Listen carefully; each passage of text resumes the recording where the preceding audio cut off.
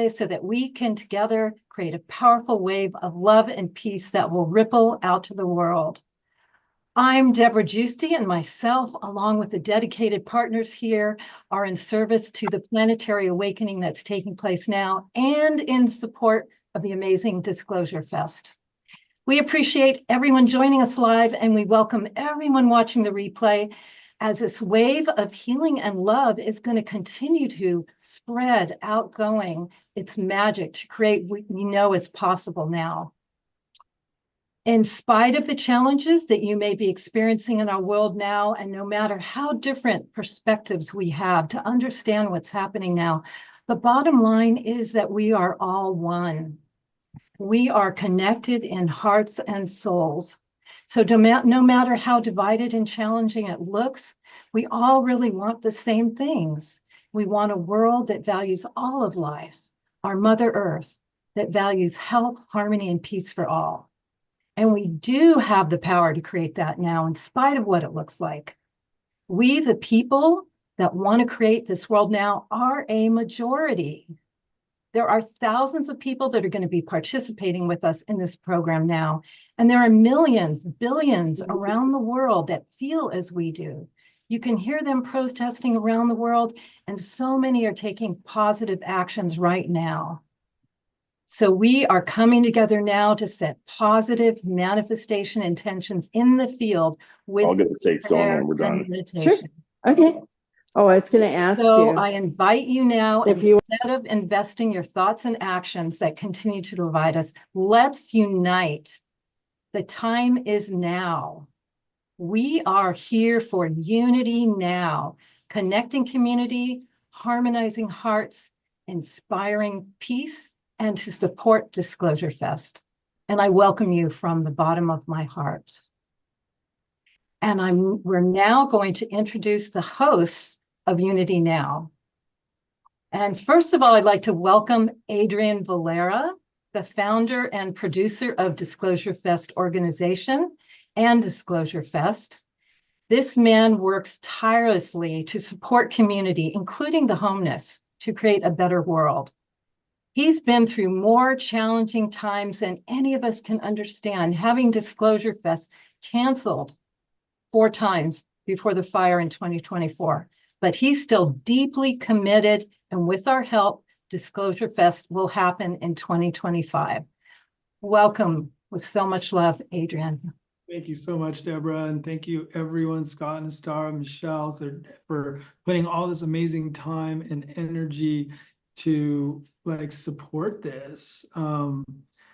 My heart just cried when I received this information, this call that you wanted to put something on to support what happened, and so much gratitude, so much love, because yeah, this is Disclosure Fest Foundation was started to be of service, and we did so many initiatives throughout almost a decade. And our festival was kind of like this flagship that really anchors in the light to support people into remembering to be of service, that huge, beautiful activation key that's dormant within us until we, remember that service is important, So I'm so grateful for all of you to join. I don't know why it's only using my phone for sound. Hey, everybody, remember to mute. You all came in muted, but it's important for everybody to keep themselves muted. Thank you so much. So again, it's so important that we're all together. We put together this amazing, beautiful event, Unity Now. It's a beautiful time to come together, to feel inspired, to come back into your joy, into your power, and this oneness that we can all share. Come back to that heart space. We've all been going through interesting times this year. With all of these times brings about so many beautiful opportunities and gifts. So now it's a beautiful time to look at all the gifts within this. And again, so grateful to support Disclosure Fest Foundation. We really do want to continue our mission, and it really takes a community, because this is a community platform. So I'm so grateful. Thank you so much for being a part of this. And all of our partners that have joined us, we're going to be sharing throughout the event. and our amazing speaker lineup and music lineup. So thank you so much. You're going to have such a blast. It's going to be such a great show. Thank you. Amazing. Thank you, Adrian. Hello, world. I'm Anastara Maka, mother of 1111 Unified and Ascension University, and I'm here to share with you the power of 1111. 1111 as a master number means spiritual awakening and enlightenment. It literally is an awakening code. And those of us who see it, acknowledge it, and work with it, and the more it's in our awareness and consciousness, the more that we see it. And so this portal day specifically is magic and miracles. Anything you think, say, and do today is amplified and magnified throughout the unified field 11 times.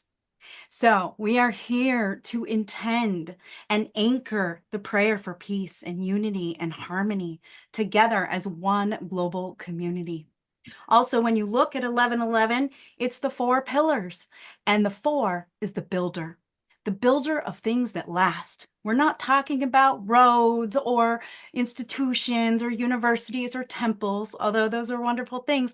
We're talking about the ideal of the human experience and the fact that each and every one of us holds a light within us. And when we share that light with those around us, it ripples out into the world and we affect the field. As Teresa Collins says from Global Co-Parents Pulse, what we feed the field matters. And so what are you feeding the field today? How are you going to embody your highest self so that we can accelerate this planetary ascension into our highest timeline? And so, beloveds, we welcome you. The temple doors are open. Happy 1111. And we are so excited to share this beautiful journey with each of you. And up next, we have the beautiful Michelle Anderson. Thank you so much for that, Anastara. You really bring it together in sharing why we're here and the power we have to co-create here. And when I first met Adrian Valera and went to my very first Disclosure Fest in 2017, I was blown away by the power of community and watching what happens when you co-create together in a container of divine love through the Mass Meditation Initiative. And since then, I have just watched him expand Disclosure Fest and the Mass Meditation Festivals, seeing up to 22,000 people gather at Los Angeles State Historic Park is a pretty awe-inspiring vision when you're there collaborating with all the people that come together in the name of unity through community. And this is like a dream come true for me to see us all collaborating together with 18 partners that are power-packed partners that all do great things on their own. And I've always said that Adrian has modeled that for me, the vision of unity through community and conscious collaboration without competition. He shares so beautifully the vision of Disclosure Fest and all the different initiatives that he brings forward through the nonprofit foundation, feeding the homeless and helping the starseed children and planting trees for clean air and doing trash pickups for the ocean.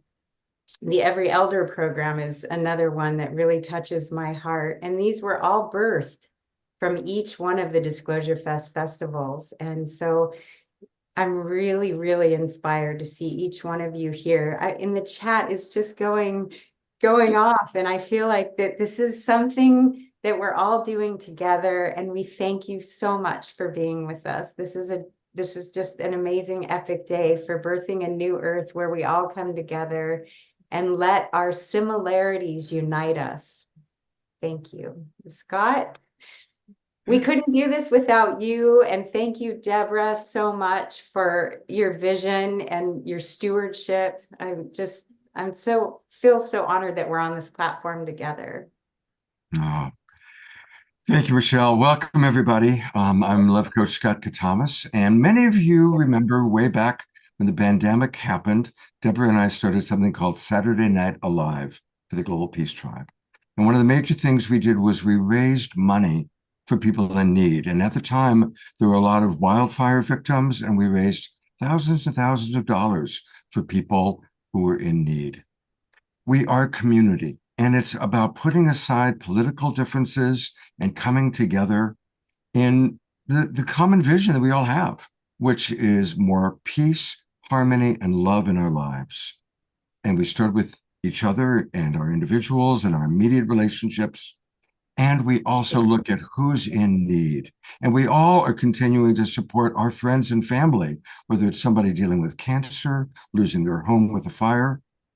And tonight we honor Adrian and Disclosure Fest. And for those of you who might not know, he put together the biggest festival yet. It was going to happen last June in Lake Castaic. And 3 days before the festival, a big wildfire took place in that same area. And he was forced to cancel the event. And you can imagine putting together an event like that, all the outlay of funding, and then not to be able to have it happen.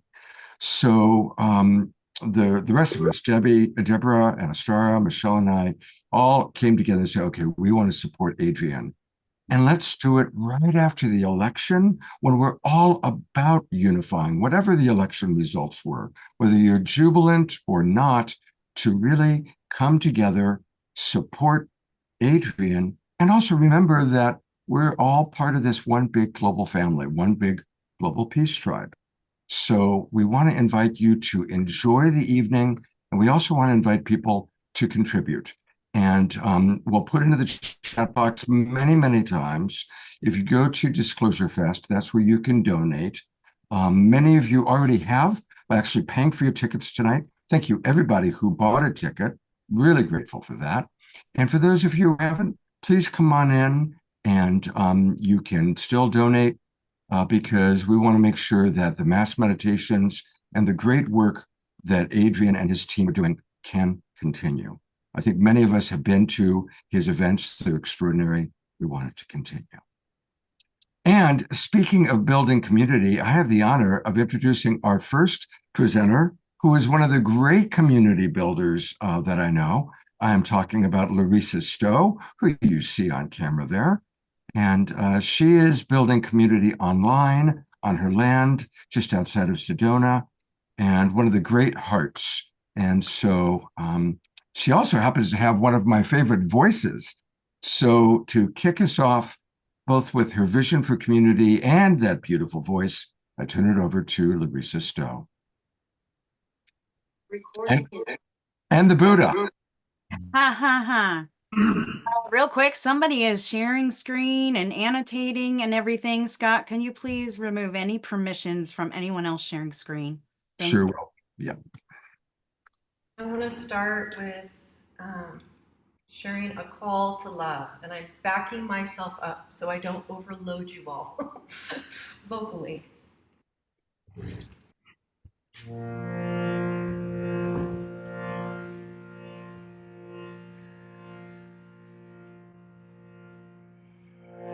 In the name of love,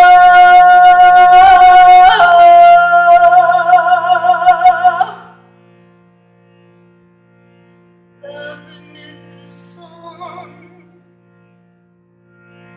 the merciful,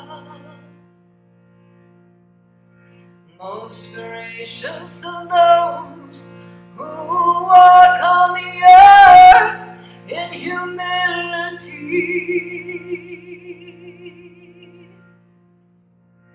And when we address them, we say peace. We say peace.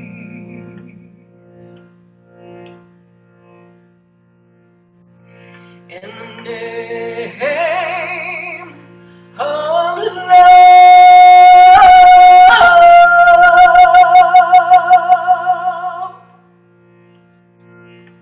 in the name of love,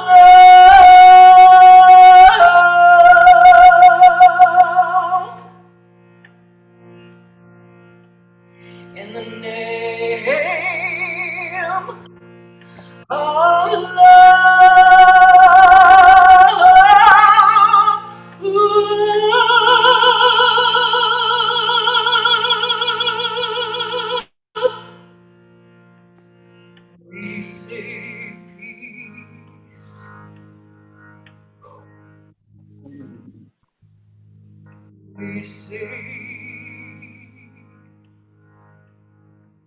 peace.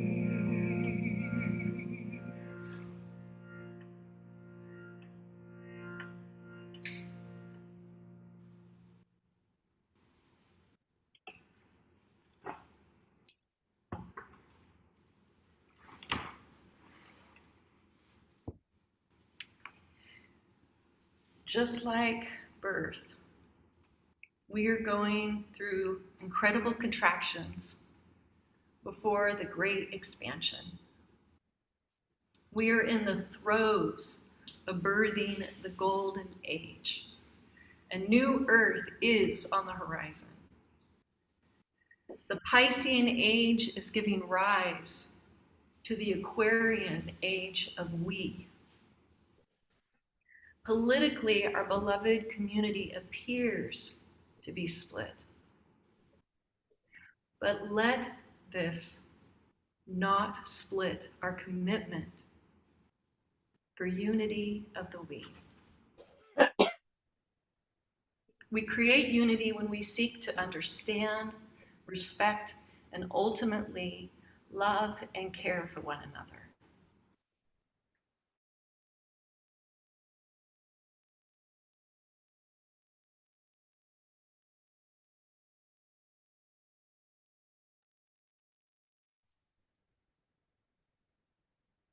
I just see that I was muted. Scott, can you tell me how long I was muted? No, we've heard you just fine. Okay. Yeah, we heard you up until a few seconds ago. Okay. The last part I wanted to say is we do not need another revolution. We need a wevolution. Coming together in heart-centered awareness, intentions, and actions. And so I wanted to introduce you to my beloved we community here at Shiloh. We are working with what we call the 6 agreements, the global agreements of the wevolution. And come on, Jen. We practice this as a community. When we have dinner, we read these agreements together. And as you can imagine, in every community, a lot comes up, a lot of triggering of our own, wounds from our childhood comes up. And we need agreements at this time. And so the 6 global agreements of the wevolution was created through the wisdom of the ages, through the wisdom of the elders. And together, we created these 6 global agreements. And number 1 is to plug into source daily. May we all remember that how important it is to remember to be sitting in the seat of ourselves, in the seat of source, that unconditional love that we come from and we return to. And we remember this when we meditate, when we pray, when we do our forgiveness work. This brings us back into the true knowing of who we are. And we also, like number 2, we want to be courageously vulnerable in life and take down that social mask that we all wear and allow ourselves to be seen, allow ourselves to make mistakes and to show up with all that we are. And in that vulnerability, allowing others to come in closer to us and the world to come in closer to us. We also want to lean into our compassionate curiosity. So rather than to judge others immediately, become more curious. Like, what are they going through? What made them who they are in this lifetime to have the views that they have and that they hold, so that curiosity can bring people together where they once felt really split. 931 participants. Woohoo! We heard you. And we want to have radical self-acceptance. Whereas we accept ourselves, it gives rise to being able to accept each other. Audio, start video. I've got the video. I've unmuted the mute microphone and. Okay, now I understand why I was muted. All right. And then number 5, respect each other. And this is something that we all can really rise to right now as Has we're nothing to do with, feeling these splits you want to mute. in our beliefs. No, I To don't really want to. respect one That another. mutes us, not them. So you want it to be muted, otherwise they can hear us. Yes, we're hearing you perfectly. Hear And you. so are other people. So everyone, please keep yourselves muted. And the last one is play together. So hopefully we all keep our sense of humor and we make music together, we create together, we create with those that we love, and we remember to play, because it's truly in that playing that we develop even more cooperation. And I've heard someone very wise say that play is the highest form of prayer. So I invite all of us to adopt the 6 global agreements and work those into our lives, because as we do, we all grow together as a we. Oh my gosh. This is the best message for today. What a great way to start us off. Thank you, Larissa. You're always bringing it. And we thank you so much for coming on and bringing your community of the Weevolution. Well, thank you, Michelle. I love you. And Adrian, we are all here for you. We all want to see Disclosure Fest expand and connect to the world. It's so important that we come together as community in the way that you bring us together. Thank you, love. I really appreciate that. And that was so beautiful. Such a heart activation. Incredible. I can't wait to come check out the retreat center out there. Can't wait to have you. Can't wait to have everyone come and visit Shiloh and experience the Weevolution here. Hey, I also want to invite everybody to make sure that you join the Weevolution on our Facebook page. For those of you that are Facebookers, it's Larissa's Shakti Love Warriors group. And there's a lot of good things always happening there. That's a good way to tune into what she's doing and how she's creating community. So get on Facebook, just go to Larissa's Shakti Love Warriors group. Thank you, Scott. Thank you. I'm so grateful to be here with you all. Love you all so much. Love you too. And I am so excited to bring on our next speaker, Elizabeth April, who is somebody that's very, very close to my heart. She came on the scene and really ignited so many of the star seeds out there. She's not only a spiritual teacher and UFO expert, a spiritual influencer and public speaker. She's a #1 selling author. You're Not Dying, You're Waking Up, her book. And she really is a paradigm shifter. And Elizabeth, I'd also like to highlight that you are a fabulous mother, and I witness you, and thank you for being here. I'm going to turn it over to you because I know you have a really important message to share. Thank you. Yeah, thank you so much, Michelle. And I couldn't say enough beautiful things about Michelle and Adrian. And actually, I wanted to start off by talking about, just in general, the space that's created here, the fact that there are volunteers that work really hard to put something like this together. And Adrian, who is just like a spiritual brother to me, you work so hard, you do so much. And it was so unfortunate what happened in California with your last conference. And I have so much hope that the universe is going to back you on your next ventures, because you're a connector, you're a community builder. You are the guy that's behind the scenes bringing us all together. And I just feel like we need more emphasis on people like you. So I'll talk about that a little bit at the end. So I want to first just talk about what unity is, because I feel like, within the spiritual community, we talk about this often, right? Unity and unification, but we don't actually describe it or define it enough. Unity is 2 sides coming together. That's what it is. So keep that in mind. Within quantum mechanics and quantum physics, we live in a binary, polarized universe. As much as I'd like to say that it gets a lot better in higher dimensions, it actually doesn't. It is still a polarized, it is still a binary universe, even out there. So what we need to do is we need to bring both of these sides together. We need to learn this here and now in order to really master this reality. So please keep that in mind.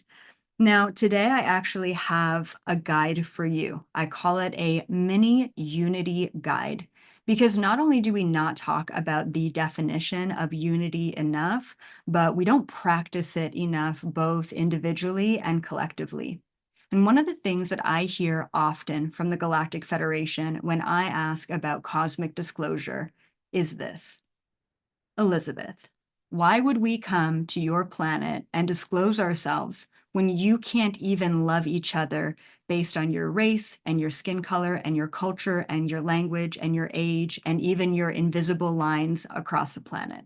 If we cannot come together and love each other as human beings, how can we ever expect interdimensionals who look, act, speak very different from us to come here and to actually create unity above this frequency? So that's what we need to do first. And I think that, especially based on the very polarizing events in America, this is a perfect time to come together and talk about unity. So this is our next evolutionary step. We talk about the fifth dimension. We talk about ascension. Unity is the next big thing that we all need to come together and agree upon, right? Now, before I get into this mini unity guide, I just want to mention, one of the things that will always shift your frequency and raise you to the next vibration is gratitude and appreciation. And if a lot of you are sitting there thinking, well, I don't know how to be grateful, right? Or I don't have anything to be grateful for. I've got a terrible job. I can't pay the bills. My living situation isn't great. My landlord sucks, yada, yada, yada. I get it. I definitely get it. But the fact that you can watch this right now means you have access to the internet, which is more to say than 30% of the entire planet. Right? The fact that you can go over to your tap, run it, and actually drink the water you might not want to, but you can, says a lot, right? Once again, 30 to 40% of the planet don't have access to clean drinking water. There is so much for us to be grateful for, and just that tiny switch in perception is going to anchor you into a higher frequency. So please keep that in mind.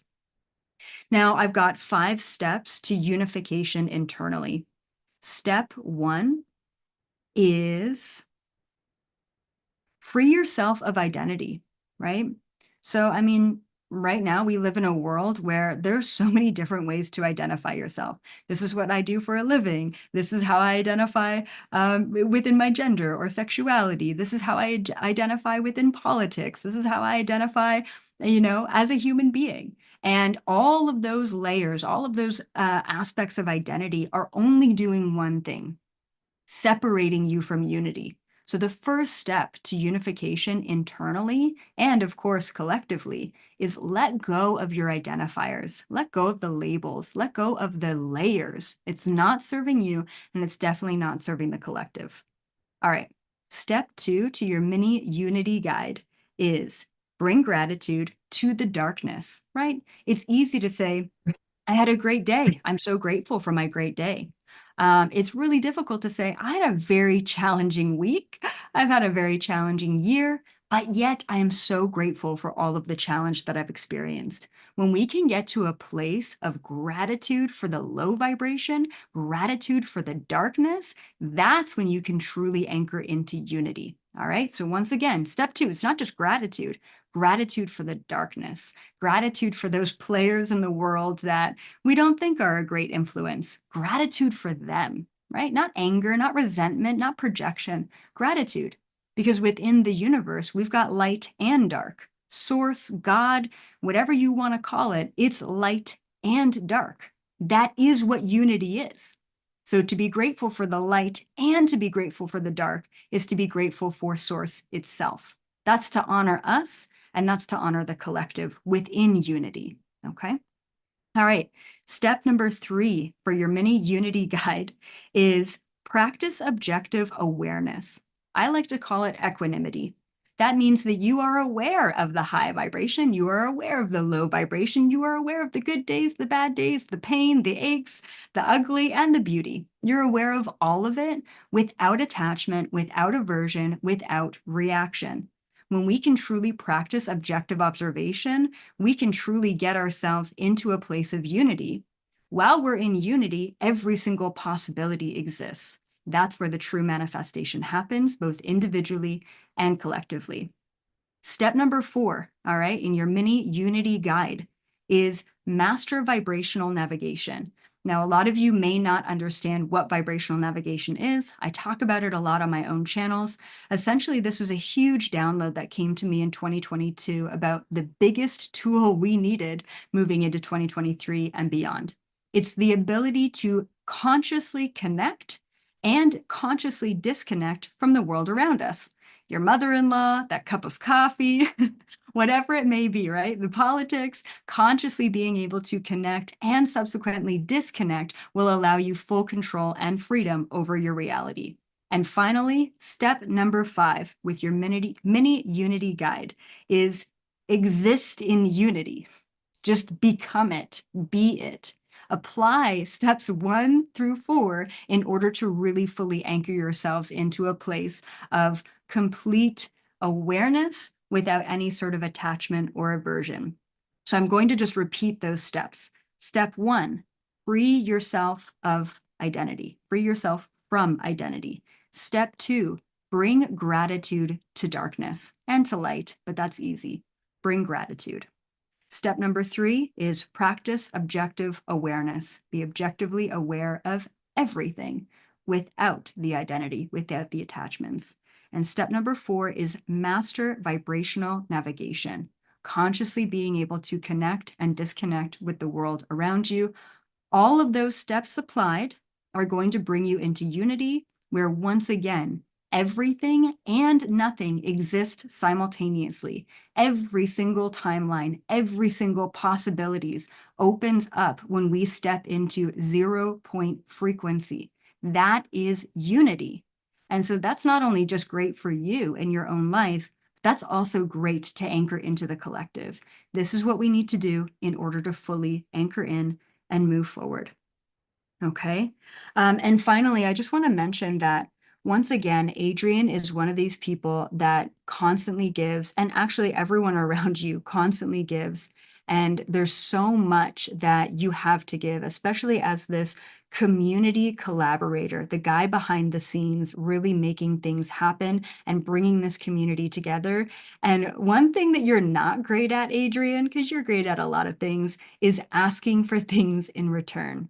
And right now, I just want to put it out there to the community to say, if you want to support more community, more engagement, and more great free events just like this, if you think this is beneficial and helpful and raising our vibration with real, honest information that's going to help us along this journey, then please go over to disclosurefest.org and donate. Even if it's $5, that goes into something that's actually really giving back to the collective. Adrian also has a lot of boots on the ground initiatives as well, giving back, feeding the homeless, and really making a change in the local communities. I literally cannot praise this man enough and all of the volunteers around you. I will support you with all of my energy for the rest of this life, because I really do just love and appreciate you so, so much. And I really think that you have such a vital mission here. So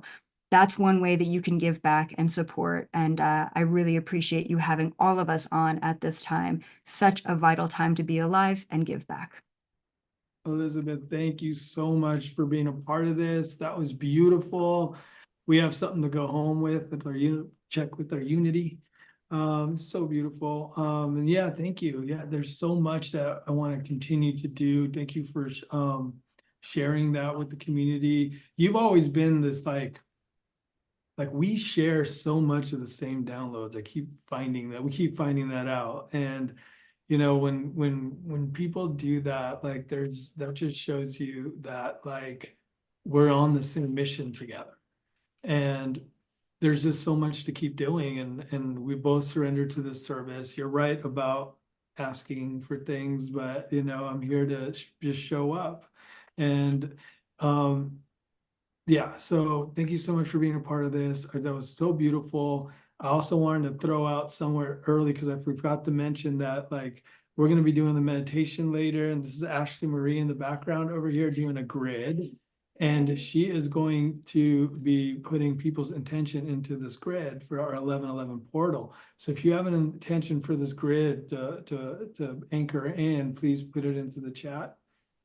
And that's all I was going to say. Thank you. I appreciate you so much. Thank you, Adrian. Thank you, Michelle, so much. Thank you, Elizabeth. I know you've had a really busy day and you have another thing you're going to do right after this. And you really show up in such a powerful way, Elizabeth. I echo everyone here in thanking you for the way that you show up for the entire planet. And thank you for highlighting, Adrian's selfless service. I witnessed that myself as well. And we're just so blessed to all of us be here. Can you believe there's almost 1,000 of us here right now from around the world? I really appreciate all the messages they're putting in the chat, and it just feels like we're doing something really magnificent together. And that's what this is all about. Thank you. I can't wait to see you at Conscious Life Expo. That's in February. You'll be there. And I know that they're one of our partners. And to me, that shows exactly what this conscious collaboration and moving into a new paradigm of unity consciousness is, to see that Conscious Life Expo and New Living Expo and all of these partners that are joining with us, that even though a lot of people might do some of the same things, there's no competition here, and this is the way forward. And you model that so beautifully. Everyone here, thank you. Enjoy the rest of your night. Thank you. Wow. We're off to a great start. We are. And, we've kind of talked a little bit about what Disclosure Fest has done. And Elizabeth mentioned the 6 different initiatives that Adrian does. And so now we're going to take a look at a video that Adrian just put together, his amazing team. Adrian, is there anything you want to say before Anastar starts the video? Oh, yeah, actually, this was our dear friend Lauren put this together for us. She's an amazing editor, and we spent a couple days to try to get it out. We did the best that could. But it really kind of portrays that, what we are, because we're not really just a festival. A lot of people think we might just be a festival. This is really more than that. It's really a place for us to show up, to be of service. And I think that this video really can show a little bit more about what Disclosure Fest Foundation is, and if it's something that falls, that you can join us out there in supporting our community.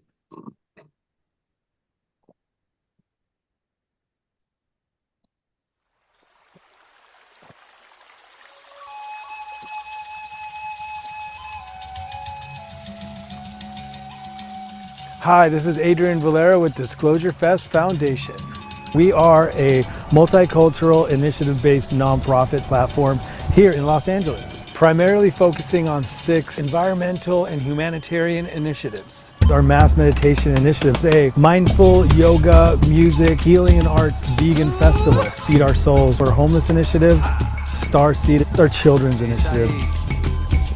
Our clean air initiative, tree planting, forest restoration, our beach and river cleanup initiative, and our Every Elder initiative. Cleansing the rivers and healing the land. Stewards of beauty, the stewards these paths. The initiative we're most known for is our Mass Meditation Initiative, which happens every year, summer solstice, in Los Angeles State Historic Park. Up to 22,000 people visualizing the same change together. It's one of the largest mass meditations in the world. This is a mindful yoga, music, healing and arts vegan festival. So we kind of touch on all these different ways for people to activate so many different parts of our higher consciousness. Meditation, workshops, breath work, and there'll be cacao ceremonies and our Star Ancestor stage featuring so many indigenous elders in over 30 different nations and tribes that come together and inspires people to tap into a different frequency, something that sparks and activates our being.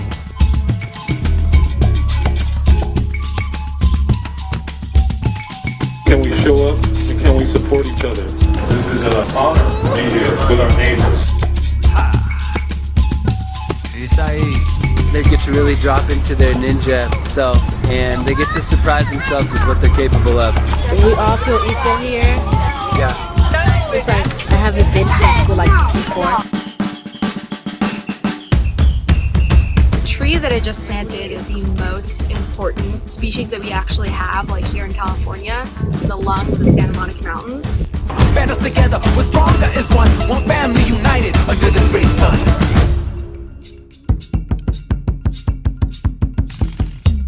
Cleansing the rivers and healing the land is the only way. Stewards of beauty, the stewards these hands, and so we pray. Cleansing the rivers and healing the land is the only way. Stewards of beauty, the stewards these hands, and so we pray.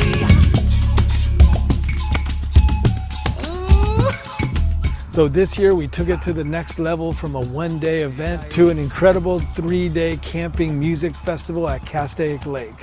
We as a team together spent almost a year putting this amazing event together. And unfortunately, as many of you know, Disclosure Fest, our mass meditation initiative, this year had to be postponed due to the nearby forest fires. CAL FIRE and Castaic County forced us to postpone our event into next year. All of our community, there's so many people, vendors, staff, volunteers, artists, so many amazing people that came together for months and months. To this day, it's put us into a really challenging spot. It's so important to us as a nonprofit that we always support our community. Here at Disclosure Fest, it's really important to us to honor our ticket holders, our donors, our exhibitors who have continued to support this foundation through thick and thin.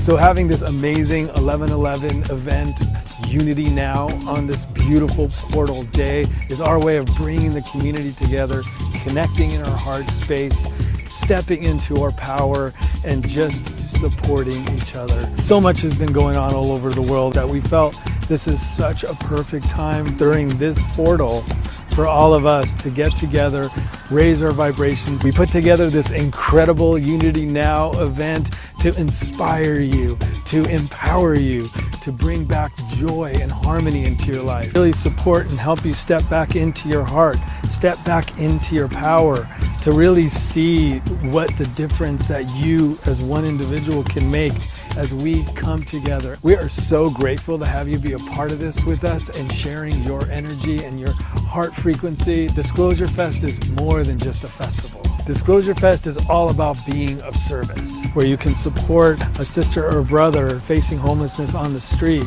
working with children and elderly, planting trees. And that's why we are dedicated in continuing our mission, supporting the community and the collective in all ways. So join us here at Disclosure Fest Foundation. Go to disclosurefest.org. You can sign up to be a volunteer. We would love to have you. If you can support us in a donation, all of your donations go to support our 6 initiatives. If you feel really strongly about one of our initiatives in particular, we can make sure to direct your donation to that initiative. So please don't hesitate. We do amazing things for our world, like as a community. To donate now, visit disclosurefest.org. All the donations from this live stream go to support our exhibitors, our staff, and our continued mission. So when you're donating, just know that you'll be supporting a sister or brother on the streets, a child planting trees, restoring forests and waterways. Thank you so much for being here, and thank you for supporting everything we do here at Disclosure Fest Foundation. Together, we can continue to make a difference.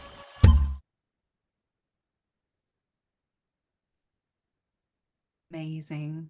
Wow, Adrian, so beautiful. It's so good to see that and all the efforts you've making. That came together. Wow. So it's like almost 10 years now. It's just so crazy to even think about it. Wow. We just got to keep going. There's so much community out there. There's so many people that just know that don't even realize that there's such an activation with just being of service. And there's just so many people that really surrendered to a life of it. So like we want to continue it.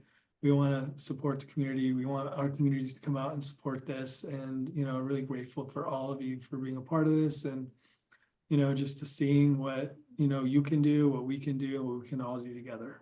Mm-hmm. truly the power of community. The video really, really shows what happens when community comes together, especially during a mass meditation.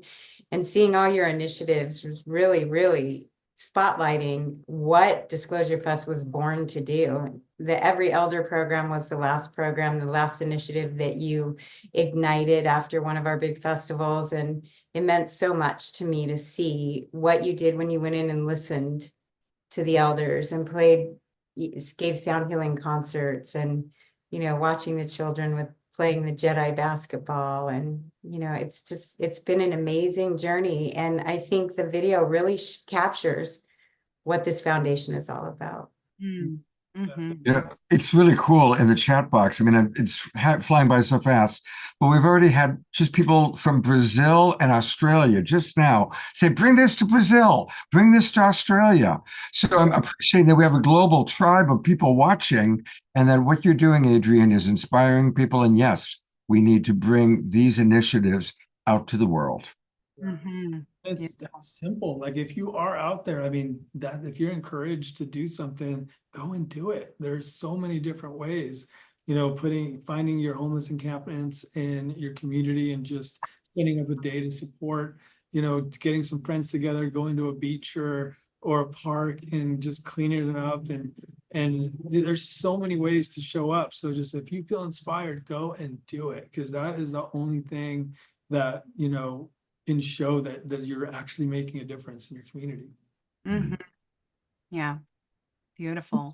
Scott, are you going to show the GoFundMe again so people can share their love? Absolutely. It's actually not a GoFundMe. It's the disclosure donation page. And this is where people can go. So if you go to disclosurefest.org/products/donate. And I'll leave that up for a moment so all the people watching, I want to acknowledge we've got over 900 people in our Zoom room, but we also have hundreds watching on our YouTube channels, our Facebook pages.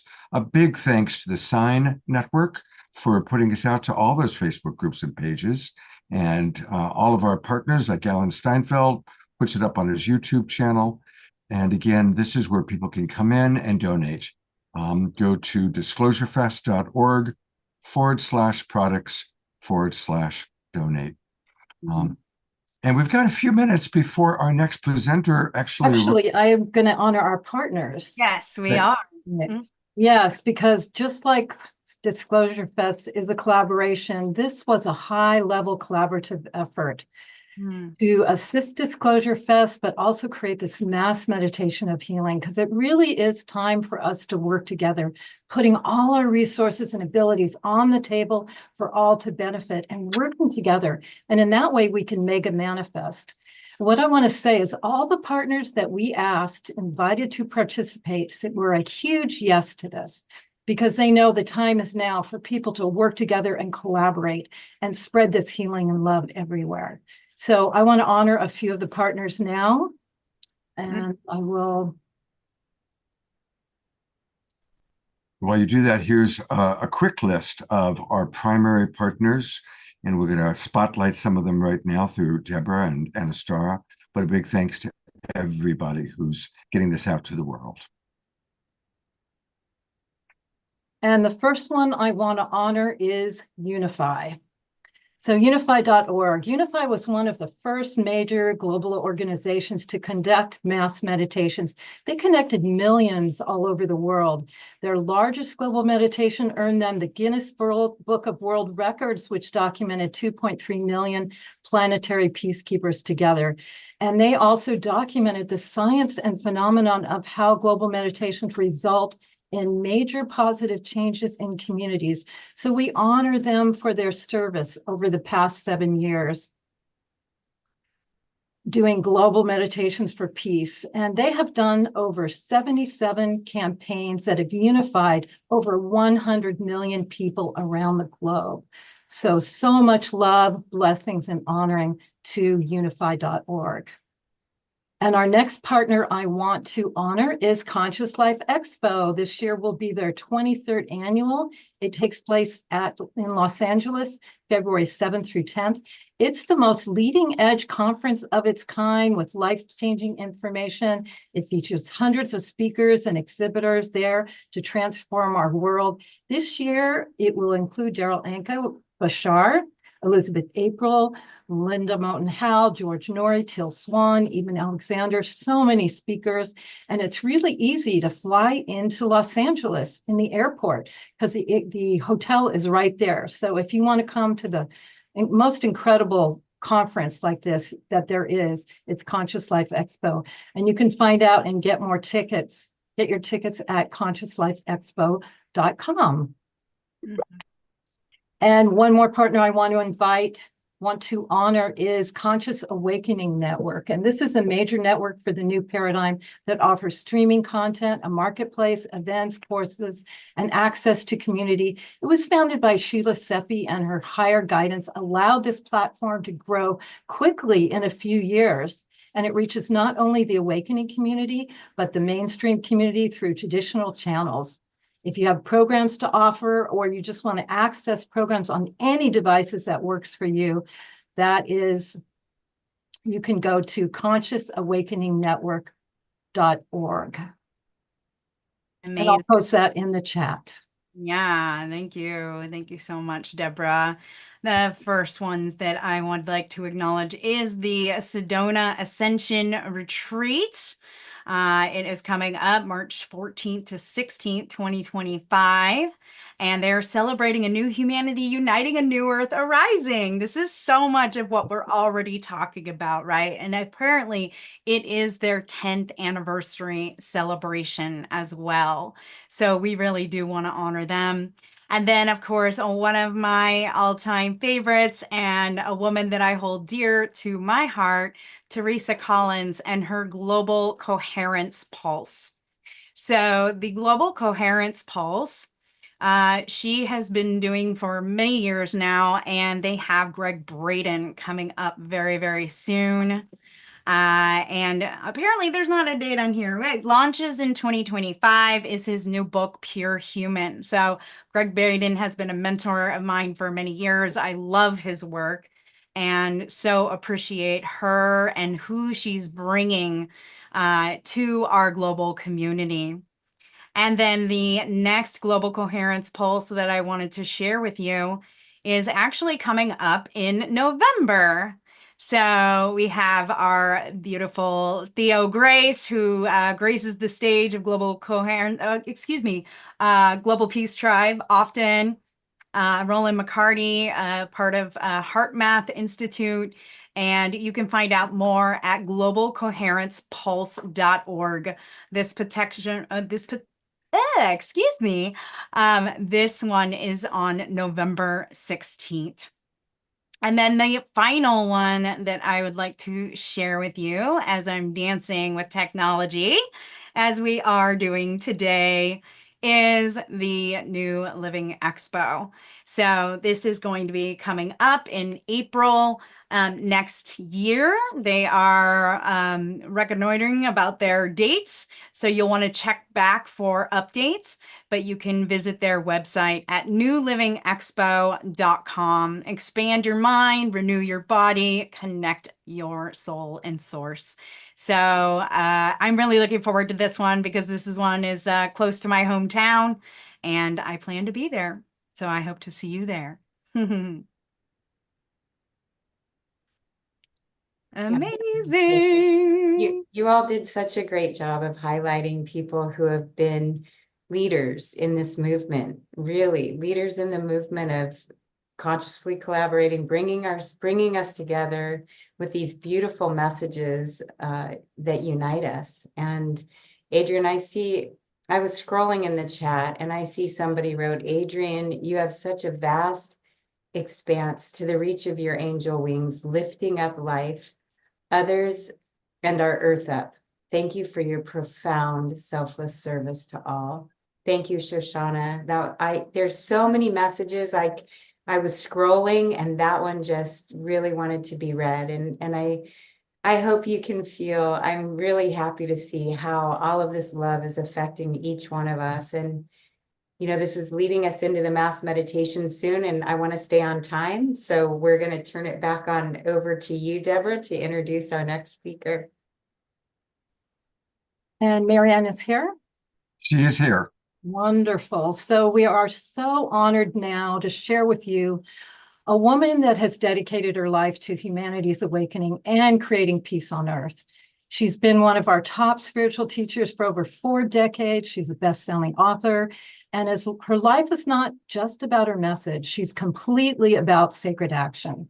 She founded Project Angel Food in 1989 that has delivered more than 18,000 meals to dying and home health patients in Los Angeles since 1989. And she's worked throughout her career on poverty, on anti-hunger, on racial reconciliation. She co-founded the Peace Alliance. And talk about taking action. She ran for president, not once, but twice, which resulted in enlightening millions and modeling what true sacred leadership can stand for. And she's joining us today because she understands now is a time not to sit back and complain about how things appear, but it's time now for us to unify, take action, and support each other in creating the world we came here to create.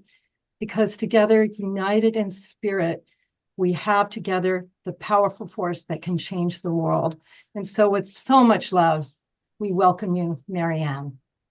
Thank you. Thank you so much, Deborah. And thank you so much, Scott. You guys have always been so great to me. And it's always wonderful to be part of this gathering because the quality of listening is what in large part determines the quality of sharing, because you can only go as deep as the listening that's provided. So thank you for giving me this opportunity to speak to all of you tonight.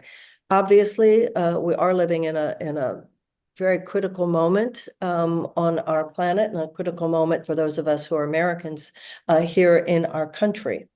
I have spoken before about how it seems to me that we're living in 2 simultaneous realities, one of a world that's passing away and one of a world that is struggling to be born.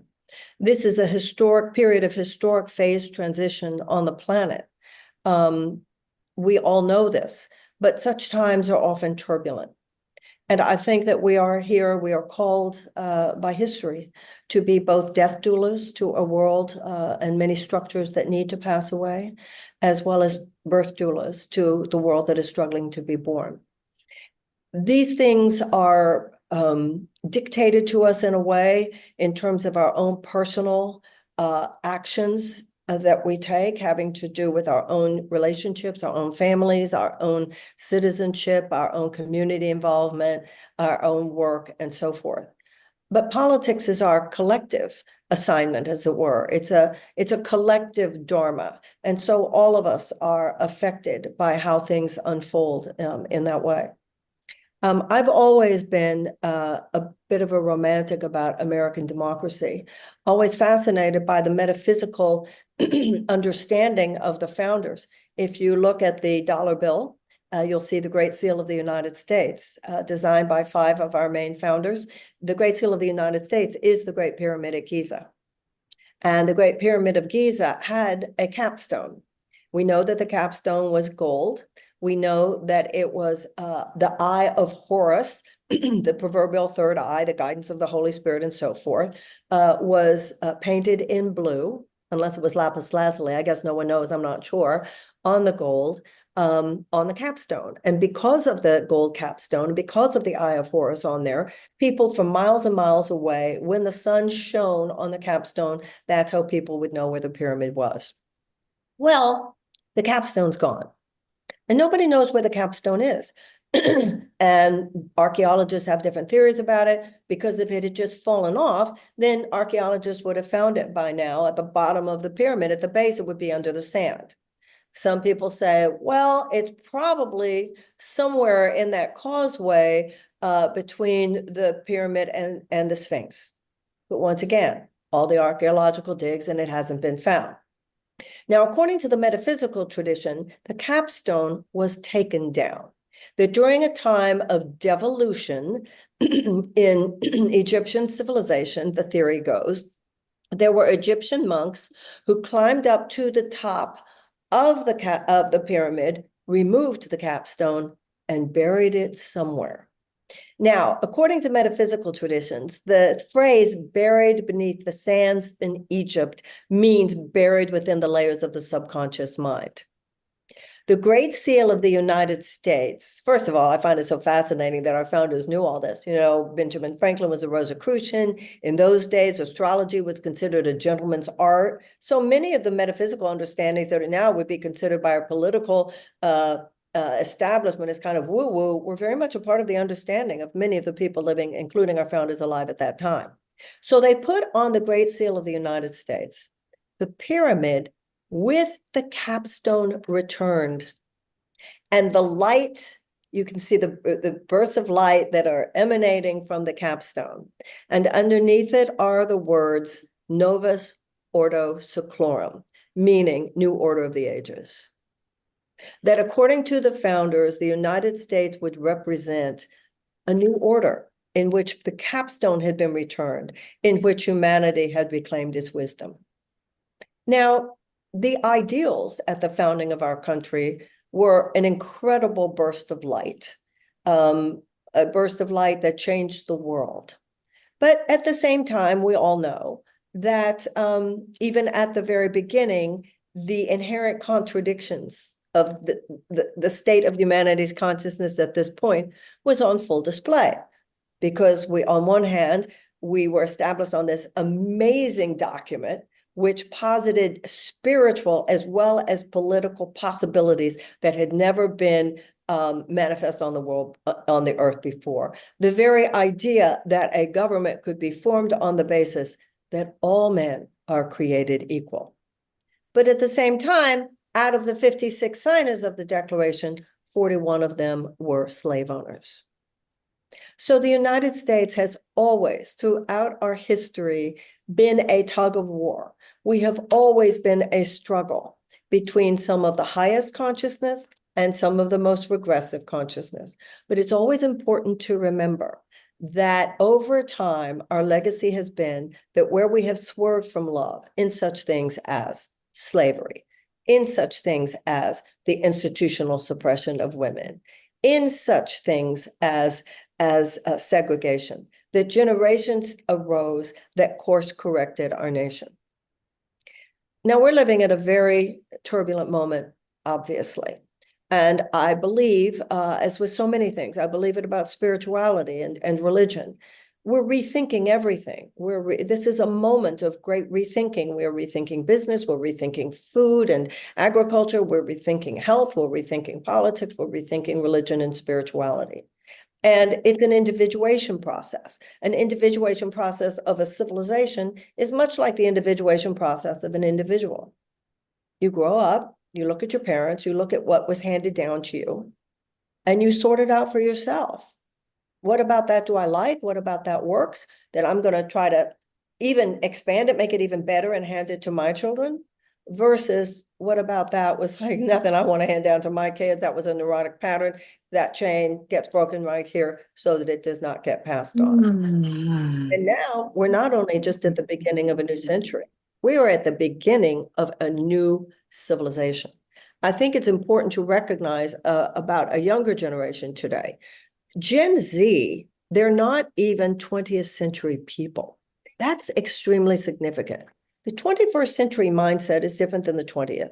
The 20th was different than the 19th. 20th century mindset gave birth to the advent of Western materialism, scientific revolution. Much was great. Much it was absolutely an advance for human civilization, but also which led this Newtonian pattern of a very mechanistic, rationalistic way of looking at the world, also led to the diminishment and the peripheralization of the internal life.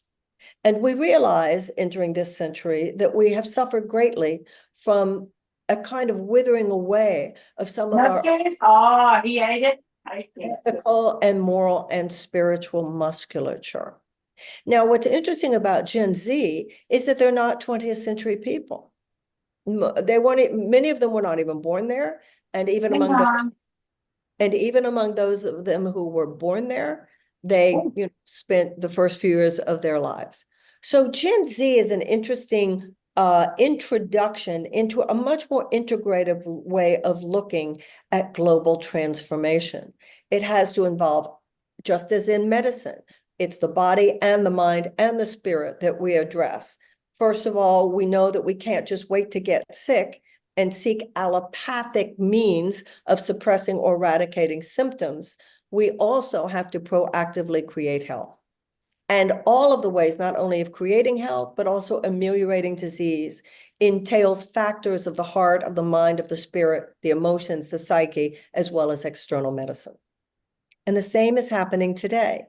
An integrative model of politics, an integrative model of global transition. Yes, we have to address issues in our hearts. We have to address issues at the external. As Martin Luther King said, in order to establish the beloved community, we need external changes in our circumstances as well as internal changes in our souls. So now we are living at a moment after a profoundly critical election in the United States. When I said before that I was a little bit of a romantic about American democracy, I'm a romantic about the fact that, as Thomas Jefferson said, the only safe repository for power is in the hands of the people. So when we have an election, to the extent that the election is not corrupted, to the extent to which an election is genuinely an expression of the will of the people, then it's all of our civic duty to respect when the will of the people has been spoken. I know 4 years ago, many who did not vote for Trump 4 years ago were very upset. We felt that he did not acknowledge that Biden won. But this year, it is not arguable, or at least only a very, very few people are arguing it, that Trump won. And so it is a civic duty for all of us to respect that the people have spoken. Yep. I'm old enough, many times the president has been someone I voted for. Often the president has been someone that I did not vote for. But I can tell you this, love is the answer across the board. As Martin Luther King said, you have very little morally persuasive power with people who can feel your underlying contempt. For those of you who voted for Trump, congratulations, you won this time. For those of you who did not vote for Trump, I submit this. We have a duty to our country. No one owes it to you to agree with you. In a free society, we all get to have the opinions that we have. Only in a totalitarian society does somebody have to line up. We have too many people on both the left as well as the right, casting aspersions and blame at people for no other reason than that they had the audacity to disagree with you. The first thing we have to do is purify our hearts. In the Course in Miracles, it says that the primary responsibility of the miracle worker is to accept the atonement for him. So at this moment of such drama in this country, and the drama isn't over just because the election is over. In a way, the drama, some of it is just beginning as the president-elect appoints his cabinets and so forth. I think that for those of us who love the idea of Novus Ordo Seclorum, for those of us who love the very possibility of a new order of the ages anywhere on this earth, we have to begin with our own hearts and the purification of our own hearts. The Course in Miracles says miracles are everyone's right, but purification is necessary first. If we look at this from a miracle-minded perspective, the universe is not only self-organizing, but self-correcting. What does that mean? That means that whenever there has been any kind of a swerve away from love, just as the GPS, if you take a wrong turn, recalibrates immediately, anything that is a mistake can be recalibrated, right? No president is perfect. No matter what happens, Even if we are not, if we are on the path of righteousness, may we continue on the path of righteousness. If at any point we're not on the path of righteousness, let those of us who see that be available for the course correction. But that course correction, that miracle, cannot happen except in the field of love. The Course in Miracles says that miracles occur naturally as expressions of love. Now, this is the thing. Some people who voted for Trump, as well as those who voted for Harris, as well as those who voted for Jill Stein or whomever, would say, how can I love people that I don't agree with? Figure it out. Martin Luther King said, God didn't say I have to like my enemies. He only said I have to love them. Once again, nobody owes it to us to agree with us. And so if you really want to serve your country and you really want to serve the planet at this time, the work begins with us. The work begins with us saying, dear God, I have anger in me. I have self-righteousness in me. I have blame in me. I have entitlement in me. I have complacency in me. And let me assure you that a lot of the grief, that many people feel now, I've been feeling for a year and a half. So there's a lot for people to look at in terms of if this was not an outcome that I like, was I complacent? Did I participate? Did I not participate in taking us to this place? We're all Americans. President Eisenhower said that the American mind at its best is both liberal and conservative. So the first work is to ask, may we be the vessels that we need to be? A lot of people are asking right now, what do we do? But the first question is, who do we have to be to rise to the challenge of this moment in our history? We have to prepare our vessels. And this is true for you no matter who you voted for. This has nothing to do with left, right.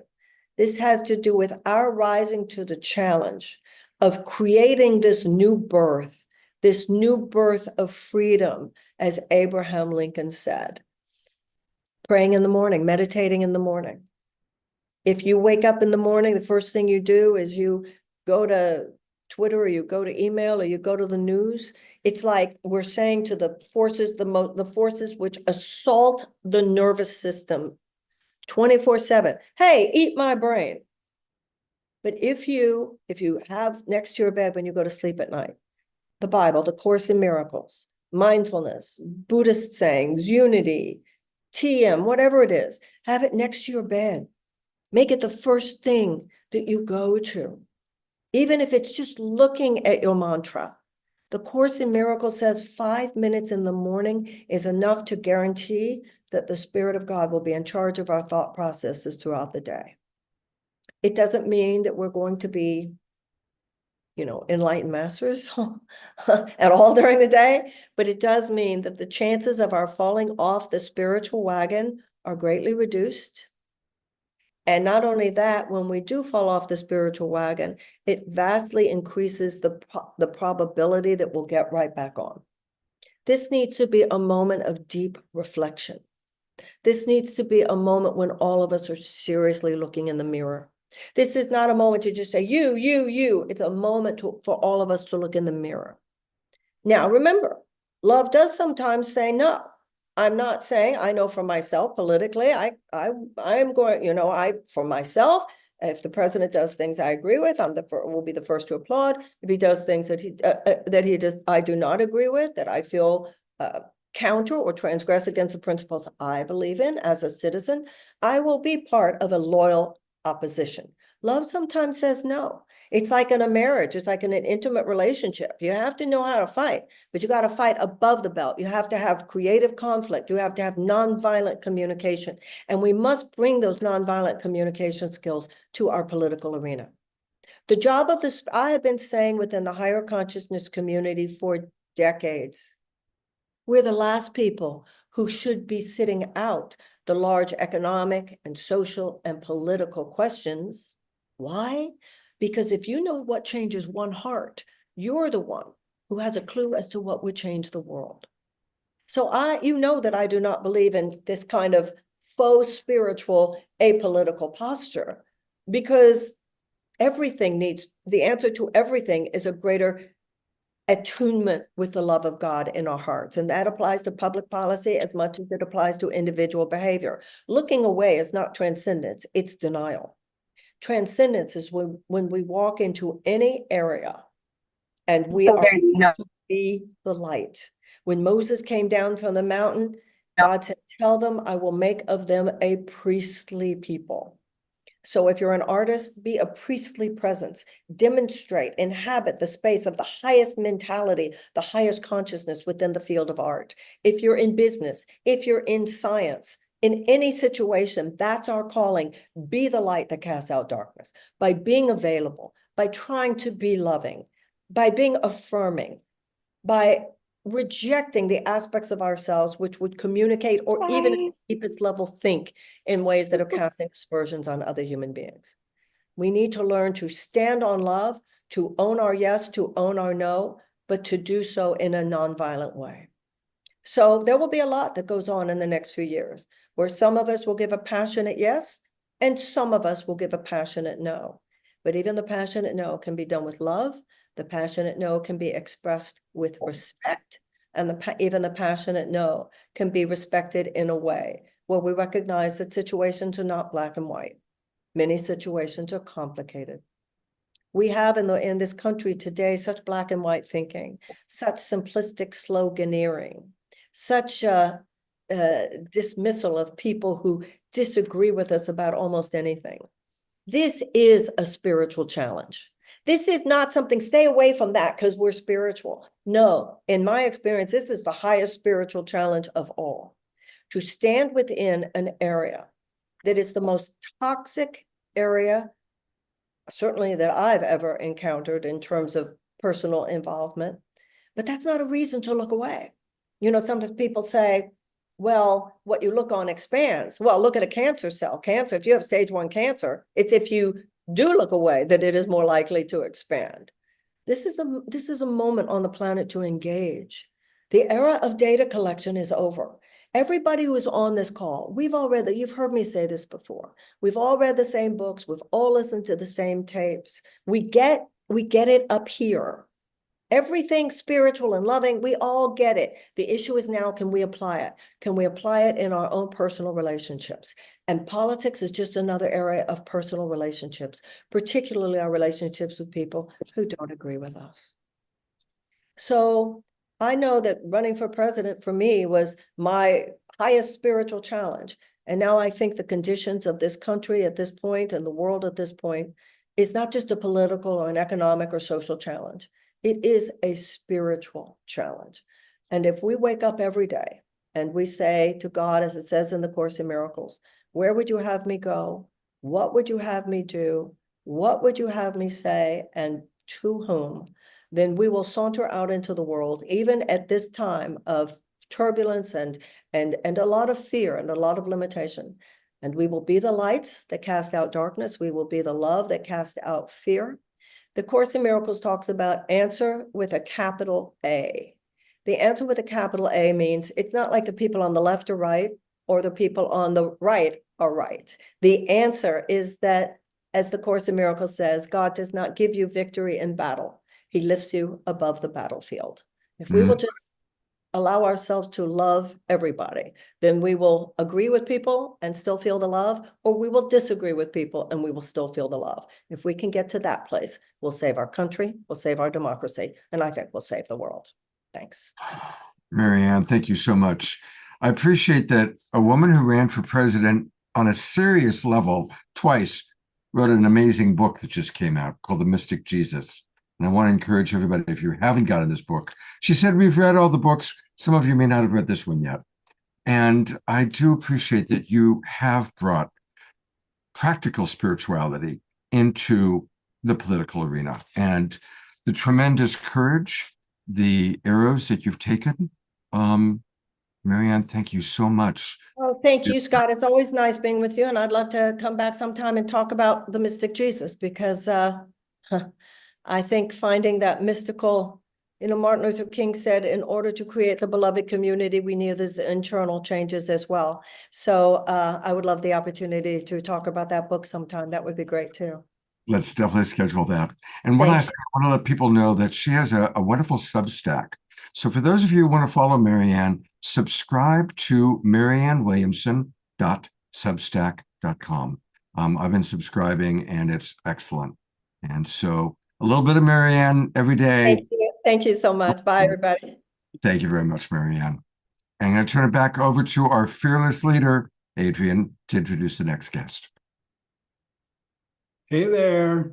Thank you so much, Marianne. I wanted to introduce Debbie Solaris, our next speaker.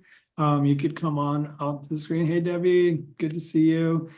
Debbie's been a part of Disclosure Fest, and she was actually going to be a big part of our festival that, had to get postponed this year. I couldn't wait I was going to sit on your talk, and, I couldn't wait to see what came through. But yeah, she is an galactic historian. She really taps into, she's an Akashic Records channeler, which I really connect with you on that. I really do.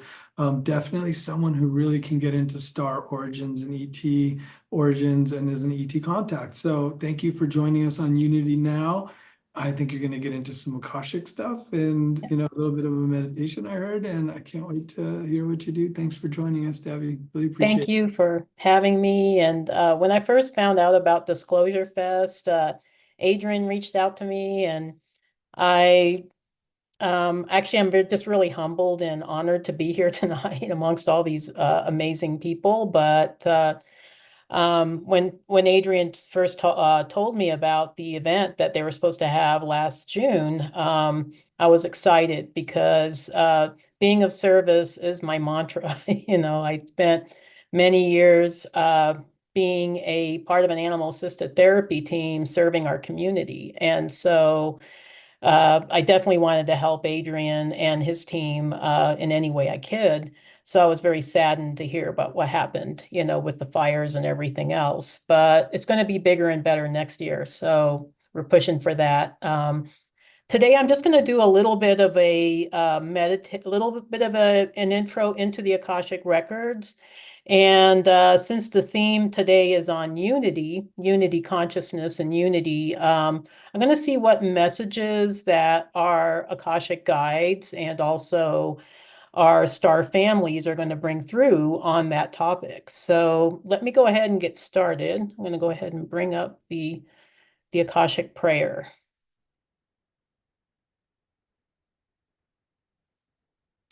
I ask Akasha, the source of creation and the original intelligence, to envelope us in love, light, truth, and true consciousness. So only love, light, and pure consciousness exist among us.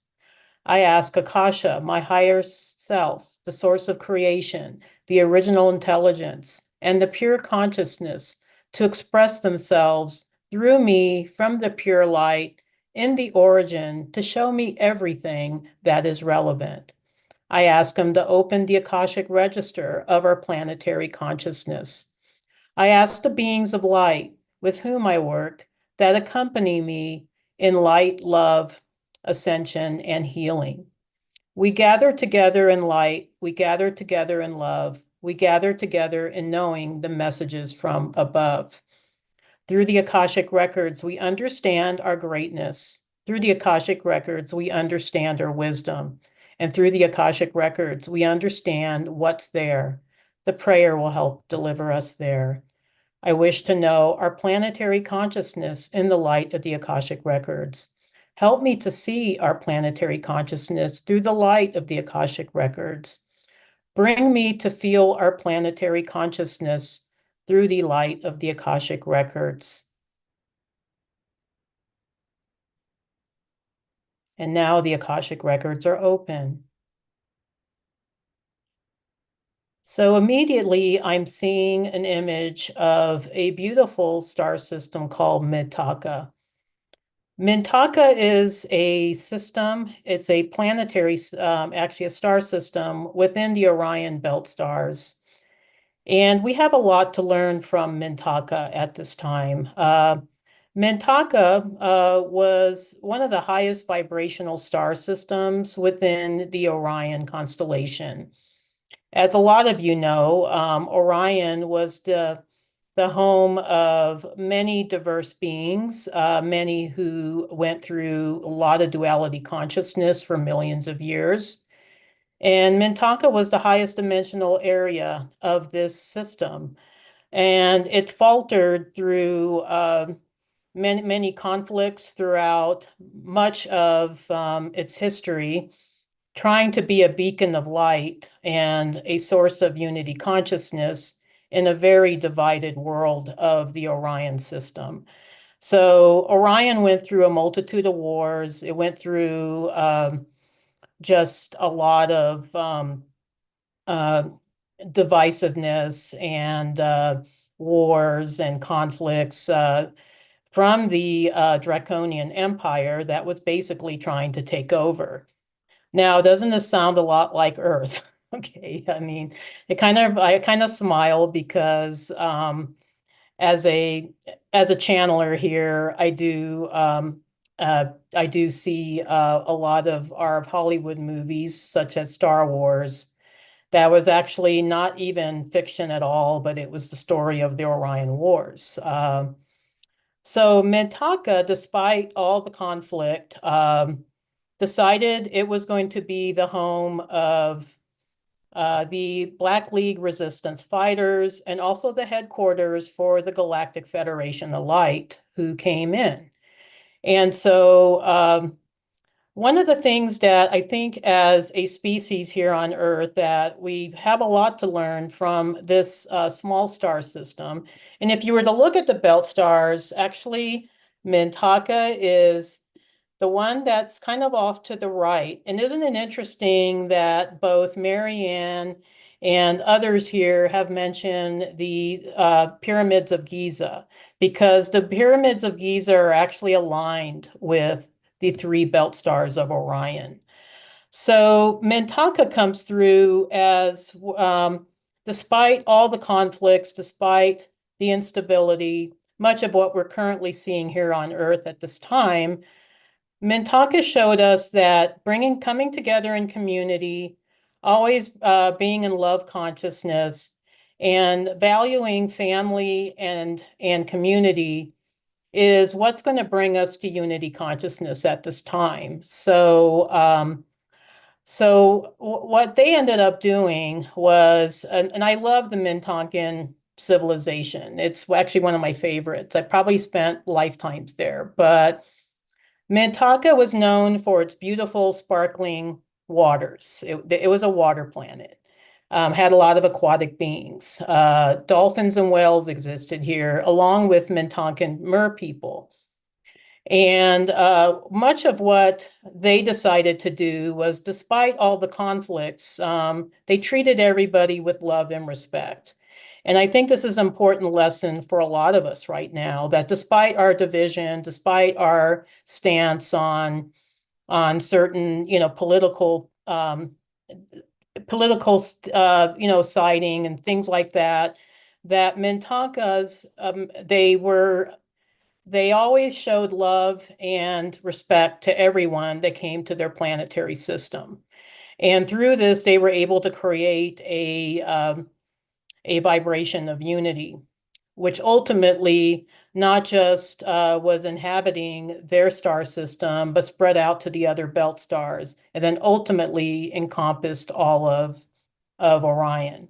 So eventually, Orion did come to unity consciousness through the hard work of the Mintankan people, the Galactic Federation, the Arcturians, and the Orion Light Councils that were located in the Orion system. So this is a lesson that I think a lot of us can incorporate today, even in our everyday lives here on planet Earth. So on planet Earth today, so if we run across somebody that, like Marianne said, might have different viewpoints or might have a different stance, or maybe they live a different lifestyle, just like the Mintankans, we can always reach out a hand of unity, a hand of love, a hand of, I don't know, just pure unity consciousness. Just try to see what where they're coming from. I also loved, the lessons that Elizabeth was giving us at this time. The other lesson that I want to bring in from a different star system is the Pleiades. A lot of you have probably, those of you that follow me on social media, know I talk about the Pleiades a lot. I have great love for the Pleiadian civilization. But one of the things the Pleiadians struggled with quite a bit was the balance between light and dark and masculine and feminine energies. And they went through some very difficult lessons. They got so focused on love and light that they ended up almost destroying their system with not looking at anything that was dark. And I think in order to achieve unity consciousness, just like the Pleiadians and the Mintonkins, we have to embrace the dark and the opposite aspects of ourselves, and bring that forward and integrate that into our reality. With this is how we're going to eventually achieve this unity consciousness that we're all striving for here on Earth. And the last lesson that I want to bring forth is one of the Andromedans. I keep looking in the records all the time, and I have great love for Andromedans. They are the visionaries. They are the ones that are going to bring us into the new age. And interestingly enough, when Marianne was talking about Gen Z, I kind of smiled because I do a lot of readings for Gen Z people, and a lot of them have Andromedan star origination. So that's no accident there. So they're coming in on a different frequency and a different consciousness than even, the ones that came before us, the Sirians and the Pleiadians and the Arcturians and so forth. So the lesson that we have from the Andromedans is using a combination of spirituality and technology to bring us to unity consciousness. And how did the Andromedans do this? How did the Andromedans integrate these two very polar opposite realms of reality? They were very masterful at it. They were able to transcend their spirituality to where the integration of technology only enhanced it. It didn't detract from it. So I do see that we run across kind of a crossroads right now here in our reality here on Earth, where a lot of people are talking about the integration of AI and how that's might impact us in a negative way.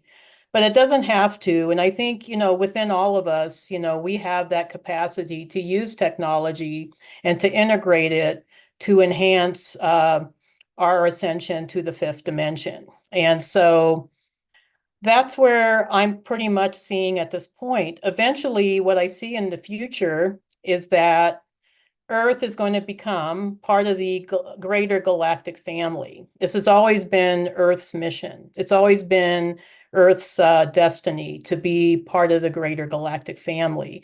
We are going to join the Galactic Federation. It's going to take a while. It'll be a bumpy road. We have a lot of lessons still left to learn, but eventually, we will get there. And I do see that we are going to have contact. My guides keep showing me by the end of this decade, early next decade. I do suspect that our first contact might be with Venusians or Alpha Centaurians, but might be Pleiadians. I don't know. Maybe we're not quite ready for Pleiadians yet, but we will have contact with our closest neighbors. And then from there, Earth can't help but become part of the greater galactic family. There's going to be so much new technology introduced that it's just going to make massive change in our reality. And I can't wait for that personally. So that's what I'm seeing. Ultimately, in the future of our galaxy, we are going to integrate more with the Andromeda constellation.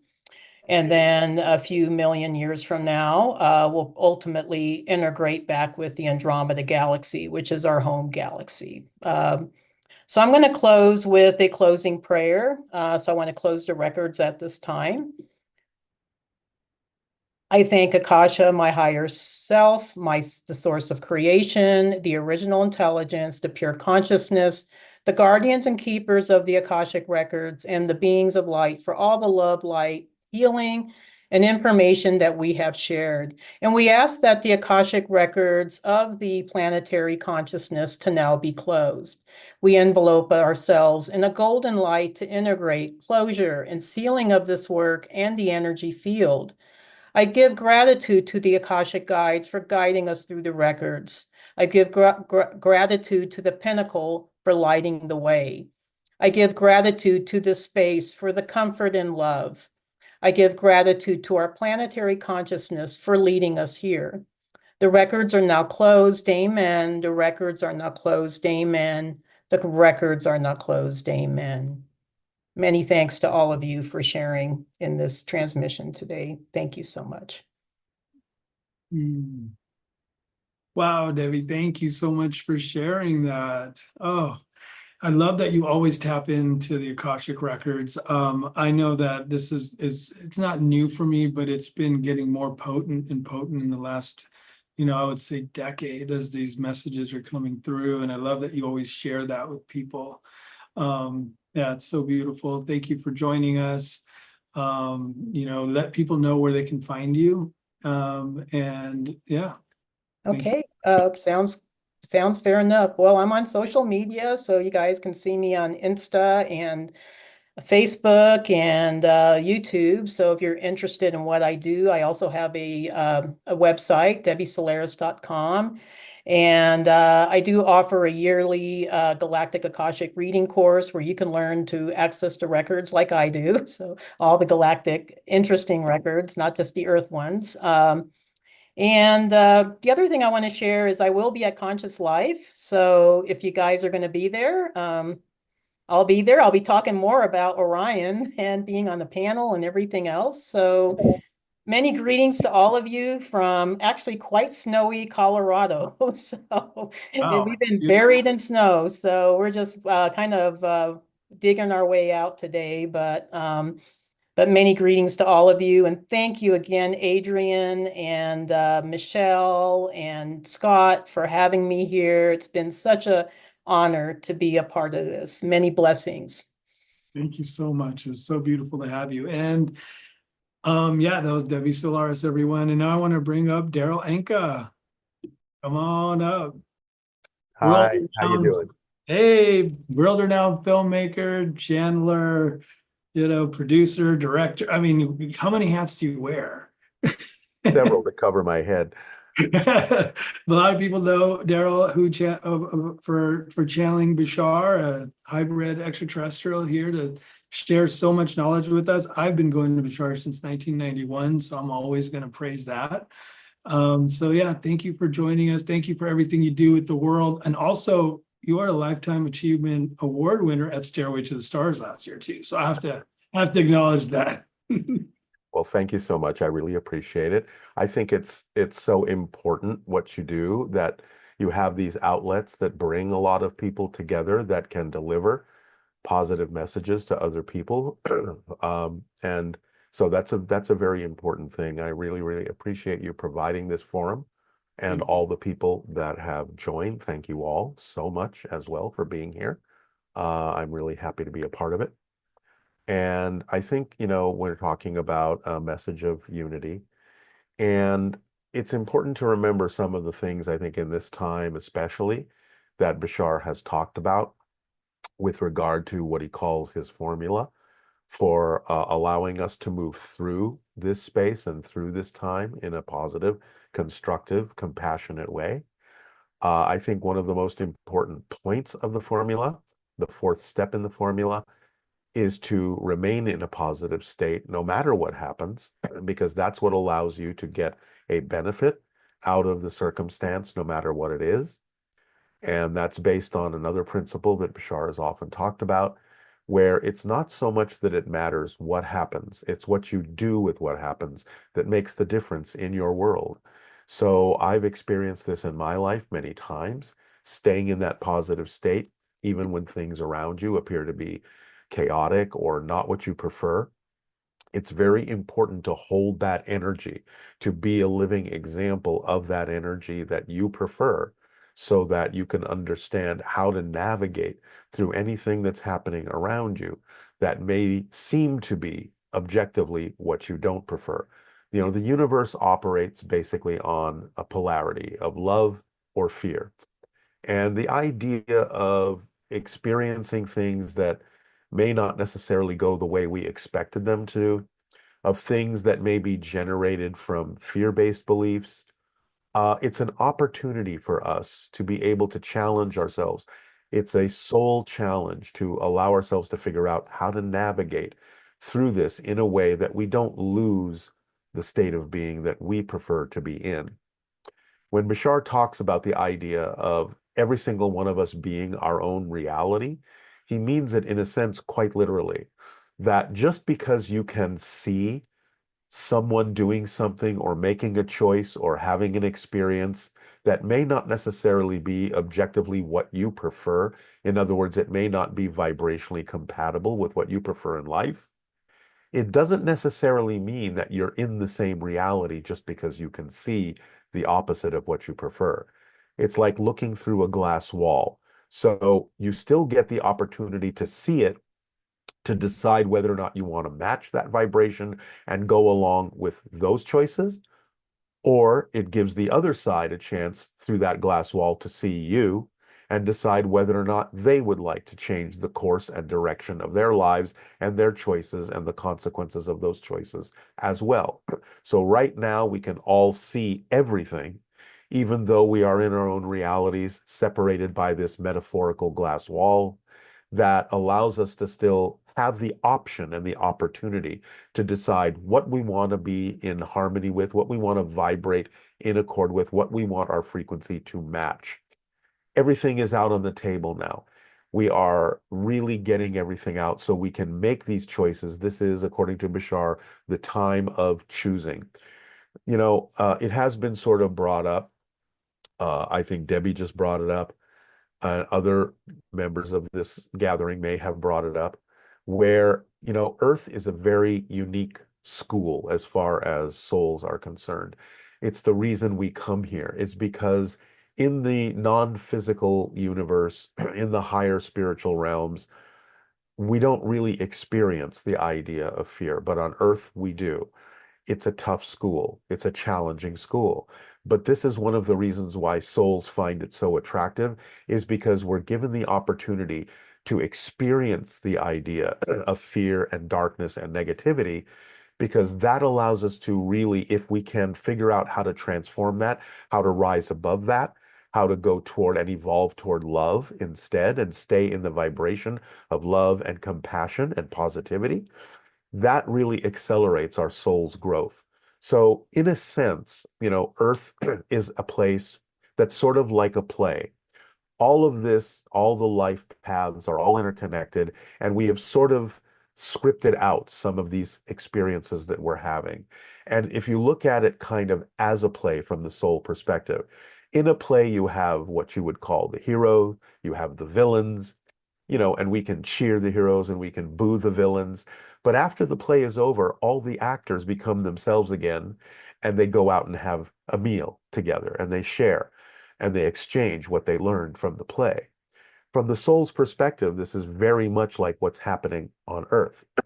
We can experience quite drastic things in both directions, extreme joy, extreme suffering.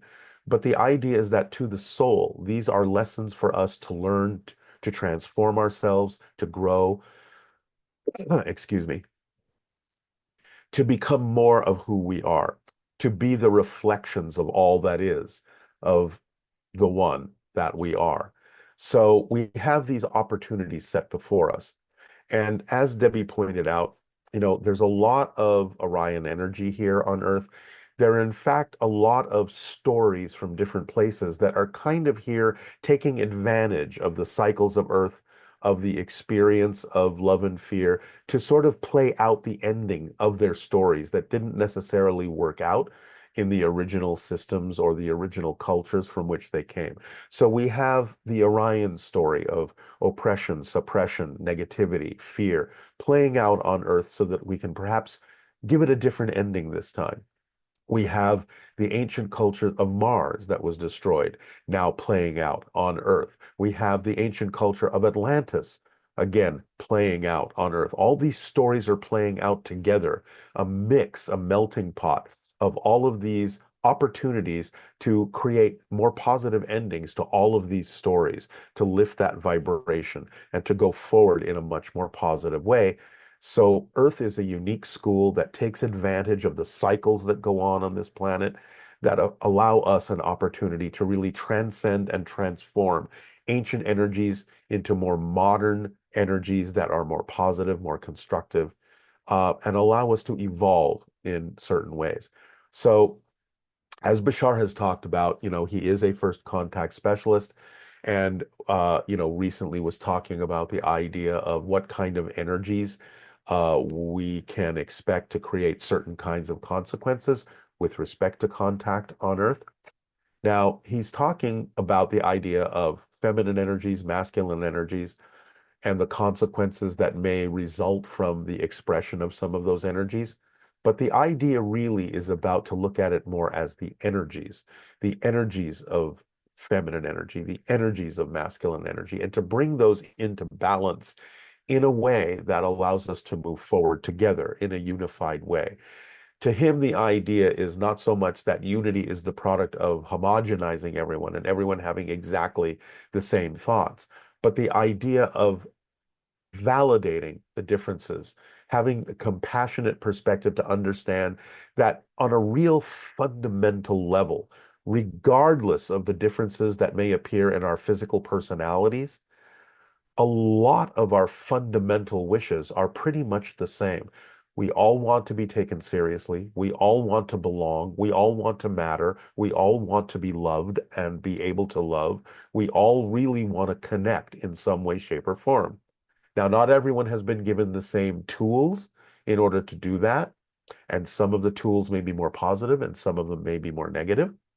But again, we all really fundamentally, deep down, actually wish to have the same things. And if we can sort of get out of our own way in our minds and see past the idea of the philosophies and ideologies and belief systems that may exist in the personality that divide us, that create those apparent divisions, and see through all of that to what is the fundamental wish that this person or that person has. What is it that they truly are attempting to achieve here by having this expression, whether it's positive or negative?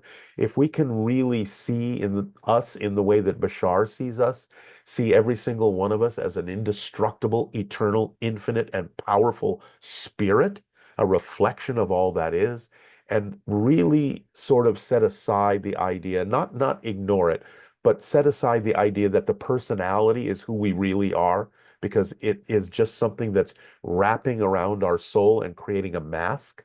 We have to see through the mask. We have to acknowledge the mask for what it is. We can't dismiss it. But we really have to see through it to our inner being. And it's the inner beings of all of us that really want the same things. And that's what's going to bring about the unity, is the acknowledgement and the validation, how everyone has a different path to that idea. Some of them may not be vibrationally compatible with what we might prefer. But the idea is that if we can see past that and see the underlying reason for why someone may believe what they believe, that it might be based on fear, it might be based on a lack of self-worth, it might be based on a lack of deservability, it might be based on many different things. As Bashar said, it sort of takes a victim to make a victim. So we have to understand the psychology of what's going on a much deeper level so that we can become more transparent to each other so that we can learn to communicate more deeply with each other on the real issues that we're all concerned about, instead of just focusing on the topical surface ones.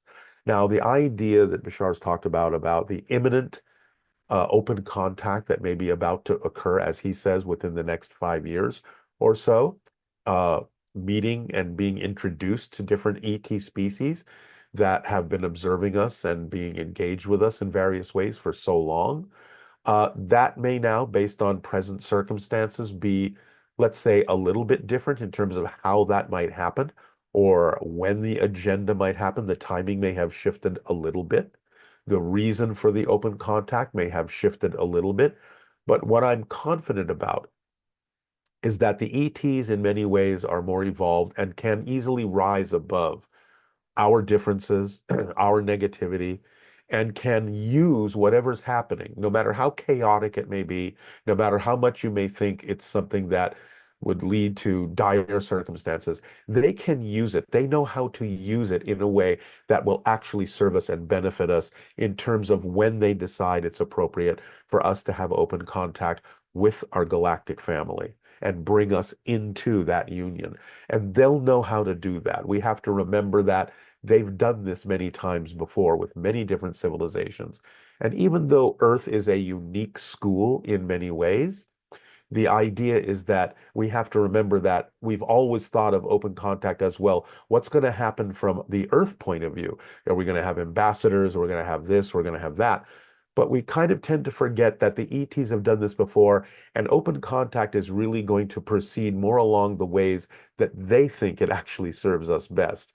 So we have to kind of throw out that rule book about how we think contact is going to occur and really be open to what the ETs are bringing to us as information, as gifts, as knowledge that really expands our understanding of who we are in relation to ourselves, who we are in relation to them, who we are in relation to all of our histories, and why we have chosen to be here as souls at this time to play these things out, to really transform the darkness. It's very important to remember that without darkness, we don't really have an easy time finding the light. It's the darkness that surrounds us that allows us to see the light more clearly and to allow that light to grow. So the idea is as above, so below. It's bringing heaven down to earth. It's allowing ourselves to be the spirits that we are, manifesting that through ourselves, allowing our personalities to align with that rather than getting involved in all of the differences and that separate us, looking to the deep issues that really unite us. And again, while validating the way each of us has approached this, it really is all roads ultimately lead to Rome. And in this case, all roads ultimately lead to all that is. So we are all spirits. We are all powerful. We have the ability to create the realities that we prefer. Even if someone decides to create a reality that we don't prefer, it's still part of the path and the life paths that connect us all. It's still part of the lessons we have come to Earth to learn. It's still part of the play that we are all actors in. So I believe we need to sort of look at it that way, to lift ourselves up above the things that are going on the surface and to see from a new perspective how deeply we can unite each other in many different ways by validating the differences and acknowledging that everyone's coming from a different perspective, but we all truly fundamentally, deep down in our hearts, deep down in our souls, we all want the same thing, and that is we all want love. Wow, brother. Thank you, thank you, thank you. You always share so much amazing information. And I just want to thank you for continuing to do this service. I mean, I've seen you since the early 90s and you've been doing this. You do so much in so many different ways, and you just always show up. Like, Well, it's important. It's important to show up. That's what I was saying initially. It's to be the living example of what can be, to stay in that positive state. All you really have to do is just show up. And, kind of as Woody Allen said, success is like 90% just showing up, just being there so that people have some other options to look at rather than just kind of melting away and disappearing into the ethers. So absolutely, it's my passion and my pleasure to do so. I know that this attitude and this state of being works for me. I know that it does work for many other people who are willing to apply Bashar's formula in their lives. I always get the feedback that it changes their lives in positive ways. We can get through this. We can get through anything. Just stay the course, stay in that positive state, and watch the magic happen as things transform around you in ways that are more vibrationally compatible with what you prefer, regardless of what you may be seeing others' choices that people may be making. It doesn't have to affect you negatively if you know you are in your own reality. Oh, so perfect. Thank you, Daryl. I really appreciate that. Thank you. Thank you so much for having me here. Thank you so much to everyone else who's participating in this. It really makes such a difference. So thank you all. My love to you all and everyone that's listening. Thank you. Thank you. Wow, Daryl Inca, everybody. I'm going to actually do something real quick before, because I was supposed to do it while he was on. I wanted to share Daryl's new book, The Formula, A Gift for the Future. The Instruction Manual for Living Your Best Life, a Bashar book by Daryl Inca. And you can go ahead and grab a copy of that at Book Baby. It's on paperback. Please support Daryl. He's such an amazing man who's been sharing so much and been of service for longer than I can remember, and he will always continue to do so. So it's time for our mass meditation. So yeah, thank you all for joining. I just wanted to remind you guys that we got Ashley Marie over here in the background. Say hi, Ashley. She's putting together our 1111 portal grid, and she's been reading some of your chats. So if you want to like state your intention for your 1111 grid while she's gridding over here behind me during the meditation, she'll be, putting your intention. Anything else you want to add? Just solidifying our intentions, putting it together, just aligning the frequencies with what we're calling in and attracting. So beautiful. All right. So so while you guys are chatting away with your intentions, you can, figure out a little quiet space, maybe dim some lights, light some candles, some incense. I don't have music, so it's just, listen to my voice, do the best you can. Tapping into this 1111 portal, a lot was coming through about truly, finally, totally activating our light body.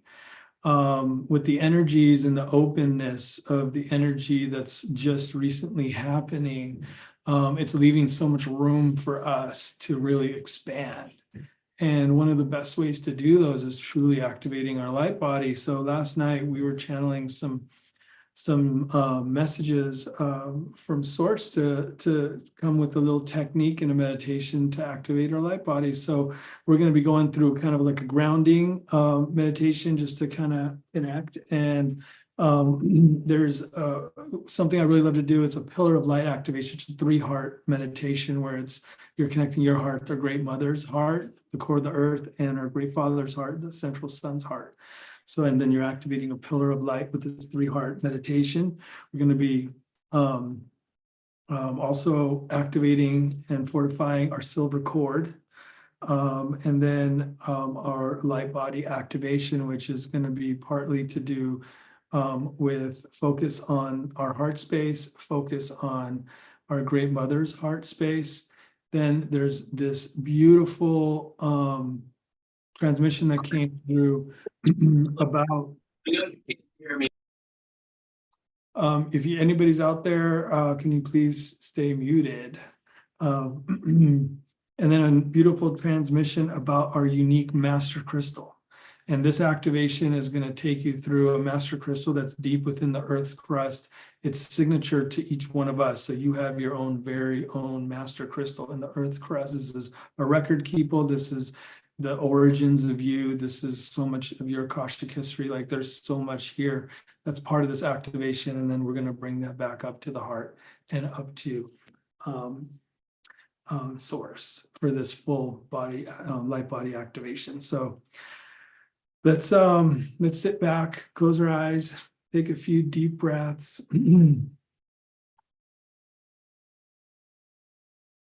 Start tuning into your breath. Feeling your sitting bones connected to the earth. She nurtures you, holds you. This is what she does, our great mother. Start feeling your heartbeat. And as we breathe in, we want to try to breathe that energy in from the earth, from your root chakra, as you fill your body, your life body, your aura with this energy from the earth. And as you're exhaling, I want you to think about any stagnant energy, any energies that are not serving your highest purpose, that we want to push that energy down into the earth. One thing our great mother does for us is she helps us clear. And she's always here for us for that. So let's take a few breaths as we breathe in, filling our light body, our body and our aura. And as we exhale, bringing that energy back down as she assists us in healing and clearing some of that stagnant energy. Thank you, thank you, thank you, thank you, thank you, thank you, great mother. One more deep breath. This time, as you exhale, I want you to visualize from your root chakra and your tailbone, like a root, like from a tree, growing down into the earth, twisting and turning, all the way burrowing deep until it penetrates the earth's core, the heart of our great mother. And from this place, we're going to take a deep breath, bringing that energy and lighting that root up, all the way up, and filling your body and your light body and your aura, and holding that at the top so you can really feel that grounded connection to our great mother, that as she holds you, nurtures you. This is, we're her children, so feel that connection for a little bit. And now let's shift our attention to our heart space as we start breathing into our heart. And we do this pillar of light activation with the 3 hearts. As you're breathing into your heart space, visualize a figure 8, an infinity in your heart. And this is an anchoring tool. You can also draw it with your finger, just this figure 8 as you anchor into your heart. Take in that deep breath. And as you exhale, pushing that energy down, all the way down into the earth's heart. And again, draw that figure 8, an infinity symbol, into the earth's heart as you anchor into the earth's heart. From her heart, breathing in and exhaling back up to your heart. Again, figure 8, breathing in and exhale. This time we're going to push that energy up all the way to the central sun, the largest sun in the universe, the sun that powers all the suns, source energy. Let's start drawing that figure 8 inside the sun.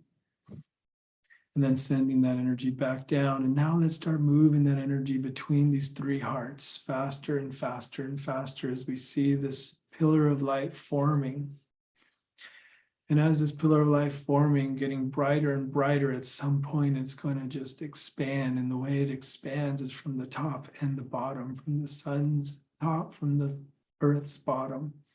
And we're going to keep filling that up with oxygen, brighter and brighter, until now it just bursts and goes into infinity. And now this is where we are truly, our 3 hearts are connected fully to source. This is a great place to channel, receive messages, receive your instructions from angels and Akashic records, so many different things. This is a beautiful place. Let's now feel the light filling every cell in your body, dissolving all negativity and energizing your entire being. Visualize a shimmering protective shield around you, extending just beyond your auric field.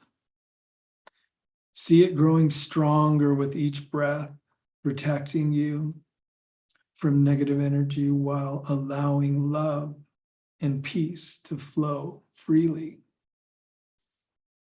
As we now visualize this long, beautiful, shimmering silver cord extending from the central sun all the way down through our crown chakra, anchoring deep within our body. Feel this cord as a stable, luminous connection to the divine source above and the grounding energy below. With each breath, sense this cord, this silver cord glowing brighter, strengthening. Affirm with me aloud, if you will, I am connected. I am protected. I am aligned with the highest source of love and light.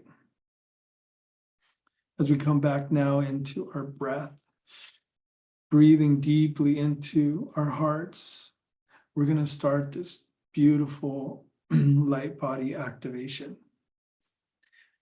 allowing the light from within to expand into our hearts as we visualize the star tetrahedron spiraling now at your heart center, spinning upward and illuminating your entire being, opening your heart, filling it with love, light, and cosmic wisdom. As we exhale, let us now send that energy down deep within the heart of our Great Mother. And this is the place we receive our first stage of this light body activation, deep within the crucible of the heart of our Great Mother. And sit into this crucible feeling for a little bit. See what you feel during this activation, this one part, this single stage of this activation. Now we begin to rise, moving that energy from the core of the earth up as we start to see our very own unique master crystal. This is a record keeper deep within the earth's crust. You can see this, it is massive. It can look like a giant quartz or an amethyst. You can actually fit inside this crystals. And what I'd like for you to do now is actually take that breath and step inside your master crystal. Start breathing from within the center of this crystal. As we begin to understand that this is where your soul records are stored. As you breathe, feel all past wounds, triggers, and karma, clearing all and healing all, seeing blockages dissolving, freeing your energy and releasing unresolved energies in all timelines. Aligning our frequencies as we receive this light body activation through our unique master crystal record keeper. Let's continue now with this activation as we move this energy up, exhaling, fortifying the activation back into our hearts. So we breathe it into our hearts. And once we can feel and receive this stage of this activation, let's breathe it in and keep moving this energy up, rising and rising until we reach the heart of our central sun with this activation. And we sit within that space and receive that activation. From this place, we allow the divine energy to activate throughout the universe, expanding and aligning your light body with the cosmic flow and higher aspects of ourselves, harmonizing with our light body. So now that we've activated this light body with these 3 stages, we're going to also incorporate a 3-step breath work. This is going to be 3 sharp inhales with 1 long exhale. The first sharp inhale is going to be focusing on the heart of our Great Mother. The second sharp inhale is going to be focusing on your master crystal deep within the earth's crust. The third exhale is going to be focusing on the heart of the central sun. And then the exhale, the long exhale, is going to be focusing on our sacred heart. So it's going to be like, it's going to sound like.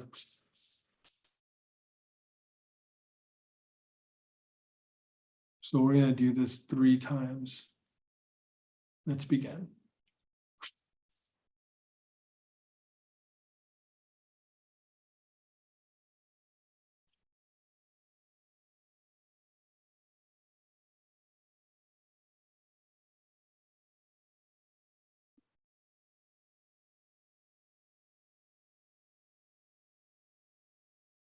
Thank you so much for fully activating your light body with me as we continue, as we cycle this activated energy back into our heart space. Feel it intensify and expand. From this center, we begin to send this energy outward, visualizing it radiating from our hearts, a vibrant flow of love and light.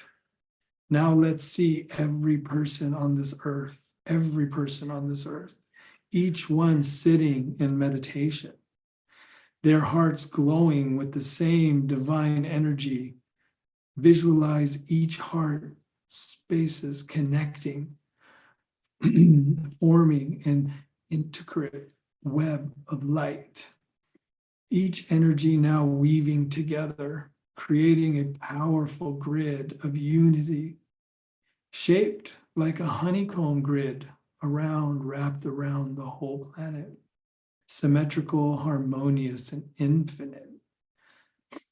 As these energies flow, reinforcing the connection between each of us, feeling the strength of the collective force fortified and aligned in the highest frequencies of love, peace, and compassion.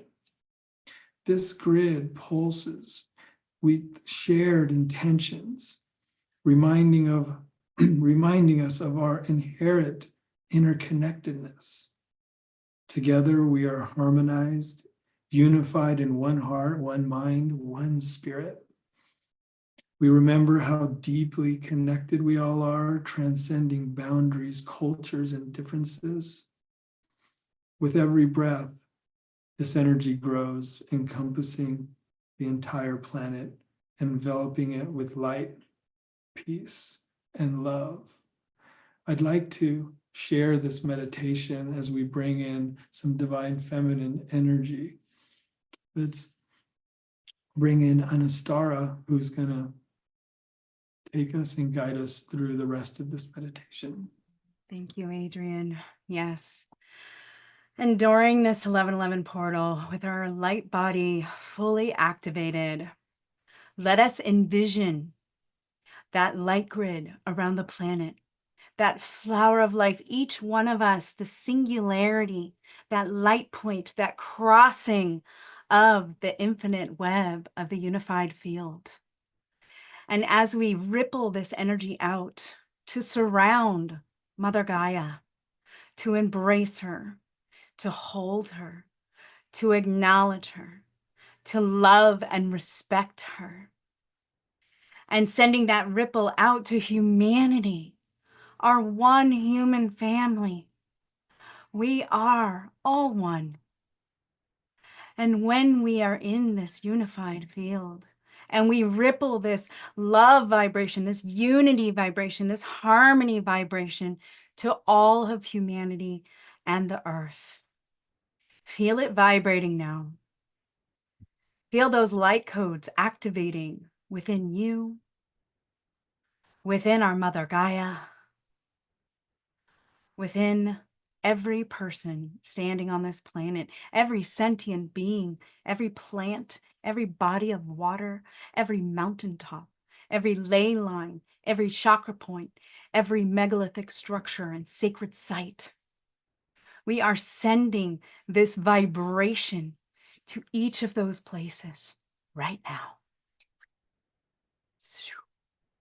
As we insend into our organic signature in the present here and now, as we hold this space together, let us ripple out that energy of peace and know that if we are sharing and rippling out peace, we begin within, with inner peace. that inner knowing, that intuition, that internal compass that guides us on our path. And when we ripple out compassion, we are beginning with self-compassion, being gentle with ourselves, being graceful, forgiving ourselves for any past deeds or mistakes. And if we are rippling out love, that we are coming from unconditional self-love with no judgment, that love that wells up inside of us, that fire in our belly that warms us in our creativity so that we can express ourselves fully in our embodiment of our highest selves. Every thought, every deed, every action, may it be led with integrity, accountability, empathy, compassion. Breathing into that now. Finding that central point along your spine and the Shushuma. As he was creating, we were creating that infinity sign, yes? We are moving that Kundalini energy up and down the spine now. Clear channels, rainbow bridges between heaven and earth as we bridge them together, co-creating heaven on earth as we co-create our new earth together. We each hold a piece of the puzzle. What is your piece of peace? What can you do in your community? Allow that message, allow that code to come in. It might be through a symbol, it might be through color or sound. Receive this message now with the next breath.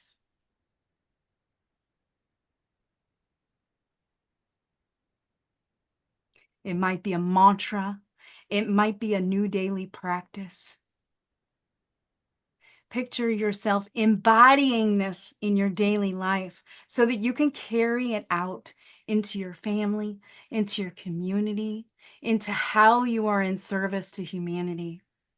No longer are we coming from selfish. It's time to come from selfless action.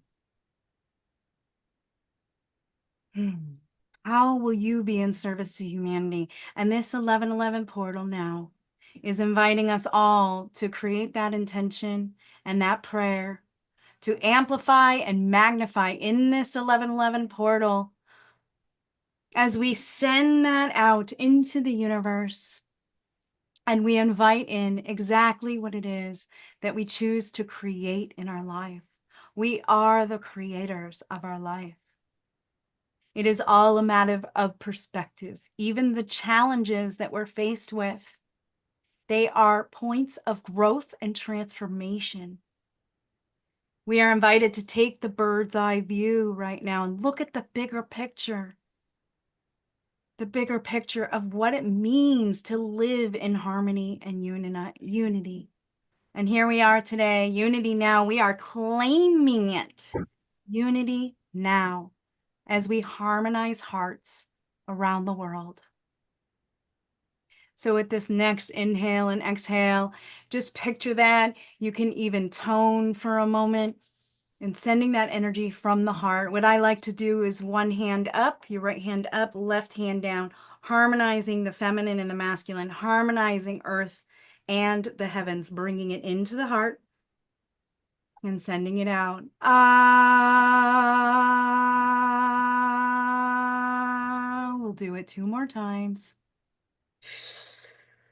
Swirling it in the heart and sending it out. Ah.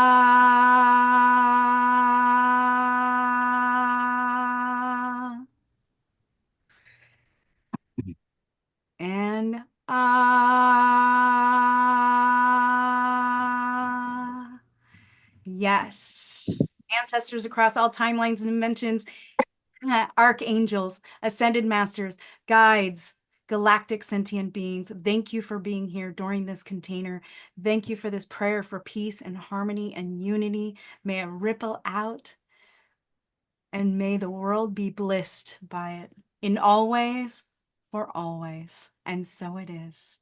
And so it is. Ooh, full body truth bumps. How are we all feeling? Yeah, drop it in the chat. Let's see how you're feeling after that. Thank you, Adrian, for that light body activation. Hello, Deborah. Thank you, Anastara, for that beautiful feminine transmission.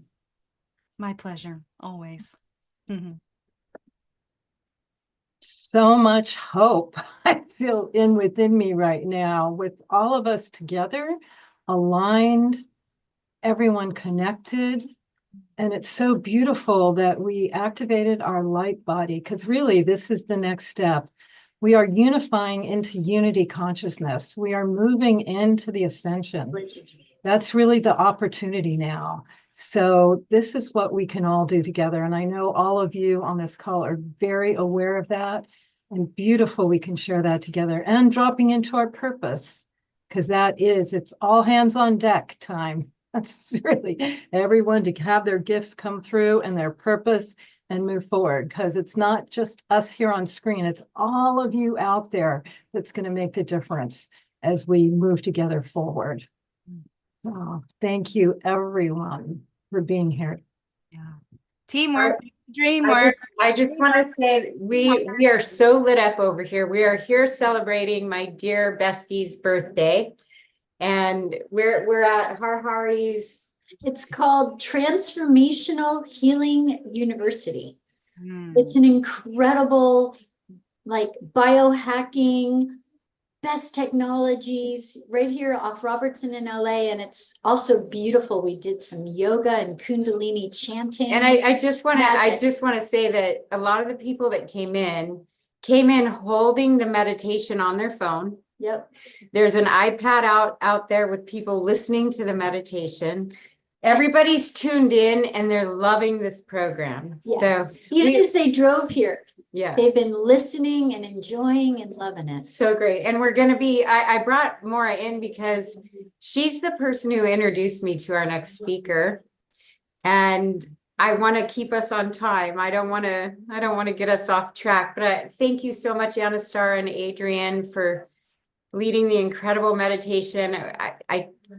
We are creating great change right now. And I know that Jay Brave's backstage, and we want to honor him and bring him on as well. How do you like that? Oh my gosh, there he is. Jay Brave in the house. He might come over here afterwards to celebrate this one's birthday. So I don't want to take up too much of your talk time with our intro. Do you want to just give a few words? I'll just say a few words. Jay Brave, we love you. And you have done so much. I remember way back when we did the video, Peace Worldwide starts from inside. And then you've taken it to a whole next level. Your vibrational frequency, your love, and the way you make a difference through song, through spoken word is a gift for all of us. And you're always there holding down the energy at festivals and events. And you just bring love and your music and your light wherever you go. You are our brother. Totally. I told Jay last night, I want to see him doing motivational speaking. He is an amazing spoken word musician. And one of the things I love about you, Jay, is you do a lot of collaboration. And that seems to be a key word that we're focused on in our Unity Now program, is to consciously collaborate with others. And this is how we create change and bring in the world we wish to see. So take it away, Jay. Thank you for being with us. Jay Brave in the house.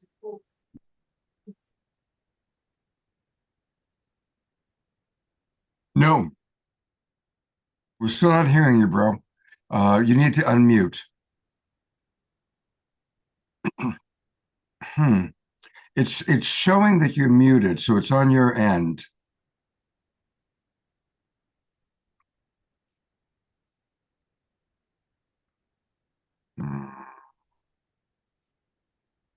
Give me a minute. Let me try this. All right, There we go. There we go. What a beautiful time to be alive. All praise to the Most High. I just want to say to each and every one of us out here that we've all been chosen to be here through our innate divine ordinance, of course, and providence. And in this moment, you are here to be a part of this collective prayer, this invocation, because there's something inside of each and every one of you out there that's meant to be the gift to heal this world. There's something inside of you, your story, your expression that's meant to become the song, the poem, the dance, the event, the book you're meant to write, the movie you're meant to create. Perhaps there's something in you that's been welling up inside that wants to be revealed that is yet to be seen. We're not waiting for Martin Luther King to show up anymore, or Gandhi, or Bob Marley, or Kuan Yin, or Rosa Parks, or any of the amazing avatars that came in our time. There's something inside of each and every one of us that's meant to be revealed in these times to bring unity now. Not unity in the future, not unity in the past, but unity in this exact present moment. Heaven is the ever-expanding moment right now in this gift of awakening that we choose to embody in this yes. And so in this invocational space, I ask you to turn within. And I say, Great Spirit, infinite source, divine creation, grand mystery, Pachamama, Mother Earth, ancestors, spirit guides, ascended masters, archangels, totem animals, keepers of the light, all benevolent forces that watch over us, we ask you to be here now. From the north to the south, from the east to the west, as above and so below in all four directions, and in the omnipresence of the Most High, we align. Thank you for this moment of presence, of reverence, of connection, of reflection, of remembrance. Thank you for allowing us to remember who and what we truly are. We are luminous beings having this human experience. And though at times we do all forget, it's in this moment of divine communion that we come back to our center and return home. Great Spirit, tell me, do you feel it? There's a voice calling out deep inside. Can you hear it? Reminded us to remember that everything is one. There's a beating in my chest from the sound of the drum. We are warriors, peacekeepers of the land, stewards of the earth, here to carry out a plan. If everyone's connected, then reach out and take my hand. The time has come, and now we got to choose and make a stand. There's nowhere left to go. We travel down the road. The oracle is spoken, and we've seen it all before. Atrocities are happening all around the globe. Mother Gaia needs our help for the healing of her soul.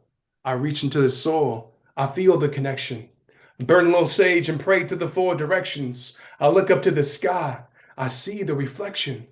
The light coming down is a blessing because everything is sacred and everyone is holy. There are no temples to house your soul. Everything is sacred. Everyone is holy. There are no temples to house your soul. And in this space, connecting with the Divine Mother, connecting with the indigenous people of this land and every land across the planet, we are here to re-indigenize the parts of ourselves that have forgotten who and what we truly are. Beyond the black, beyond the white, beyond the yellow, the brown, and the red, we truly are connected to tribes and our indigenous nature. We're meant to come back to source. Remember our divine ordinance, our plan, our mission, and it's in your story, it's in your gifts that are meant to become the new prayers. We're not waiting for someone outside of us to make a change anymore. I invite you to tap into your inner authority. What is your inner authority asking you to become for your family, for your children, for your community, for the world at large? My invitation for you is to tune into your personal gift. I know someone on this call right now has a song that is meant to be expressed. I know someone on this call right now has a book that's meant to be revealed. I know someone on this call has a podcast that's meant to be birthed today. I know there's someone on this call that has deep levels of service and work with the people around them that's meant to be done. We are unwinding the knots of trauma that have inhibited us.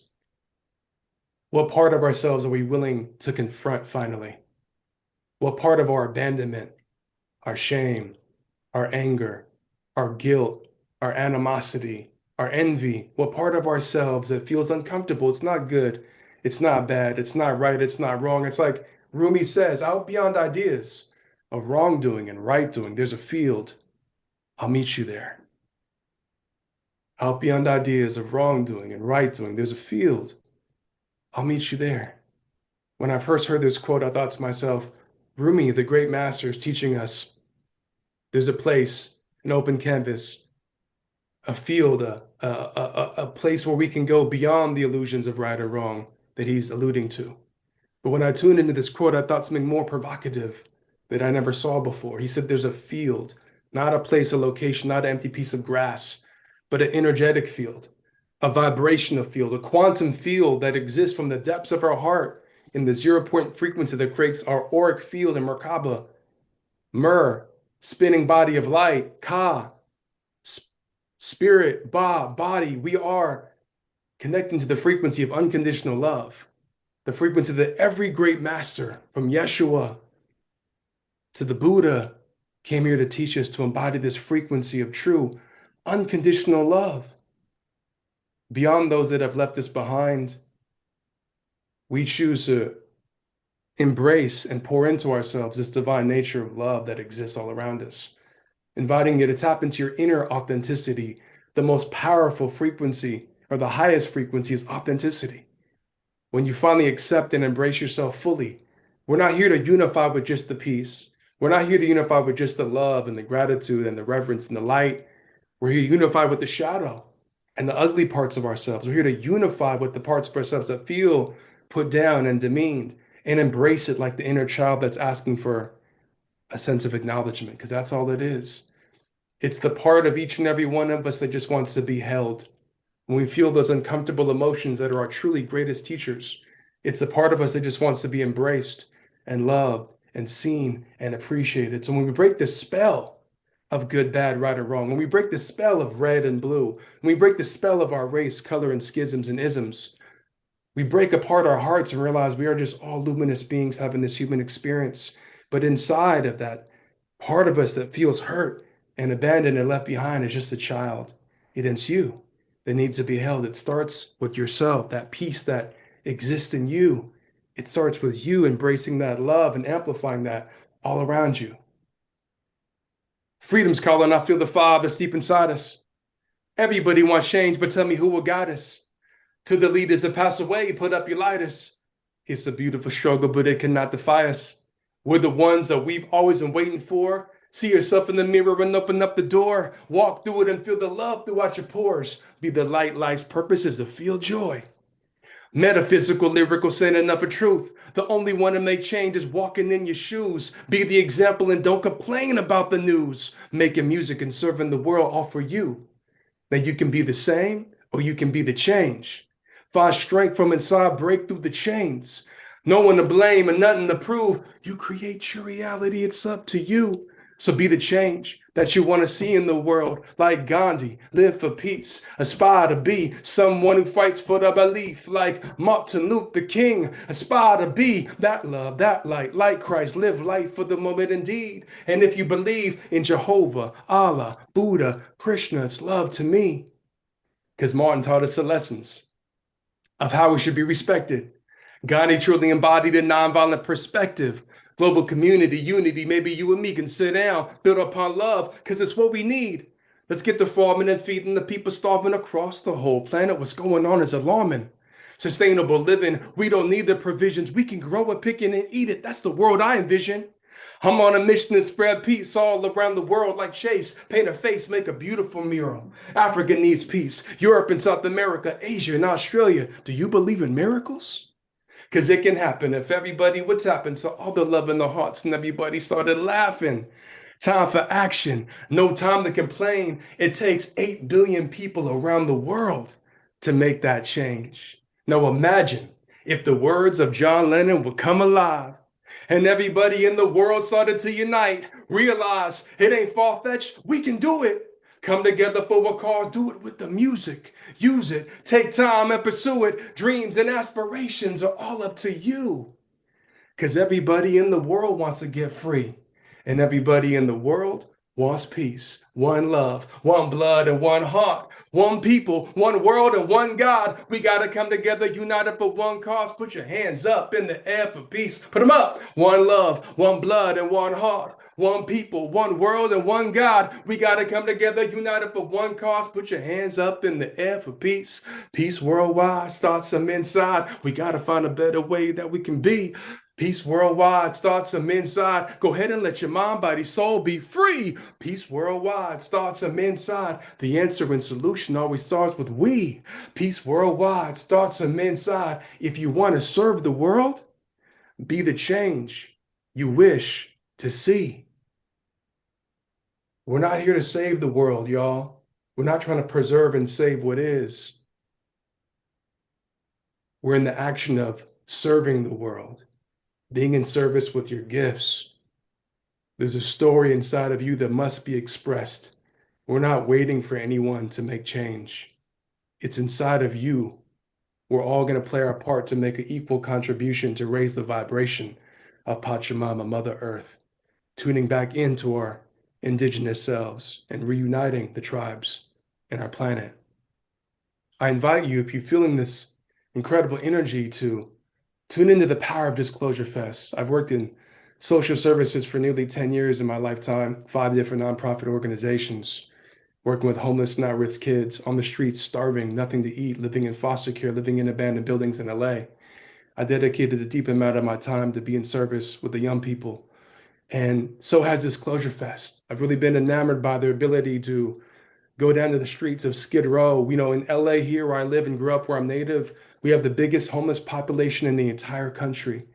And I've rarely seen any festival go down there in the most deepest trenches and really help feed the souls of people that have really needed the most. And I see Disclosure Fest and Adrian and this whole community doing that. So I invite you to do that, support this incredible organization. And if you feel the words and the prayers from everyone tonight, offer a blessing to the space. And I invite each and every one of you as well to join us New Year's Eve for the Belonging New Year's Eve experience that we're hosting here in LA to bring more people together for unity, consciousness. My name is Jay Brave. You can find me at Brave Kind Soul. Peace and love. And thank you for celebrating myself and all the ancestors that are with me. Massive love. Aho. Wow. You, So beautiful. how do Always. you even put into words what you do to my heart and all of our hearts? And people in the chat are saying this man is brilliant. Yeah. You are so, your message and your essence are so needed on this planet right now. And I just thank you for what you brought and the way that you're collaborating with each one of us here. Thank you. Thank you. Yeah, you're welcome. You know, I receive all the love knowing that I'm just a vessel allowing the universe to express through me. And thank you for allowing the space for the universe to channel with you all today. Massive love and deep reverence and praise. Thank you always, Jay, so for spreading that like super high vibe consciousness through your music. You know, being in the music industry for so many years, it was really hard for that element to come through, and discovering like epic artists like yourself that can just really, you know, touch some hearts wide open like that with conscious lyrical content is just wow. Yeah, you're super epic. And yeah, people have been just lit up. And like Michelle brought this up also before you came on, like you're such an amazing motivational speaker. And you recently started some retreats. So like just let's plug you, man. Let's get some people to like, you know, get activated with you. Yeah, did you want me to speak into that? Yeah, for sure. First of all, I really admire Disclosure Fest for being so mindful of the power of diversity and bringing people together, making sure there's like a equal representation of all of your events, Adrian. And I feel like Sri Kala and I created this incredible community called Actualize. And this isn't a plug, it's an invitation, really. It's really like during the time of the pandemic, where we were both becoming fathers, we realized like the power of music is about not just like being on stage and not just about self-promotion of our expression. It's about healing. And the songs start, you know, when you write them, they heal yourself. You confront your trauma, your pain. And then when you record them and write them, they have the potential to be prayers for the world. And so we realize this is a holistic experience that we're offering to bring people together, to really tap into their deepest pain and make them into their greatest anthems. And like I mentioned before, for those that are in that layer want to come out, we're going to be hosting this beautiful event with Oracle, and all of the Courses Disclosure Fest family is welcome to be there for New Year's Eve to really just exemplify the power of unity through music and expression and service. And so, again, just deeply flattered and humbled by the invitation to be here. And thank you, brother. Thank you for all the love you do in the world and your collective. Thank you, Jay Brave. Wow. Michelle, come on. That's so amazing. You know, when we were doing the schedule and I saw, you know, where each person was going, and right after Jay, we have Rissa Vibes. And Rissa and I had a conversation this weekend, and there she is. Just being in Rissa's energy lit me up. And even Maura just now said, I really like her energy. What, like, we can't wait. You're muted, Rissa. We can't wait to see her at Conscious Life Expo. And I want to read you her short bio here. Rissa Vibes is a cosmic channel, a music artist, an intuitive development coach specializing in spiritual empowerment and soul aligned growth. Known for her warm presence, I will vouch to that. Rissa leads transformational journeys, guiding clients to reclaim their gifts, connect with higher consciousness, and find purpose. And that's why we're all here. And you're also an incredible musical artist. I listen to your music, Miracles. You know, I'm super stoked that you're here. And so take it away, Rissa. I'm so grateful for you. Thank you for being here. Ah, I'm like beaming. I don't even know what to say. I'm just like beaming right now. Goosebumps. Yeah, it's just like such an amazing energy. Thank you, Adrian. Thank you, Michelle. Thank you for bringing me on. Thank you for everybody who shared their vibration, their energy in this collective consciousness. This is such an important time for us all to be connected, and unity is absolutely the mission, right? And so, so many people in tonight's shares have highlighted such pivotal and profound messages for the purpose of unity. And so this segment that I'm going to do is a quick channeled reading with some cards. I do channeling. I also do music. I may finish with my very exciting Healers Unite chant, because I feel like that is very much in alignment to what we're doing here. But I want to just start by calling in, as we already have, our guides, our higher selves. So if you all want to just put your hands on your heart or whatever feels aligned, maybe your solar plexus, if you feel like that needs a little charge, or your throat chakra, your third eye, whatever feels in alignment to you, just place your hand there, knowing that you are a vessel of light and healing for yourself and for the collective. So wherever you're called to send energy to yourself, know that that energy is also being sent to all those in the world who need it at this time. And just breathe into that space, breathe in light as we call forth all of our higher selves, the purest positive potential of our being, always guiding us on our path.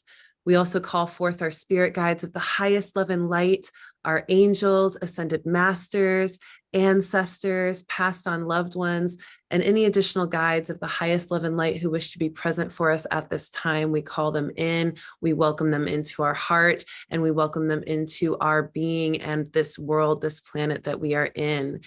Ashe, and so it is.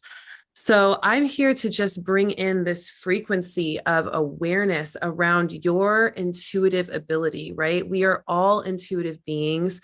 We are all connected to the vibration of love and light that is source. And what we want to activate most at this time in this collective consciousness wave of humanity and evolution is our ability to tune into our truth. In a world where there's so many truths being expressed and everyone's truth is feeling powerful and potent, we get to lean into we get to embrace that, and we get to honor that that is exactly what this time in our life is calling us forward in, is honing in on our unique individual frequency, our unique individual truth, and like Jay Brave said, our authenticity and our ability to create, our ability to align to all that we are meant to be, our purest positive potential. And what is that, right? What is our purest positive potential? Well, it's going to look different for everyone. But like Bashar spoke so much about, Daryl Anka and everybody else is talking about love, right? Love is the highest frequency. Love is the all transmuting force. And so when we recognize that love is the answer, we recognize that this time, no matter what your beliefs are, is a time for us to lean into love and to really allow ourselves to utilize all the tools, all the knowledge, all the wisdom from past lives, present life, and our collective consciousness and awareness of what's to come, and culminate that together into a vibration of awareness to transmute and navigate all the things that the world is feeling right now. And for all of you empaths out there, I know y'all are feeling all the feelings of everyone on the planet. And so I encourage you to recognize that that is a gift. Recognize that your ability to feel whatever it is you're feeling is a gift. Recognize that what's happening in this world is a gift, that we have all on a soul level, whether we're conscious or not, have created this exact experience. So why resist it? Why push it away? Why fight it? Why create war with it? Why not embrace it? Why not find a sense of peace, a sense of grace, a sense of unity, a sense of connectedness amidst it? And so that is what I want to focus on. And I'm just going to pull a couple cards here just to see if there's one right there. Anything that the guides want us to know in particular for this conscious collective that is, the cards are talking right now, that is important for us to know. Boom. All right. The cards are speaking today, y'all.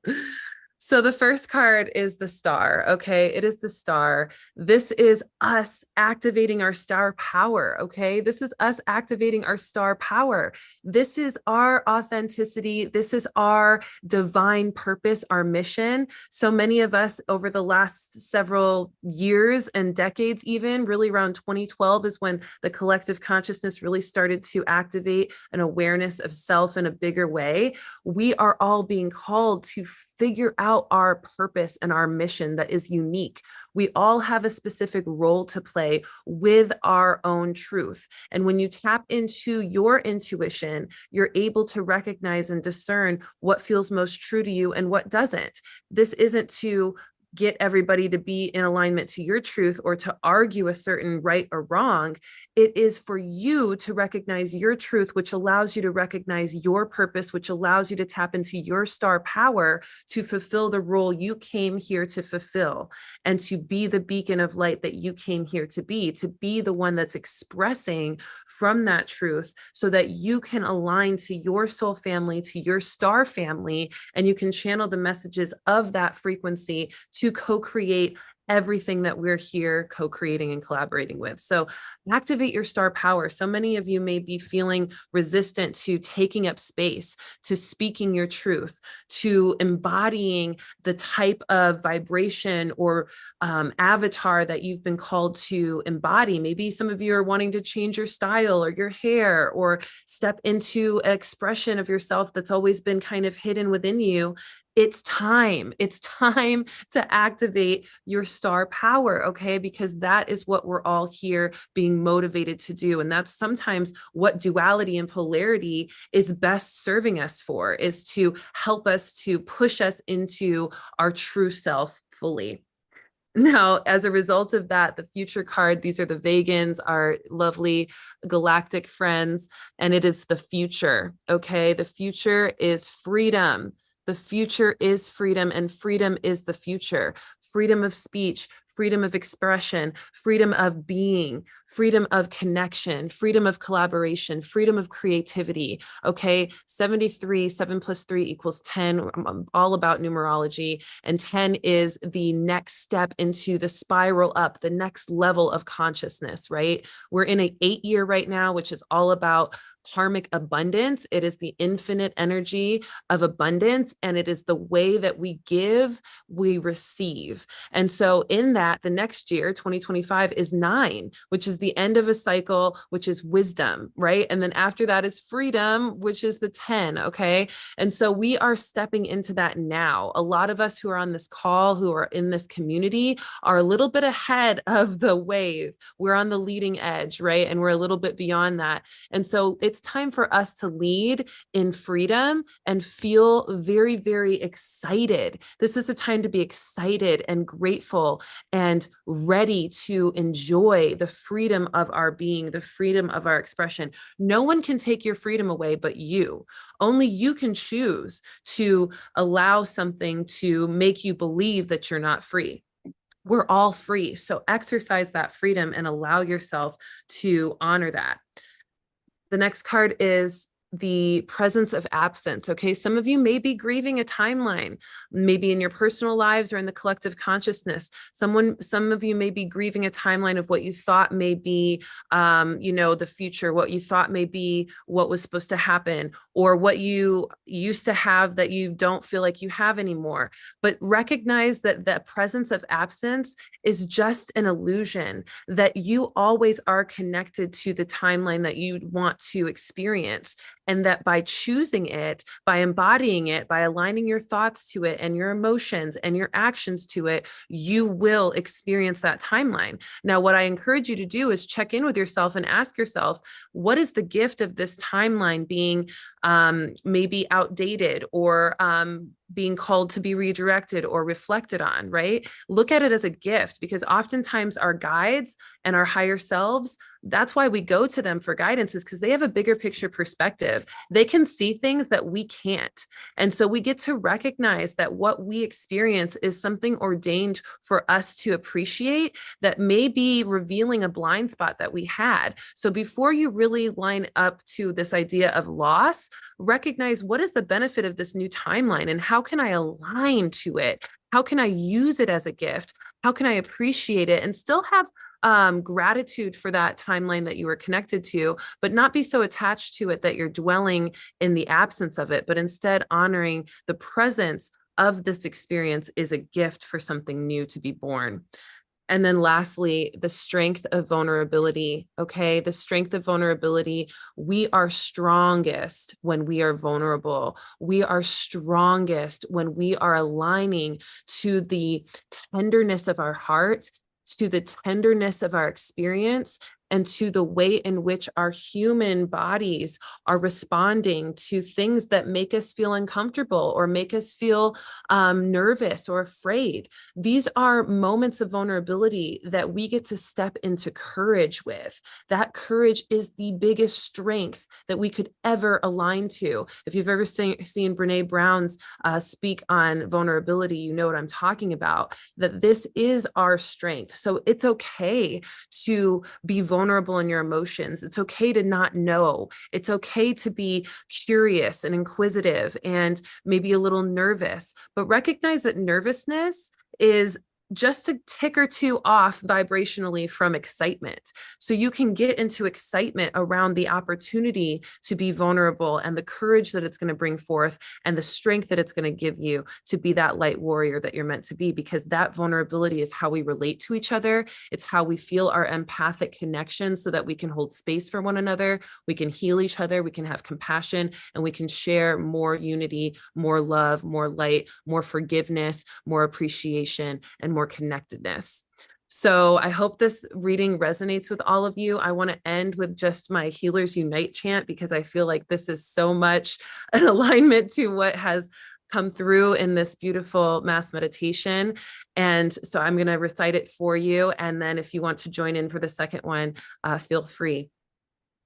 We are the healers. Healers unite. We came to heal them all with our divine light. We are the leaders. Leaders unite. We came to lead them all to their divine light. We have awakened, woke up ready to fight. We came to raise the vibe and bring shadow to light. We are the healers. Healers unite. We came to heal them all with our divine light. I'm going to say it one more time if you can remember and want to join in. We are the healers. Healers unite. We came to heal them all with our divine light. We are the leaders. Leaders unite. We came to lead them all to their divine light. We have awakened, woke up ready to fight.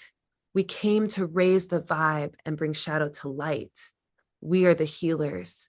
Healers unite. We came to heal them all with our divine light.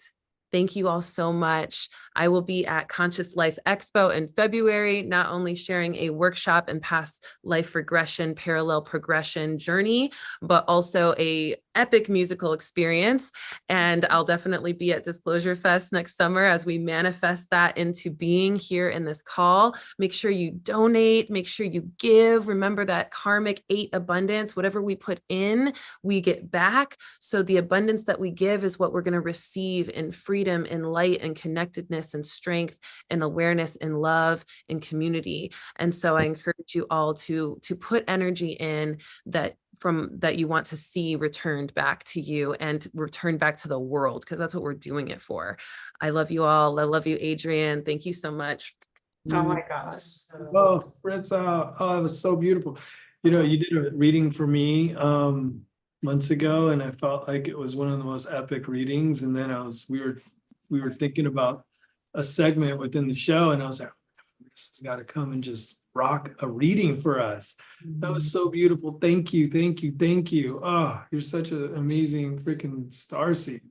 You just, wow, double whammy. That just, oh, thank you for bringing it. You're just so amazing. I can't wait to hug you in person at Conscious Life Expo. Thank you. Thank you for just your stellar contribution to the path forward. And we just are so lucky to have you on the planet. I've just, every person that's on here, I just feel so lit up by our audience that's contributing with each one of our speakers and the hosts and our partners. And Adrian, I think you needed a dose of this. This is like this is a dose of medicine for your soul. And I'm just so thrilled that Deborah and Scott reached out and said, what can we do for Adrian? And this has been amazing. So, and we still have more. So thank you. Check out Rissa Vibes. I think her website's rissavibes.com. She's got amazing offerings there. And I think, Adrian, you're ready to bring on our next guest. Yeah, book a reading. Am I bringing on the next guest? You are. Alpha ready. Oh, right. Alpha ready. Wow. Let's bring on some Alpha ready. He needs to turn on his camera. I've sent him a message. Here we go. Well, I've experienced already because I do a lot of breath work, and every time this guy, shows up, I pass out. So like, we got to see how many people we can get to pass out on on Unity now. You're still muted, brother. You're still muted.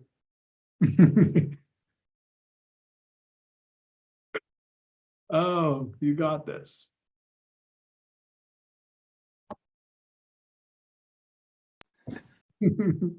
There it is. There it is. All right. Welcome, welcome, everybody. Thank you so much, Adrian. What a blessing to be here. It's already been super, super inspiring. I mean, that's a very powerful word in the breathwork community. Inspiration is respiration. And I encourage everybody on this practice to breathe at your own pace. We're going to go pretty fast, but I want everybody to feel comfortable, but push those boundaries as well, right? Challenge yourself, but definitely I want everybody to breathe and listen at your own pace, because we're going to go pretty fast. But if you're ready, this is exactly what you're looking for, because this is quite activating. And just real quick, I just want to explain, listen to your body before you listen to any of my guidance. Your body is the master teacher. So I will just be guiding. The breath is really leading the way. And I'm going to present some breathwork beats brought to you by Breathwork Beats on YouTube. And afterwards, a small offering from my buddy who also makes beats here. And it is a fun breathwork by my friend Ethan Wilson. So we're gonna get started, party people. Here we go. I love you all. Thanks for breathing with me. All the way out.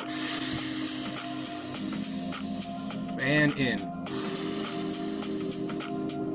All the way out. Here we go. In and out. All the way in. Expand the belly. Expand the chest.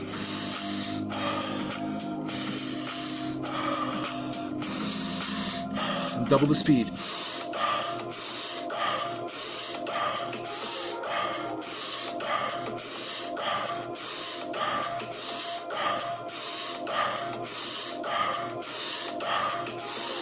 Few more.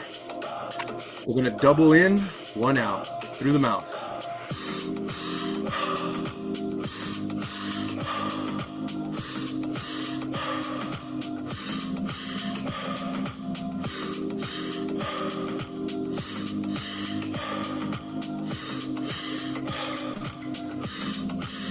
Double the speed.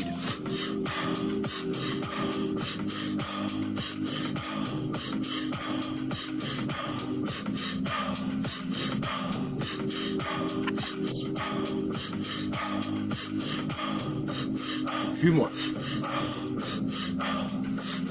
All the way in.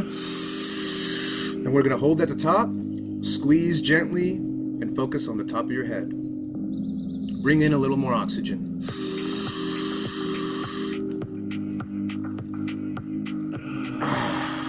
And we're going to hold here, let go. No need for oxygen for 1 minute. Just be.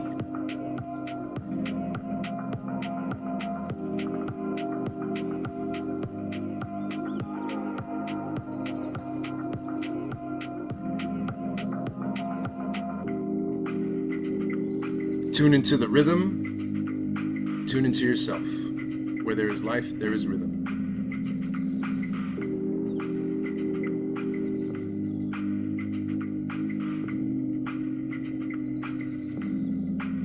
We're almost there.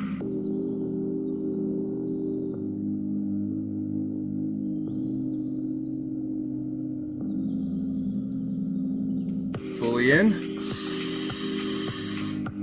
Squeeze and hold.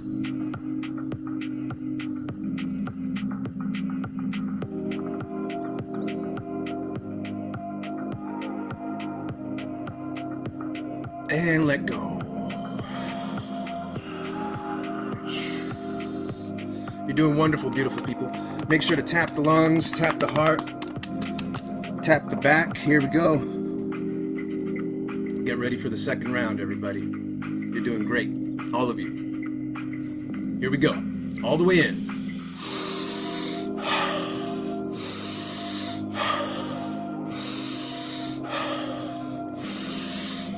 Stay with each breath.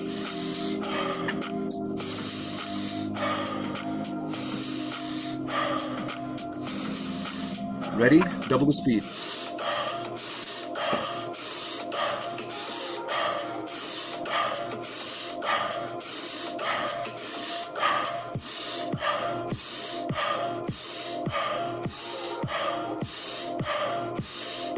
Here we go.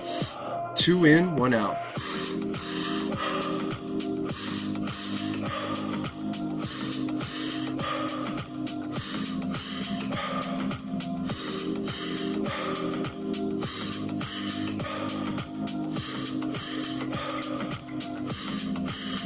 Double the speed.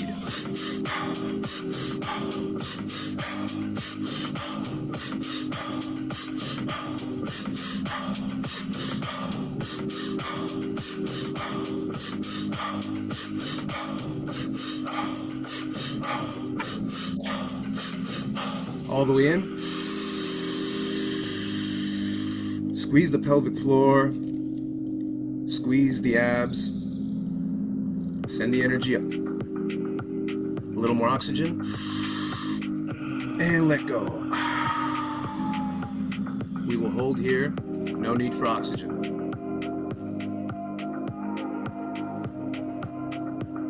Enjoy.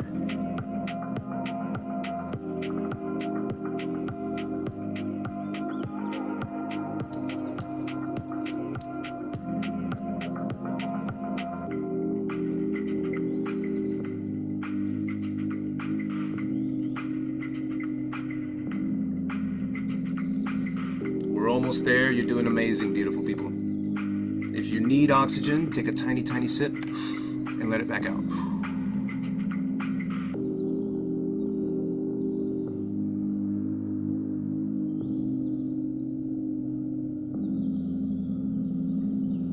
Embrace the stillness, beautiful people.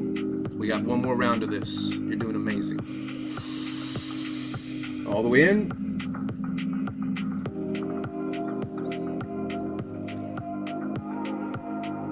Shine your inner light.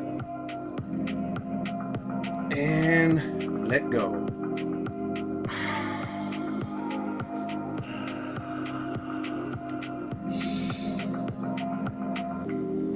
Here we go, everybody. It's the reset. Nice little break before we get back into it.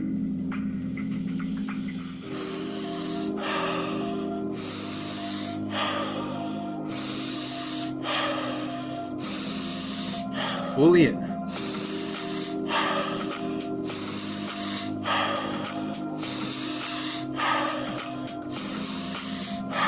Double.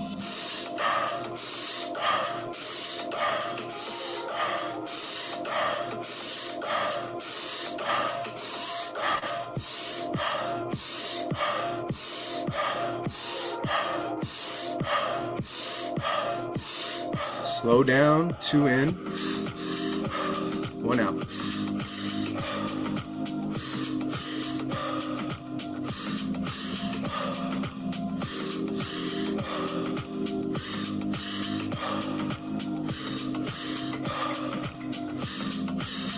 Double it up.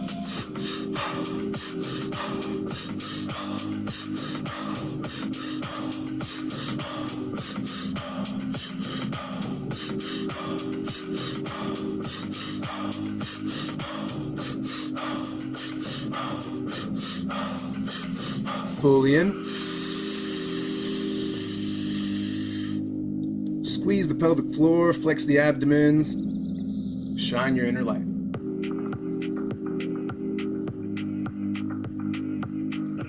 And let go. We will hold here for the last breath retention.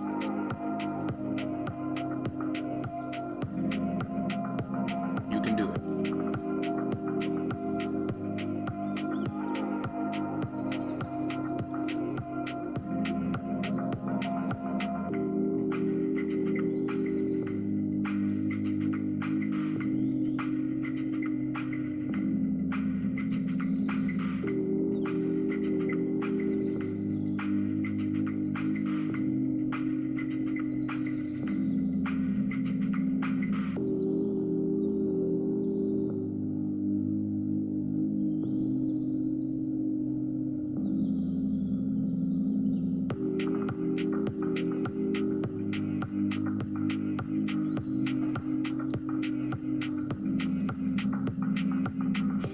All the way in.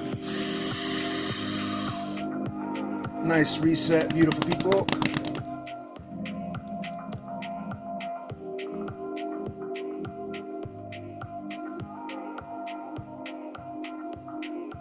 And relax.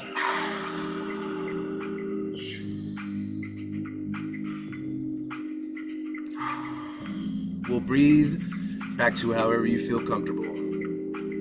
Allow this break to bring you back to ground zero right here, baby, where we all are, right here, right now. If we keep the mind on the breath and the breath on the mind, we will always be in the present moment. We will always be where our body is. Allow the breath to be an anchor.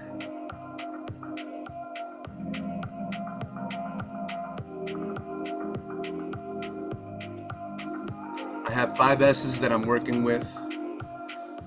The first one is silence, the second one is stillness, then spaciousness, stability, and surrender. We use all these for strength. Beautiful people. We're gonna finish it off with a slower pace, but I wanna welcome you all to 2 inhales, 2 exhales. The first inhale is through the nose, second inhale is through the mouth. Then we're gonna let it out with a sigh and a blow. It goes a little something like this.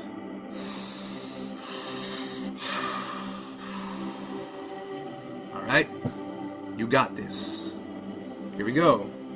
We'll start slowly and together.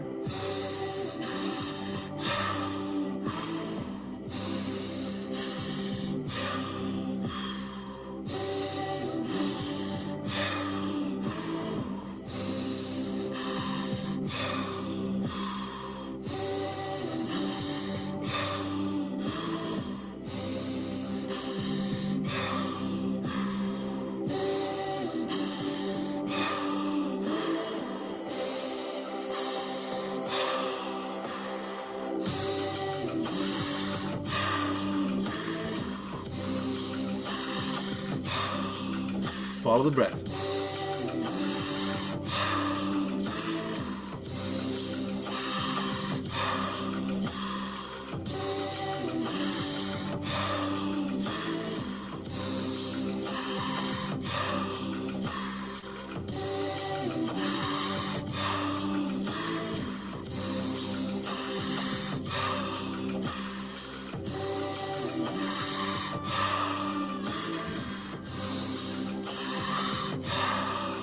Keep it going.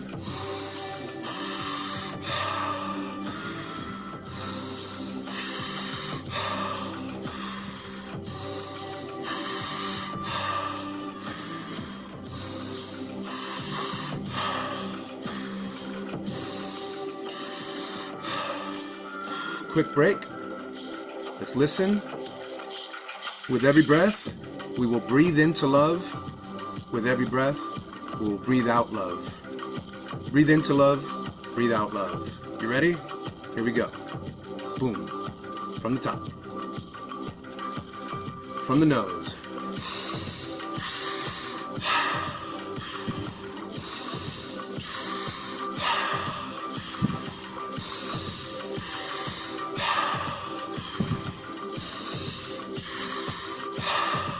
Love and light.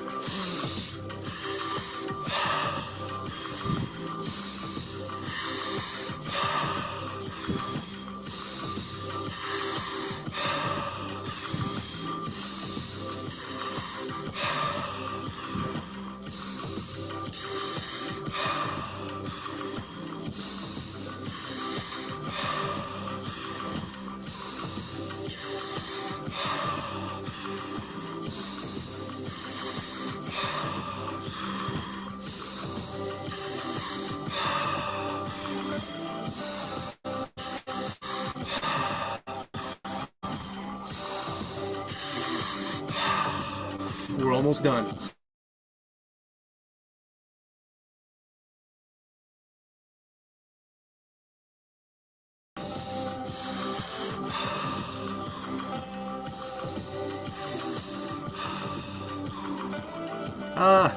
Hey, well, blessings, everybody. Keep it going, a few more.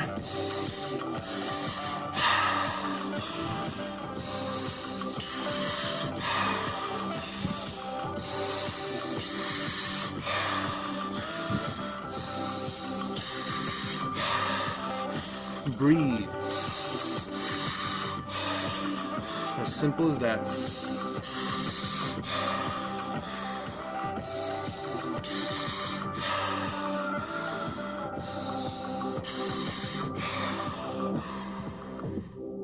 We did it, everybody. Give yourselves a round of applause. And send that energy right here. Bring it all back to the heart. Thank you so much, beautiful people. I love you all. We love you. Oh my gosh. Did you pass out? Yeah, I guess no passing out today, Adrian. Woo! got that metal feeling in my mouth. Yes, always. Oh, and you know what? You always bring it, share some of what you're doing. People need to know. I know that you do it also you do them breathwork beats for the Latin community. Like that's really huge. You have a huge Latin audience. Let them know. You bring the funk. Let's talk about that. And thanks for coming. Thanks for sharing. We love you, brother. You're always gonna be in my heart. I can't wait to come visit. Thank you so much. Yeah, Oregon welcomes you with open arms and open hearts. I'm a funk musician. I'm a vocalist for a 13-piece funk band called DTW. It stands for many things. Lately, I've been saying decolonize the world. Many people will, put their own definition to that, but what I mean by that is decolonize our own minds from all the things that keep us from our brothers and sisters, from all the things that keep us from knowing ourselves, from all the things that keep us from love. Beautiful. Yeah. Thank you. Thank you. I appreciate you all. Yeah. It's an honor to be here with you. Yeah. Amazing. Woo. Feeling a little dizzy right now. I love it. I love it. So up next, I have the divine pleasure of introducing Miss Ruby Chase. She is a singer, songwriter, DJ, producer. Ruby Chase is a musical alchemist with a focus on taking her listeners on a journey. Ruby serves up a unique ritualistic approach to her live performances, weaving a broad span of musical flavors ranging from bass to Latin, down-tempo to house. Blending this range of global dance tracks with her original music, ethereal live vocals, and interactive invitations. Ruby Sets turns the dance floor into a ceremony. And I heard you're going to be singing a cappella for us right now. Is that true? Yeah. I am so happy to be here. Thank you so much for just hosting this incredible gathering. I have been so blown away like 10 different times, running my laptop into the other room of my partner, being like, "Did you know this thing? Wow." So thank you for all of this heart expanding magic, for all of the participants that are here giving the love. Wow, what a joy to be here. For those of you that I haven't had the pleasure to meet yet, my name is Ruby Chase. I am so deeply in service to this shift that we are all participating in. I feel pretty sure if you are on this live stream, you are one of the ones remembering this beautiful future together. And in a moment in history where the big screens might be showing us a very dystopian timeline, Mad Max, and the water runs out and everyone's fighting. It's like, okay, one possible timeline. Thank you, Hollywood. And then we see this. We see a community of over 1,000 people. I don't even know how many because of so many different streams and threads, the mycelium network of this type of community that believe in the beauty and believe in our collective consciousness having the power to morph the matter around it. I believe very firmly that we will see what we believe, and it brings it back to the gift of our imagination. And as I was tapping into the themes of unity and peace and really dissecting it, I was falling asleep last night in contemplation of like, okay, what is peace? As I was regulating my breathing and feeling the warmth of my cozy bed, I was like, okay, this is peace. This is one realm of peace, right? And then as I went deeper into peace and even in my own life, as I have felt peace and then felt the opposite of peace and starting to dissect, okay, what is that intersection? How do we identify? It's very poetic and lovely to remember that we are the peace within, and to have it externally, we must be it and embodied. It can be romanticized, but what is that really? To have the willingness and also the discipline to be the peace. And as I tapped into that, what came forward as the deepest truth I could really uncover was peace for me has been being in alignment with my Dharma. That brings my soul peace. And it doesn't matter what is happening externally. It doesn't matter what we're seeing in the ripple of things, because when we're in alignment with our Dharma and we are on purpose, our soul is fully embodied for what it's meant to be doing on the planet at this time, even when it's chaotic, even when it's wild. There's a peace to that because it's a knowing. It's an anchoring into why we chose to be here. We didn't come to Earth for a walk in the park. We didn't come here to experience oneness and that only. That exists through all time.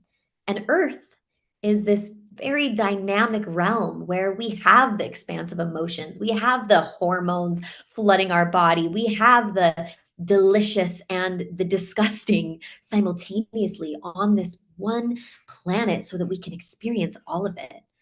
And to find that peace is to truly anchor into, why am I here? Why did I choose to come and sign up for this wild experience of being human?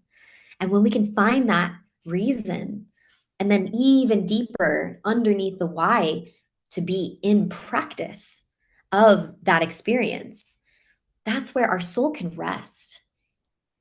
And I went even deeper. I was like, okay, so alignment, what does that mean to be in alignment with our soul's purpose? And the answer that came through was really beautiful. It was, first, we need to purify, to be clear and open enough to really hear what that soul mission is, to feel what that calling forward is about. And from there, in that listening, to be able to really find crystal clear clarity so that there's no question. That's also another realm of peace, right? When we just know something, like, I find a deep peace in that. When I've made a decision and I'm like, oh, or when I know something to my core, my soul can rest there. And from that place, then we can take action. And this is where it becomes really dynamic, because within the action taking, there might be moments of unbalance. There might be moments of it not feeling so peaceful, when we have to pull up our sleeves and pull up our bravery to step forward into that Dharma. That all the time might not be so peaceful, right? Who knows that feeling of when you are completely leaping forward into the unknown, into your Dharma, into what you know you are here to be. And the soul is fluttering and the skin is having goosebumps and the whole system just feels like whoa, whoa, whoa, whoa, whoa, whoa, like it's a different feeling. It's not so neutral and peaceful. It's expansive, it's explosive. And so we dip and we wave between these poles of the peaceful knowing and the radical action taking, the willingness to be seen, to be heard, to be persecuted for what we are here to be. It's a brave act to be in our Dharma, because it will press the buttons of people that aren't fully living within theirs. Or maybe your Dharma is to press those buttons, and it's just part of the beautiful wheel that we are participating in here as humans on Earth at this time. And so I bow to your bravery. And this striving for peace is such a worthwhile mission. And it is true, when we find it within, then we can experience it outside of ourselves. You know, we can see it ripple in so many ways. And the science is backing it up in such a profound way. I mean, as we spoke to early on with Unify and with these global meditations that Disclosure Fest has been doing for so long, well before a lot of this research and study has been coming forward, affirming that this is real, this is science. When we come together and we attune and we ground and we clear the field to truly be all of ourselves and resonate with a certain shared intention, it ripples. It ripples into the nearby cities. It ripples into the waterways. It ripples into all fabric of space and time. So to be a part of this, we get to identify, what is my role? What is my individual role in this collective journey? And within that, what are we here to create? And how can we be in the reciprocity of creation I work with this glyph very often of the infinity and the practice of creating and sharing. And when we aren't in balance with one of these arcs of the journey, it creates distortion in the field. Maybe we're creating a whole bunch, but we're not sharing it out with the world. How many of you artists, drop it in the chat? It's like, if you know that feeling of making, for me, it's music and art, you know, it's those songs that haven't felt the ears hear them yet. It's like, it needs to be seen. For you that paint, the eyes that witness the painting, it's part of the fulfilling prophecy of that creation. So how can we clear in the purification whatever is needed to have this arc be flowing effortlessly? And thus it brings us back to the infinity, to the unity, to this divine orchestration that we can each be within our creative act of being within our dharma and finding that soul purpose.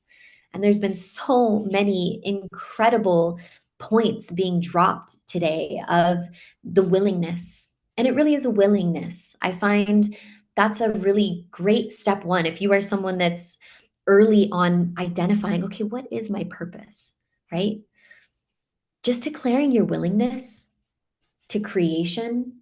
I'm willing to be of service. I'm willing to be a vessel for something bigger, for my soul's purpose. And that willingness, it's so powerful. It can dissolve obstacles. It can move mountains when we are willing to step into that role. And the team of Disclosure Fest has been such incredible representations of that willingness. And everyone that has shared today, and probably everyone on this call, I mean, if you're here spending your 11:11 in this prayer, the willingness is such a fortifying force that we can lean into with ourselves and with each other. And from all of that, then it just requires trust. It requires surrender to trust that even when it appears like it's not going the way we thought it should or we wanted it to, that surrender into knowing there is a greater plan. Sometimes we need to find the unbalance to experience the balance, the lack of peace to have the drive toward peace, the dissolution of being separate so that we can yearn to return to unity. And knowing that this point in history is pivotal for our trust and for our surrender into that bigger plan. So with that, I would love to share a song. This is a piece that came through me and my dear brother, LS Dream. You might know him. His name is Sammy. He's a really beautiful light worker, very much on this journey. And we were both at a big moment of a trust fall where the worlds as we had known it were falling away. And it was a little scary. It was a scary moment of like, oh my gosh, everything I thought I knew, everything I thought I was building toward and I had cultivated was being asked to be stripped away within that purification so that I could step in deeper into that Dharma. So I bring this forward, especially for any of you that are feeling that disillusion and that nervousness at the edge of the cliff for your trust fall of your Dharma. May this bring some peace to your spirit. Floating out to the edge of eternity.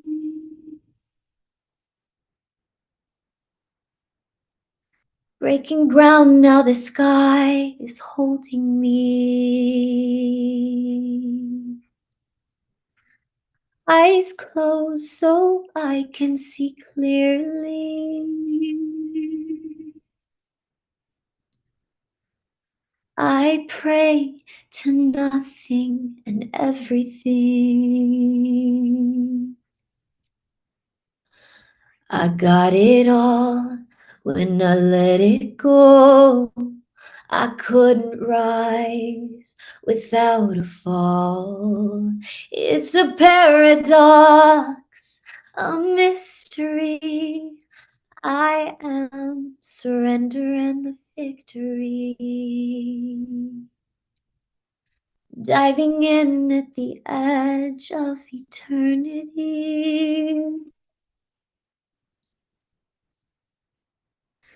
How can I find strength in fragility?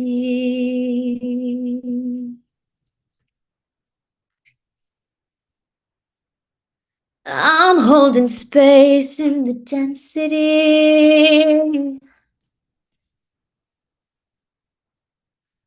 A wise fool hears silence so deafening. I got it all when I let it go. I couldn't rise without a fall. It's a paradox, a mystery. I am surrender and the victory. Paradox, mystery. I am surrender and the victory.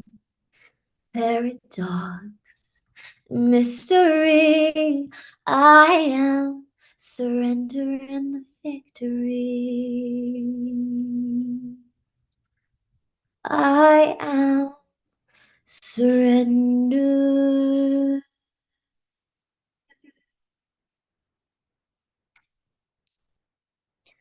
And the victory.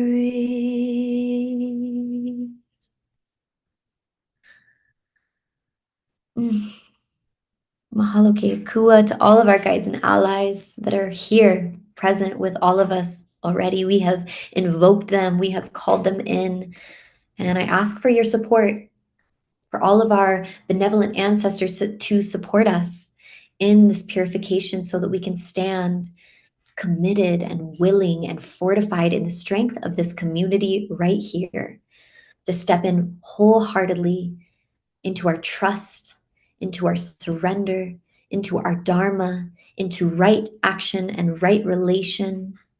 May all of the projects that support this beautiful coming home into our right relation with this planet be fully supported.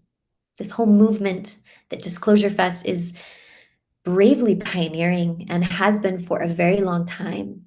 May it be fully and divinely supported by all of the resource and benevolent beings. And may all of us rise into our glory together at this time. I'm so grateful to be here with you all. Thank you, thank you, thank you for this opportunity. And yeah, for those of you that wish to stay close to the fireplace and stay close to each other as we continue to develop into our glorious gifts, one of my big passions is supporting artists in awakening to how to really bring it forward in a way that can be sustainable and long lasting. And I'm very excited to be launching the next round of the Resonance Chrysalis coming up soon. So if you are feeling that call to open the voice and to tap into music as your medicine, as a bigger arc, and you feel impact driven, that's very much the core of our community, is impact driven artists. Please stay connected. My name is Ruby Chase on all the things. And yeah, lots of that song is on Spotify with a whole plethora of others, and as well as one that just dropped today that's an ode to Lumeria. So Viva Lumeria, Viva 1111, and Viva this whole Disclosure Fest Unity Now prayer. Thanks for having me. I was just going to ask you where we can find that song. So just look up Ruby. It's a totally different version. This is the ceremony version that I perform live in ceremony. The other version is like a bass banger anthem, like stadium. It's called Paradox. You'll probably get a nice laugh and a good dance as you listen to the very diverse, different version that it is. Amazing. Oh, well, I love it so much, and loving you, Ruby. Thank you for your beautiful voice and bringing in that divine feminine essence. Thank you. I'd like to thank you, Ruby, for going live, because Ruby was going to send us a pre-record and she changed her mind. And that was very, very impactful, having that live. I was in tears. So thank you so much. Yeah, so good. All right. So I know that Deborah and Scott and all of us want to share a few more messages from our beautiful partners. So Scott, bring yourself up there, darling. Well, as fate would have it, my camera has frozen, and that's what I've been playing with for a little while. Okay. So I may have to switch to my other computer, but for now, I do want to bring up this poster. And then I want to thank all these amazing people that have supported us. A big thanks to the Sign Network. They're the ones who get us out to all the different Facebook groups and YouTube channels. So thank you very much for that. Kenny Kaufman is going to join us a little bit later, I think, and talk about the New Living Expo. And we also want to thank Humanities Team. And so I am going to go to their website. I think probably most of you are familiar with Humanities Team. They are doing wonderful, wonderful work in the world. And here we go. Yeah, Humanities Team was originally formed by Neil Donald Walsh, who wrote Conversations with God, and our good friend Steve Farrell. And they carried the Awakening World, the show that I do twice a week. And they've got probably the biggest library of extraordinary content. Everybody from Greg Braden, well, you can see all the different people that they have. I mean, they've got just about all of our favorite New Thought leaders. So you can learn much more by going to humanitiesteam.org. Humanitiesteam.org. Mm-hmm. Thank you, Scott. And finally, one other organization I want to mention is our friends at Unity Earth. Again, our Awakening World collaborates with them all the time. A lot of the members of the Evolutionary Leaders Circle, they are doing a lot of different things, including initiatives. They've just kicked off Unity Earth TV. Of course, many of you are familiar with World Unity Week that happens. Purpose Earth provides grants to nonprofit organizations all over the world, many of whom we've featured on our show. And they do Peace Week, which just happened in September. They take journeys. They were in Japan together. Our beloved Omashar, who's going to play music in about 20 minutes or 30 minutes, was part of that trip, along with Kristen Hoffman and many others. So learn more by going to unity.earth, unity.earth. And turn it back over to the three of you while I try and figure out my camera. Beautiful. All right, beloveds. So, Deborah, would you like to share your upcoming events, or shall I jump in? You're muted. We all have lots to share with you. I'm going to just share a few things. Let me just share right here. I produce events and I really focus on the planetary ascension. And this one is called The State of the World and the Planetary Ascension, Insight and Tools for Navigating the Shift During the Awakening. It's with one of my top ascension teachers, Camille Moritz. This is episode 2. We did episode 1 a while ago. It was amazing. You can go to planetaryascension.org, planetaryascension.org, and tap into the whole series if you like. And I've been around sharing things forever. And one thing I do still is Wishing Well Portal. And that is sharing evolutionary festivals, retreats, conferences, online programs, and resources through various newsletters. Harmony Connects, Deborah Recommends, Transformation into the New Paradigm. So I just share everything that's going on with the top teachers and what is cutting edge on the planet. And it's wishingwellportal.com, wishingwellportal.com, and much more. But if you sign up here, this will get you everything you'd want to know about what's going on in the new paradigm, because that is my passion. Thank you. Wonderful. And everyone, I would love to take an opportunity to share with you some of the things that I'm up to too. If I'm new to you, I just wanted to share with you that I have a call coming up soon called Activate Your Egyptian Codes, where you can really tune into your past, your ancient roots, unlock your soul codes, and activate your life mission and purpose. And so I'm going to drop a link to that in the chat. And this is a precursor. I essentially take you through a journey of my previous Egyptian pilgrimage, where I share videos and photos and really speak to the glyphs that stood out to me in Egypt. And I introduce to you our opportunity to travel together to Egypt for 11/11 next year. We'll be taking a 20-day pilgrimage. This is a mystic initiation. It is not a tourist experience. And through those 20 days, we have time and space to be at all of the sacred sites and really have time to integrate and be able to commune and gather together in our beautiful resorts. And then I also have my 11/11 Ascension University. This is a level 1 online course called You're Not Crazy, You're Just Awakening. And it's all about clarifying your purpose, getting empowered, and rising into your leadership. So anything and everything that I'm up to, you can find on my Anastara link tree. And there is also an opportunity where Deborah and I are going to be together on the Galactic Origins Cruise, along with many other speakers. And that is coming up like literally next month, December 14th to the 21st. It's hosted by Portal to Ascension. We're going to have a meditation on December 21st for the winter solstice. And we'll be traveling to Honduras and Tulum and Belize and Mexico. And I'm really excited because I'm going to be taking my family with me during this trip as well. So when you are at checkout, you can use my name or Deborah Juicy's name and sign up and come to the sacred sites with us next month.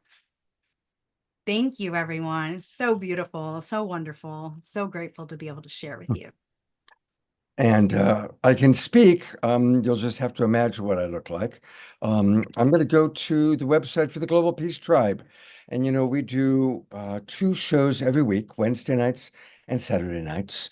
We have extraordinary guests, a lot of the type of people you've seen tonight, including some of the people you've seen this evening, like Elizabeth April and Larissa Stowe, Darylenka. So it's easy for you to register. Just go to register for the new season. That'll take you to our registration page. And I've actually added a special link today. I'm calling it our 11/11 special promotion. For $11.11, you'll get all the Zoom room links to all of our shows through the rest of the year. Just go to globalpeacetribe.com and click register, and that will take you to this page where you can join us. Now, if you want to come in at a higher level, that's awesome. People that come in at the gold or silver level can give gift subscriptions to their friends. We're an amazing community of people that come together, truly global, and we're one big family. It's very, very similar to the beautiful energy you've been experiencing all evening tonight. And remember, this is a fundraiser for Disclosure Fest. So we're going to drop that link into the chat again. And if you just go to disclosurefest.org, you can also find that for those of you who aren't having the chat right now. So any amount you can offer, every dollar counts. Thank you. Even you're inspired to send some money next week. Yeah. Adrian will need it to support 2025. That's what we're all here for. So let's all give him the green love. Thank you. I want to just jump in and say, watching all of these co-hosts work and the way that they do, the way that they weave in the world is so inspirational for me. And Deborah Juicy, when I met you at Contact in the Desert on those stairs, my soul knew that I knew you from somewhere. And to watch you all these years and see your stellar and impeccable integrity is something that I hold very dear. And I thank you for making this happen, because without you, this wouldn't have happened. It was your idea. You brought in Scott, you brought in Anastara, and just really touches my heart to see the way you're all weaving. And Anastara, I want to say happy anniversary to you and your husband. He just walked in. He's saying, "This is my man, Drew."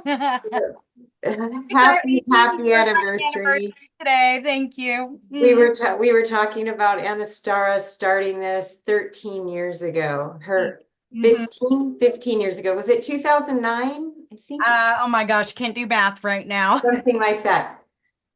I remember doing an event on Laguna Beach, 11/11/2009. And tonight, Alpha Reddy said, one of the ladies, Arazu, was on my 11/11/11 trip to Peru. And she was a didgeridoo player, and she's friends with Alpha Reddy, and she told him to say hi to me.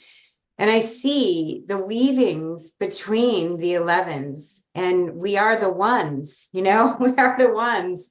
So I'm just so uplifted and inspired by everybody who joined in today and the beautiful, beautiful comments in the chat. This has been amazing. And Scott really shows what unity looks like every week on Awakening World and Global Peace Tribe. And I wanted to also give a shout out to Alan Steinfeld of New Realities, because he's another person that will be on that cruise, the Galactic Cruise. He works very closely with Neil at Portal to Ascension, as do I. And he always says yes. Every time you ask Alan to help, I've never once heard him say no. He says yes. And I encourage everybody in the chat to follow your yes. This is the time for us to join together and continue saying yes. Yes to life. Yes to the beauty that you're feeling here. And yes to Disclosure Fest, putting on these festivals where we can come together in person. This is wonderful to be on Zoom and to feel everyone's energies. And it's even more inspiring when you're together hugging and having that heart connection and feeling our feet on the ground together. Disclosure Fest is something that I just, it's been my passion. I'm a volunteer, and I will do anything for Adrian Valera because of the purity that I see in his heart, because he does want to help all of humanity and live his life in service. So thank you. Thank you. Thank you to all of you.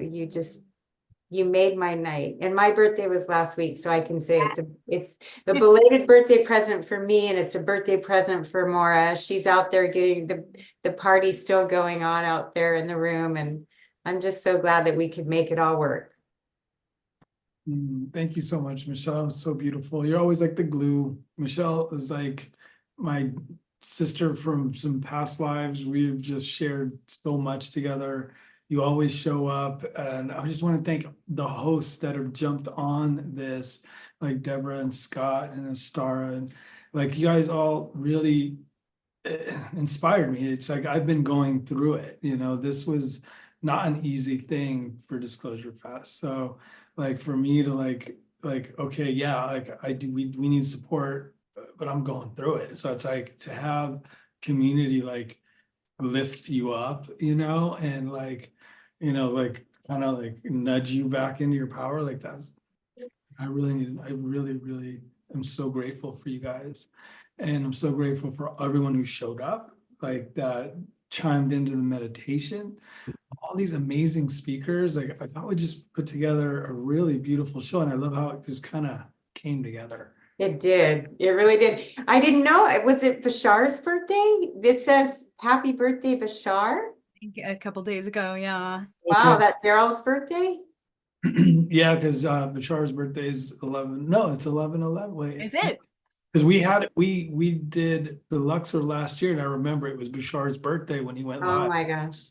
Yeah. And it's also Moses' birthday, our next artist. It's his That's right. birthday too. Incredible. Mhm. This was divinely guided. It You're is. going to produce an after party. You up. For sure. It's been an amazing evening, and we are going to have an after party, which is going to be a chance. We're going to read some of the comments coming in from people, and Omashar is going to play music, and Fanny and Vigari are going to be with us. So we're going to have some wonderful live music with us. I'm glad my camera is working. Thank you for host putting me on because I wasn't able to put myself on. So there you go. It's a team effort. Um, One last time, everybody, let's definitely support Adrian in all the wonderful ways that we possibly can. And for those of you who are volunteers, he does these beautiful initiatives, feeding the elderly, feeding the homeless, planting trees, cleaning up the beaches of Los Angeles. So green energy is what we've been focusing on, but time and personal energy is also a beautiful way to do that. And our kind of last official person for tonight is Mose, and we're going to play Mose, and I'm going to try and spotlight some of you who are in our Zoom room. So turn your cameras on, because as we listen to Mose's music, it's my intention to spotlight some of you, and hopefully that's all going to work just fine. And Before we go, one thing we didn't mention about the virtual marketplace. Yes. It just dawned on me. And Adrian, I don't know if you want to share that some of my favorite items that I've gotten across the years at Disclosure Fest are from the exhibitors. And there's so many beautiful things that you can purchase to help small business owners. And one of the things that we want to make sure that people know about, especially because it's the holiday time, is our virtual marketplace that supports our exhibitors. Sometimes there's beautiful clothes, essential oils, crystals, just all sorts of really unique items. And so that's on the website. And it's the holiday seasons, like, stock up, support these vendors. They've supported Disclosure Fest forever. And, we're just here to also support them. And that's disclosurefest.org/marketplace. Mm-hmm. All right. Also, I want to introduce our activation line at Disclosure Fest. So we have developed an ink that goes on t-shirts that is made of 37 crystals and gems. So it's an organite, wearable healing technology. Go to disclosurefest.org. You can scroll down the main page, you'll see it. It's really potent stuff. There's, like I said, over 37 crystals compose this ink. And yeah, it's super activating, and you'll feel it right away. So yeah, that's our activation line. Support it. And it's even activation. And everybody, make sure you put your email address in there. Of course, we've got a lot of it from this show, but definitely go shop around and check out everything happening at Disclosure Fest. And this is also where you can donate. Amazing. Beloveds, I'm going to go to the watch party that I have my community at, and eat some dinner, and still be in this vibration, in this field with you. I'm so grateful for today. Happy 11/11. Thank you, Anastar. I want to acknowledge she's been at it. She did her annual event that a lot of us tuned into. Well over 100 people were there. At one time I tuned in, and it was did you notice when it was 111 that were there for you? That's amazing. Yeah, that's pretty At cool. exactly 11:11 a.m., it stopped raining and the sun came out. Wow. So beautiful. Love you all so much. It's been an honor and a privilege. All right. We're going to take a listen to our friend Mose, who's celebrating his 40th birthday today. He's in Hawaii with his beloved Bruna. But this is a recording that he did for us. So let's enjoy some Mose. And share sound. Here we go.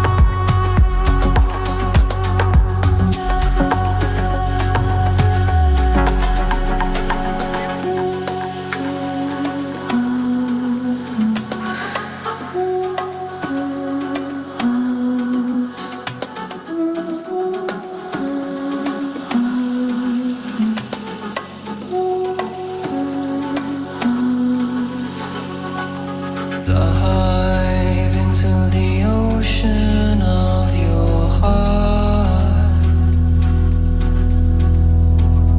Dance on the waves of love. Return to the center of your heart. The light will guide you.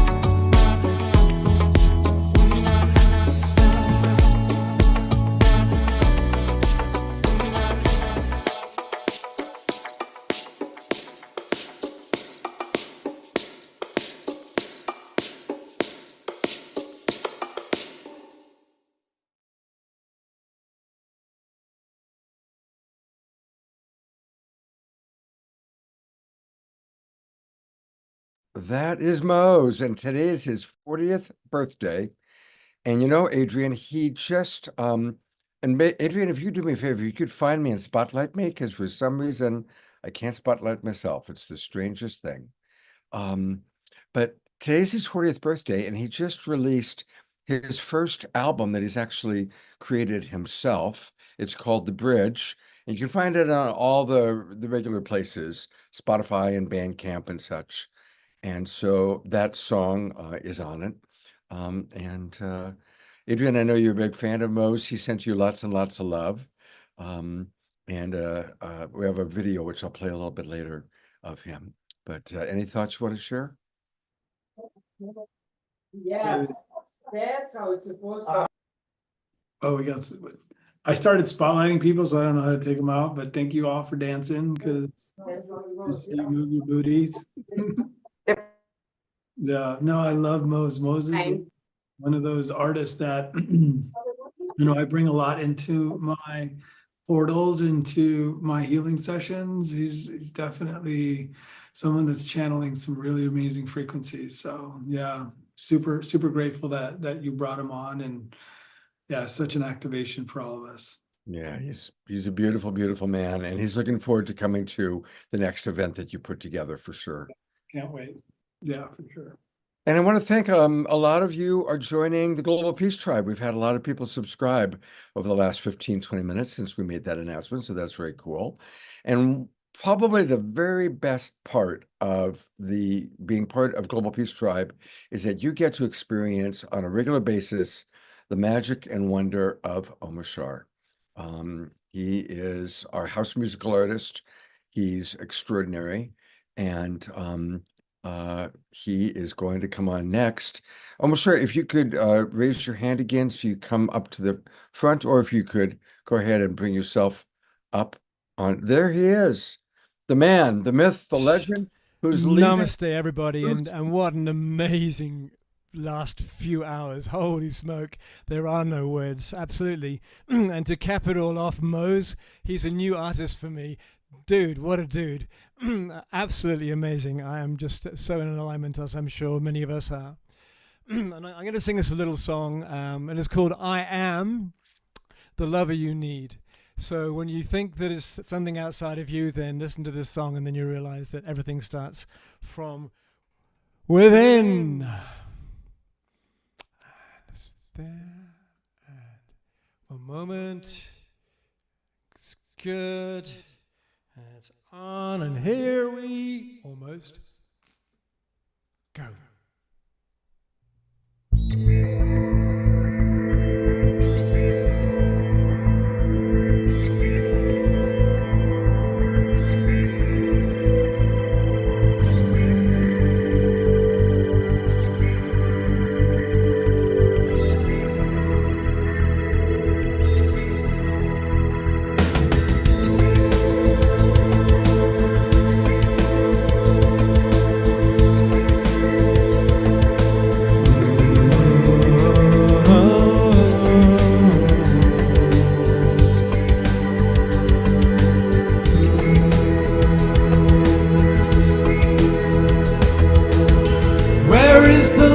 In your eyes, where is the joy in your heart? Why are you hiding from me? Staying locked in your doubt. My love is all that there is. Your fear is hurting you so. I know it's all that you feel, and that it's hard to let go, let go, let go, go, go, go, go, go, go, go, go, go,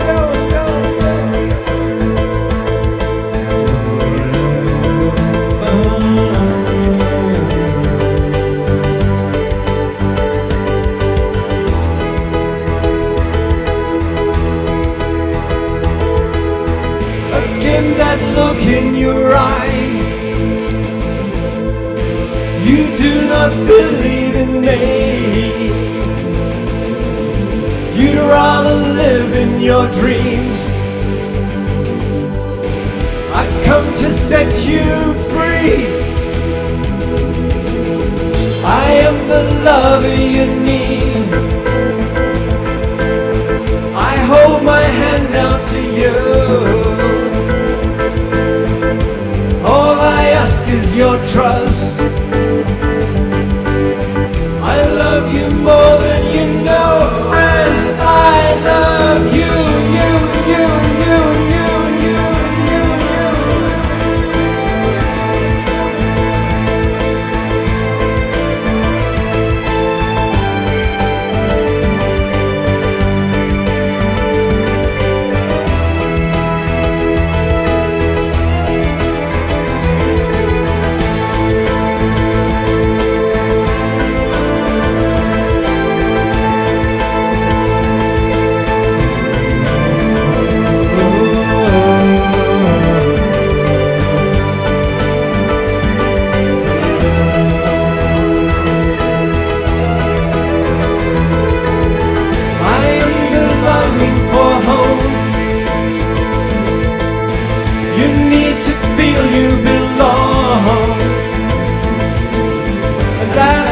purpose to life. Come back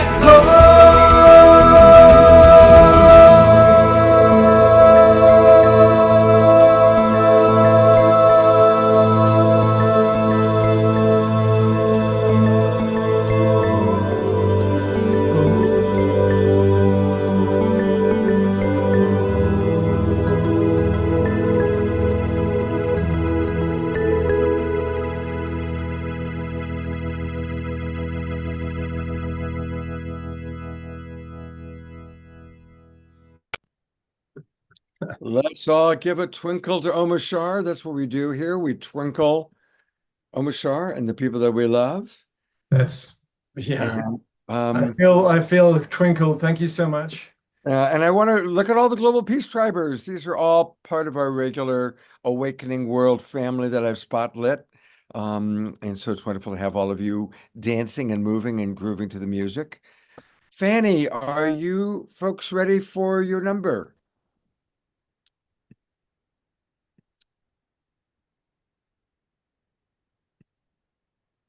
And we'll be back. We're going to go to Fanny and Vigari, and then we're going to have one more Omashar song. Can they unmute themselves? Let's see. You can do it manually or make them co-hosts. So one or the other. Yeah, that's what I'll do. I'm going to make them co-hosts. Okay, go ahead. Try it now. You're still muted, Fanny. Oh, it's good now, but sister, it's good. Now it's good. Yep, now it's good. Take a moment. Okay, here we are, I believe.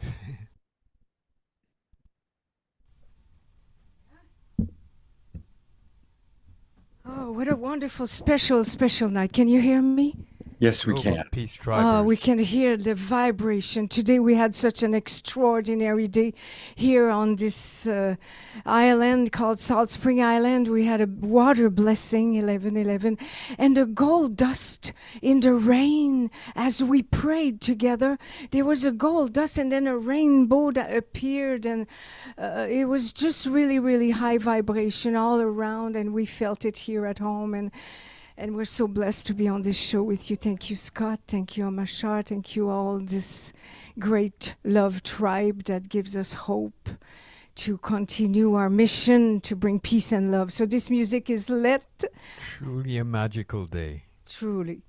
On 11/11 portal, we felt the gold light and the rainbow came in. Home, sweet home. Thank you for everything. Let the music play. Are you ready? We are ready.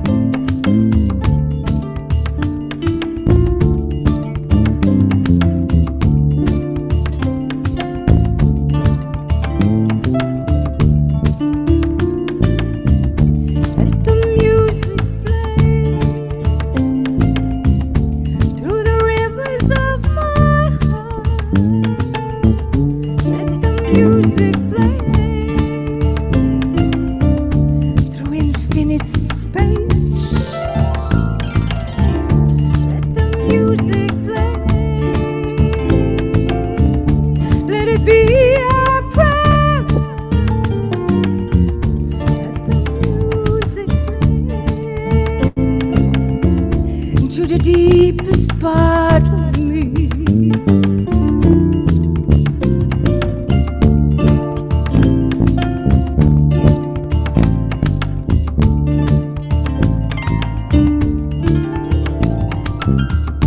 Let the music play To set our soul free. Let the music play And mend the broken hearts. Let the music play For universal peace, peace and love. Let the music play For peace and unity.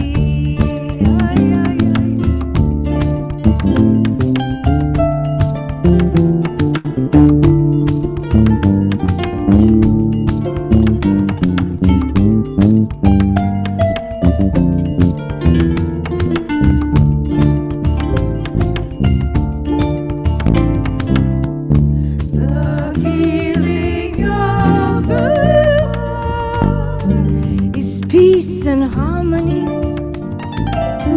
The healing of the heart is peace and unity. The healing of the healing is love for you and for me. The healing of the healing heart of humanity.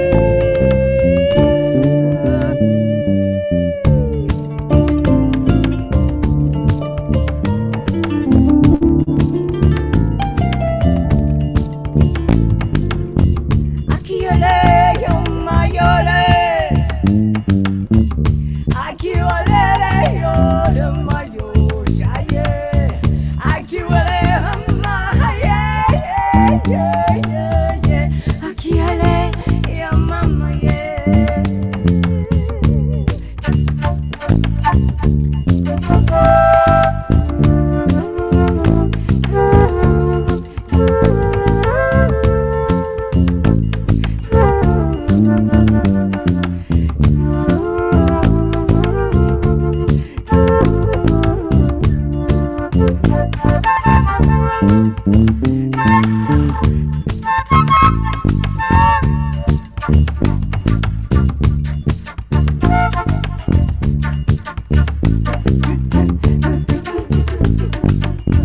Akiole yo maye, akiole yo mayole.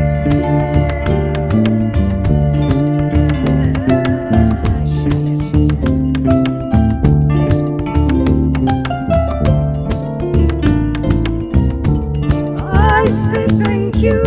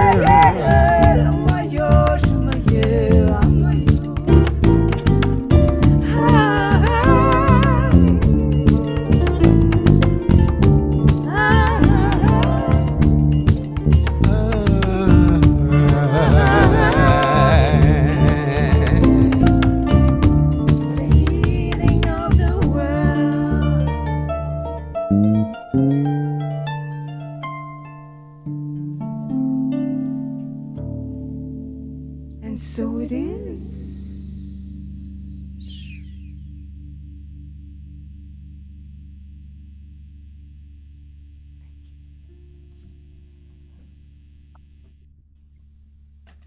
Hola.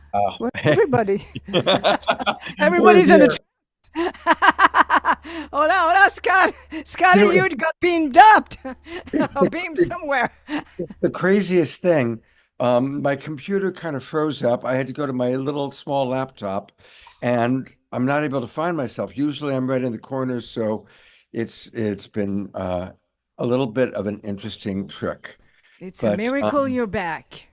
and again, Fanny and Vigari, you can find them on Bandcamp as Mystiques 1111. Mystiques 1111 on Bandcamp. Or you can find them by being a regular viewer of The Awakening World, because they Yes. are on our show quite frequently. And people are asking, Ayada just said, when are they going to be on The Awakening World next? You also get to meet Jasmine Bear, who's my trusty dog and the Beautiful. mascot for the Global Peace Tribe. Do I get a kiss? Get a kiss? Okay, here we go. Ow, ow, to all the beings of the world. Ow,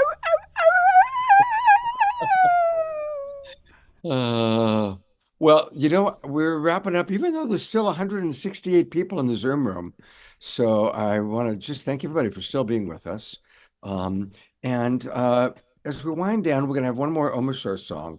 And I'd like to encourage you, put in the chat box, what were some of your favorite moments from tonight? What were some of the special moments? Everybody was wonderful. Each presenter, each musical artist really touched my heart.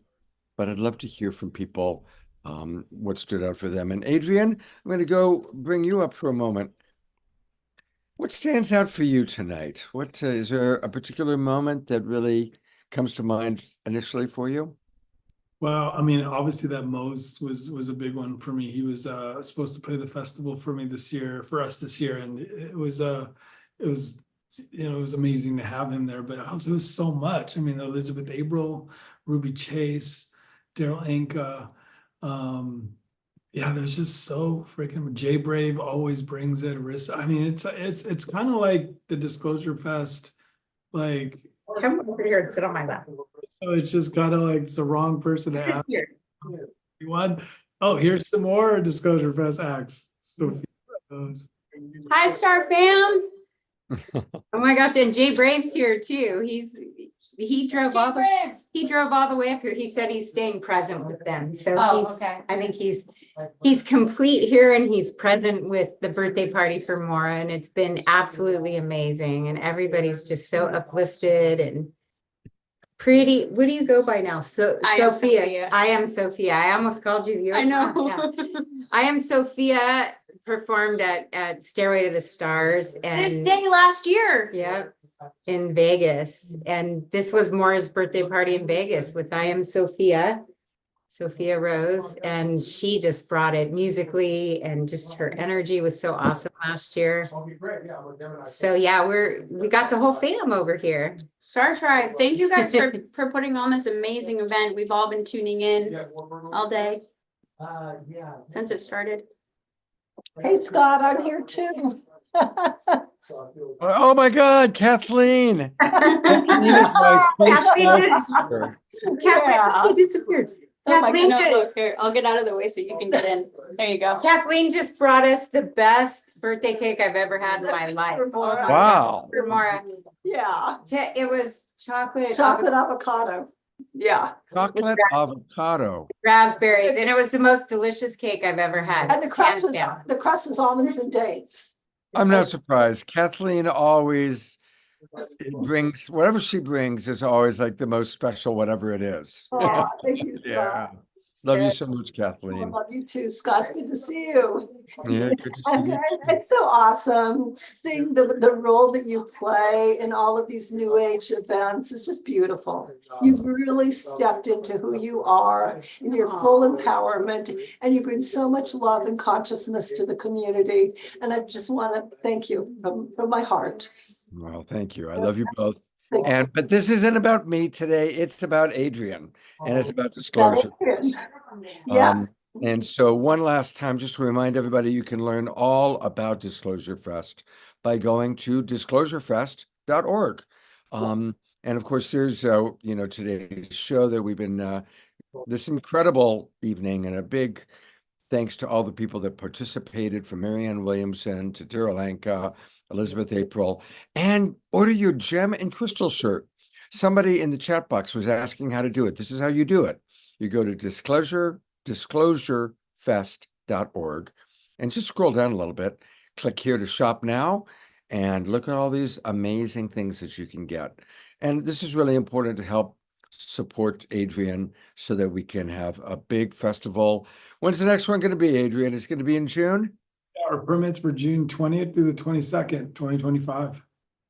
So come join us, support this. We're going to be doing some initiatives. You'll be seeing them out soon, so check it out. Come help us. Spread some food, plant some trees, work with some children, all the things. So just join us. We're always, wanting to connect with all the community and help activate that service within everyone. So yeah, come join us and uplift and share with the community. Adrian, where's it going to be in 2025? Make a state. Oh, yeah, it will be there. Okay, good. I'm going to read, I asked people what their highlights were, and there's a lot of comments in the chat box. So I'm going to read some of them. Becca Rich, thanking all of us for our heartfelt contributions. And she was especially impressed with Elizabeth's share that this was happening for a reason. Danja writes, I'm buzzing so much right now. I loved the Disclosure Fest video. What a story it tells. Audra says, Marianne Williamson. It says, everything was fantastic. Jay Brave and his spoken word was a highlight. I can't wait to play him on my radio show. Thanks for this wonderful, enlightening gathering. Mary Lou says, undoubtedly all of the presenters, all of the guests, all of those of us who have enjoyed and have been tuning in, this has been an equally awesome, phenomenal, stunningly beautiful, and brightly blessed. So thank you very much, Mary Lou. Waleska says, I enjoyed Elizabeth April's talk. Joseph says, thank you all for this. It's been the perfect evening. Audra says, thank you all the organizers from New Zealand. A reminder from Fanny, you can get her at the mystiques1111.bandcamp. Danja chooses Marianne Williamson as her favorite. Matsumi is contemplating on those beautiful crystal shirts. And Kelly says, I can't pick a favorite. They were all so great. And the wisdom from all the speakers. I enjoyed the meditation and the music. Dia Therese is choosing Larissa, is what she really enjoyed, and she likes my voice. Ellie writes, wonderful event on many levels. Erica writes, especially loved the Jay Brave, Rissa vibes, and the breath work. So there you go, kind of towards the end there.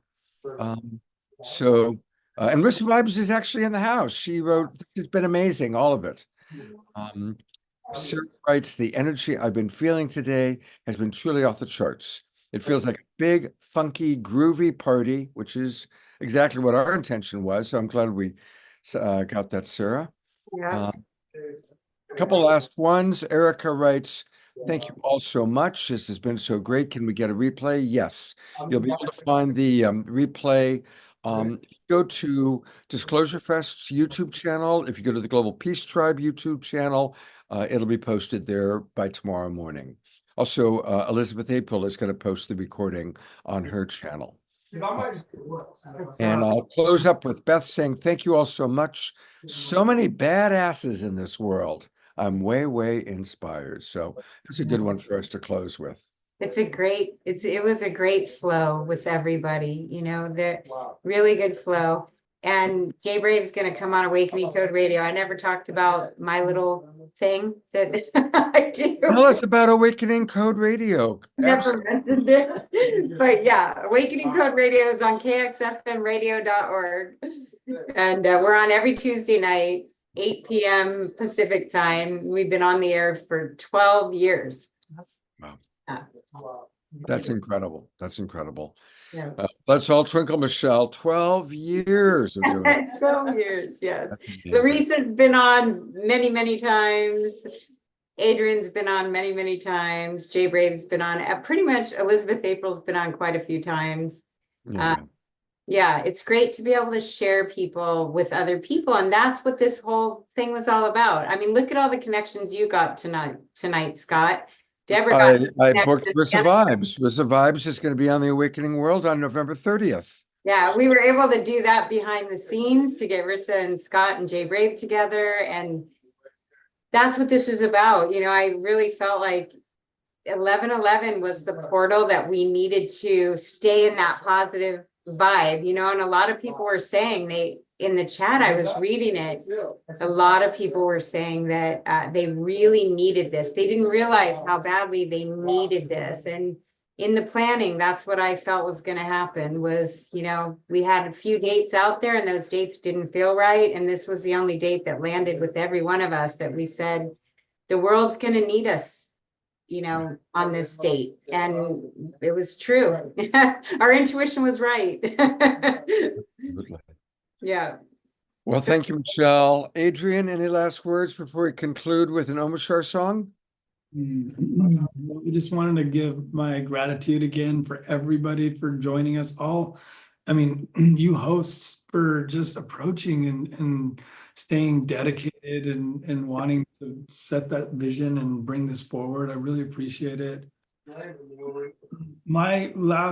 Honestly, like I always really shoot for service. So it's like, I want to encourage people to get out there and be of service, whatever way you can, because, you know, this is why we're here. You know, there's two types of people out there and the law is one, there's service to self and service to others. And, you know, how do you show up in the world? That's my. Well, thank you for your service, Adrian. Michelle, love you so much. I'm going to remove us and leave it all up on Mr. Omashar to conclude the evening with the wonderful ways that he does every night on the Awakening World. There I am. That was awesome. I could say something about every presenter, but we're all one within and we're all presenting each other. And this song called Hypnotized, we've been hypnotized for lifetimes, for eons, but not anymore. And this speaks to that. And so just so that we can just remember where we were.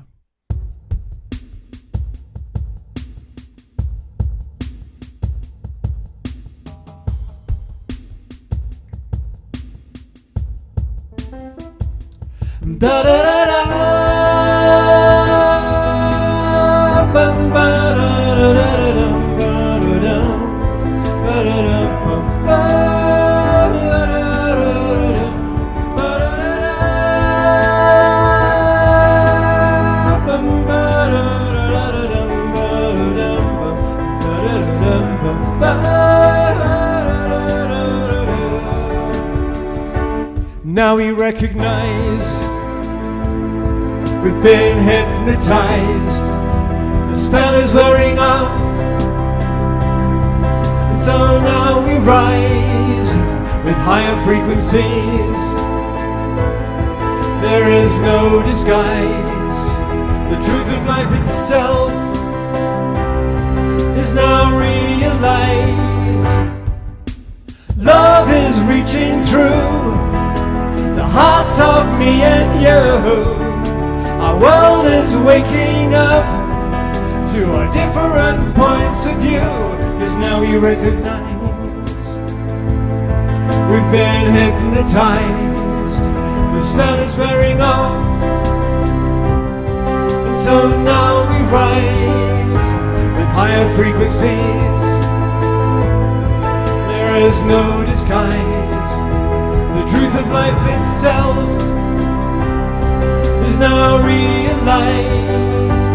Ba da da da da bum bum ba da da bum ba da da da bum bum ba da dum dum oh da da da da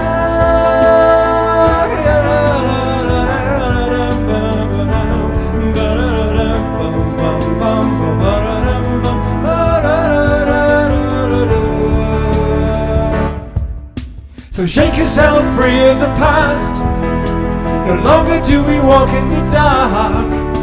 And show each other what we can do. And let our light shine right on through.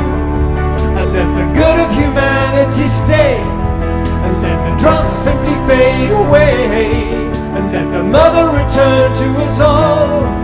So that love can have her way.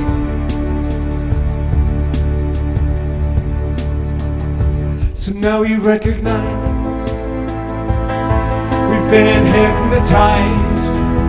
The spell is wearing off. And so now we rise with higher frequencies. There is no disguise. The truth of life itself is now realized. Ba-da-da-da.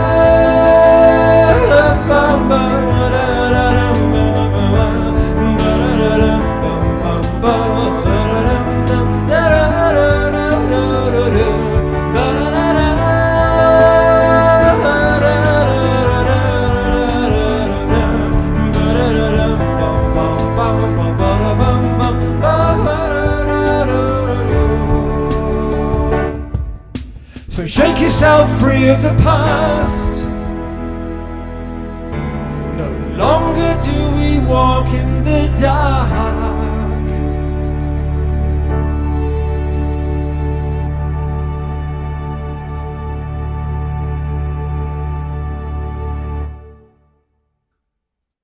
Woohoo! Let's all twinkle, beloved Omashar, and twinkle all of you, everybody watching.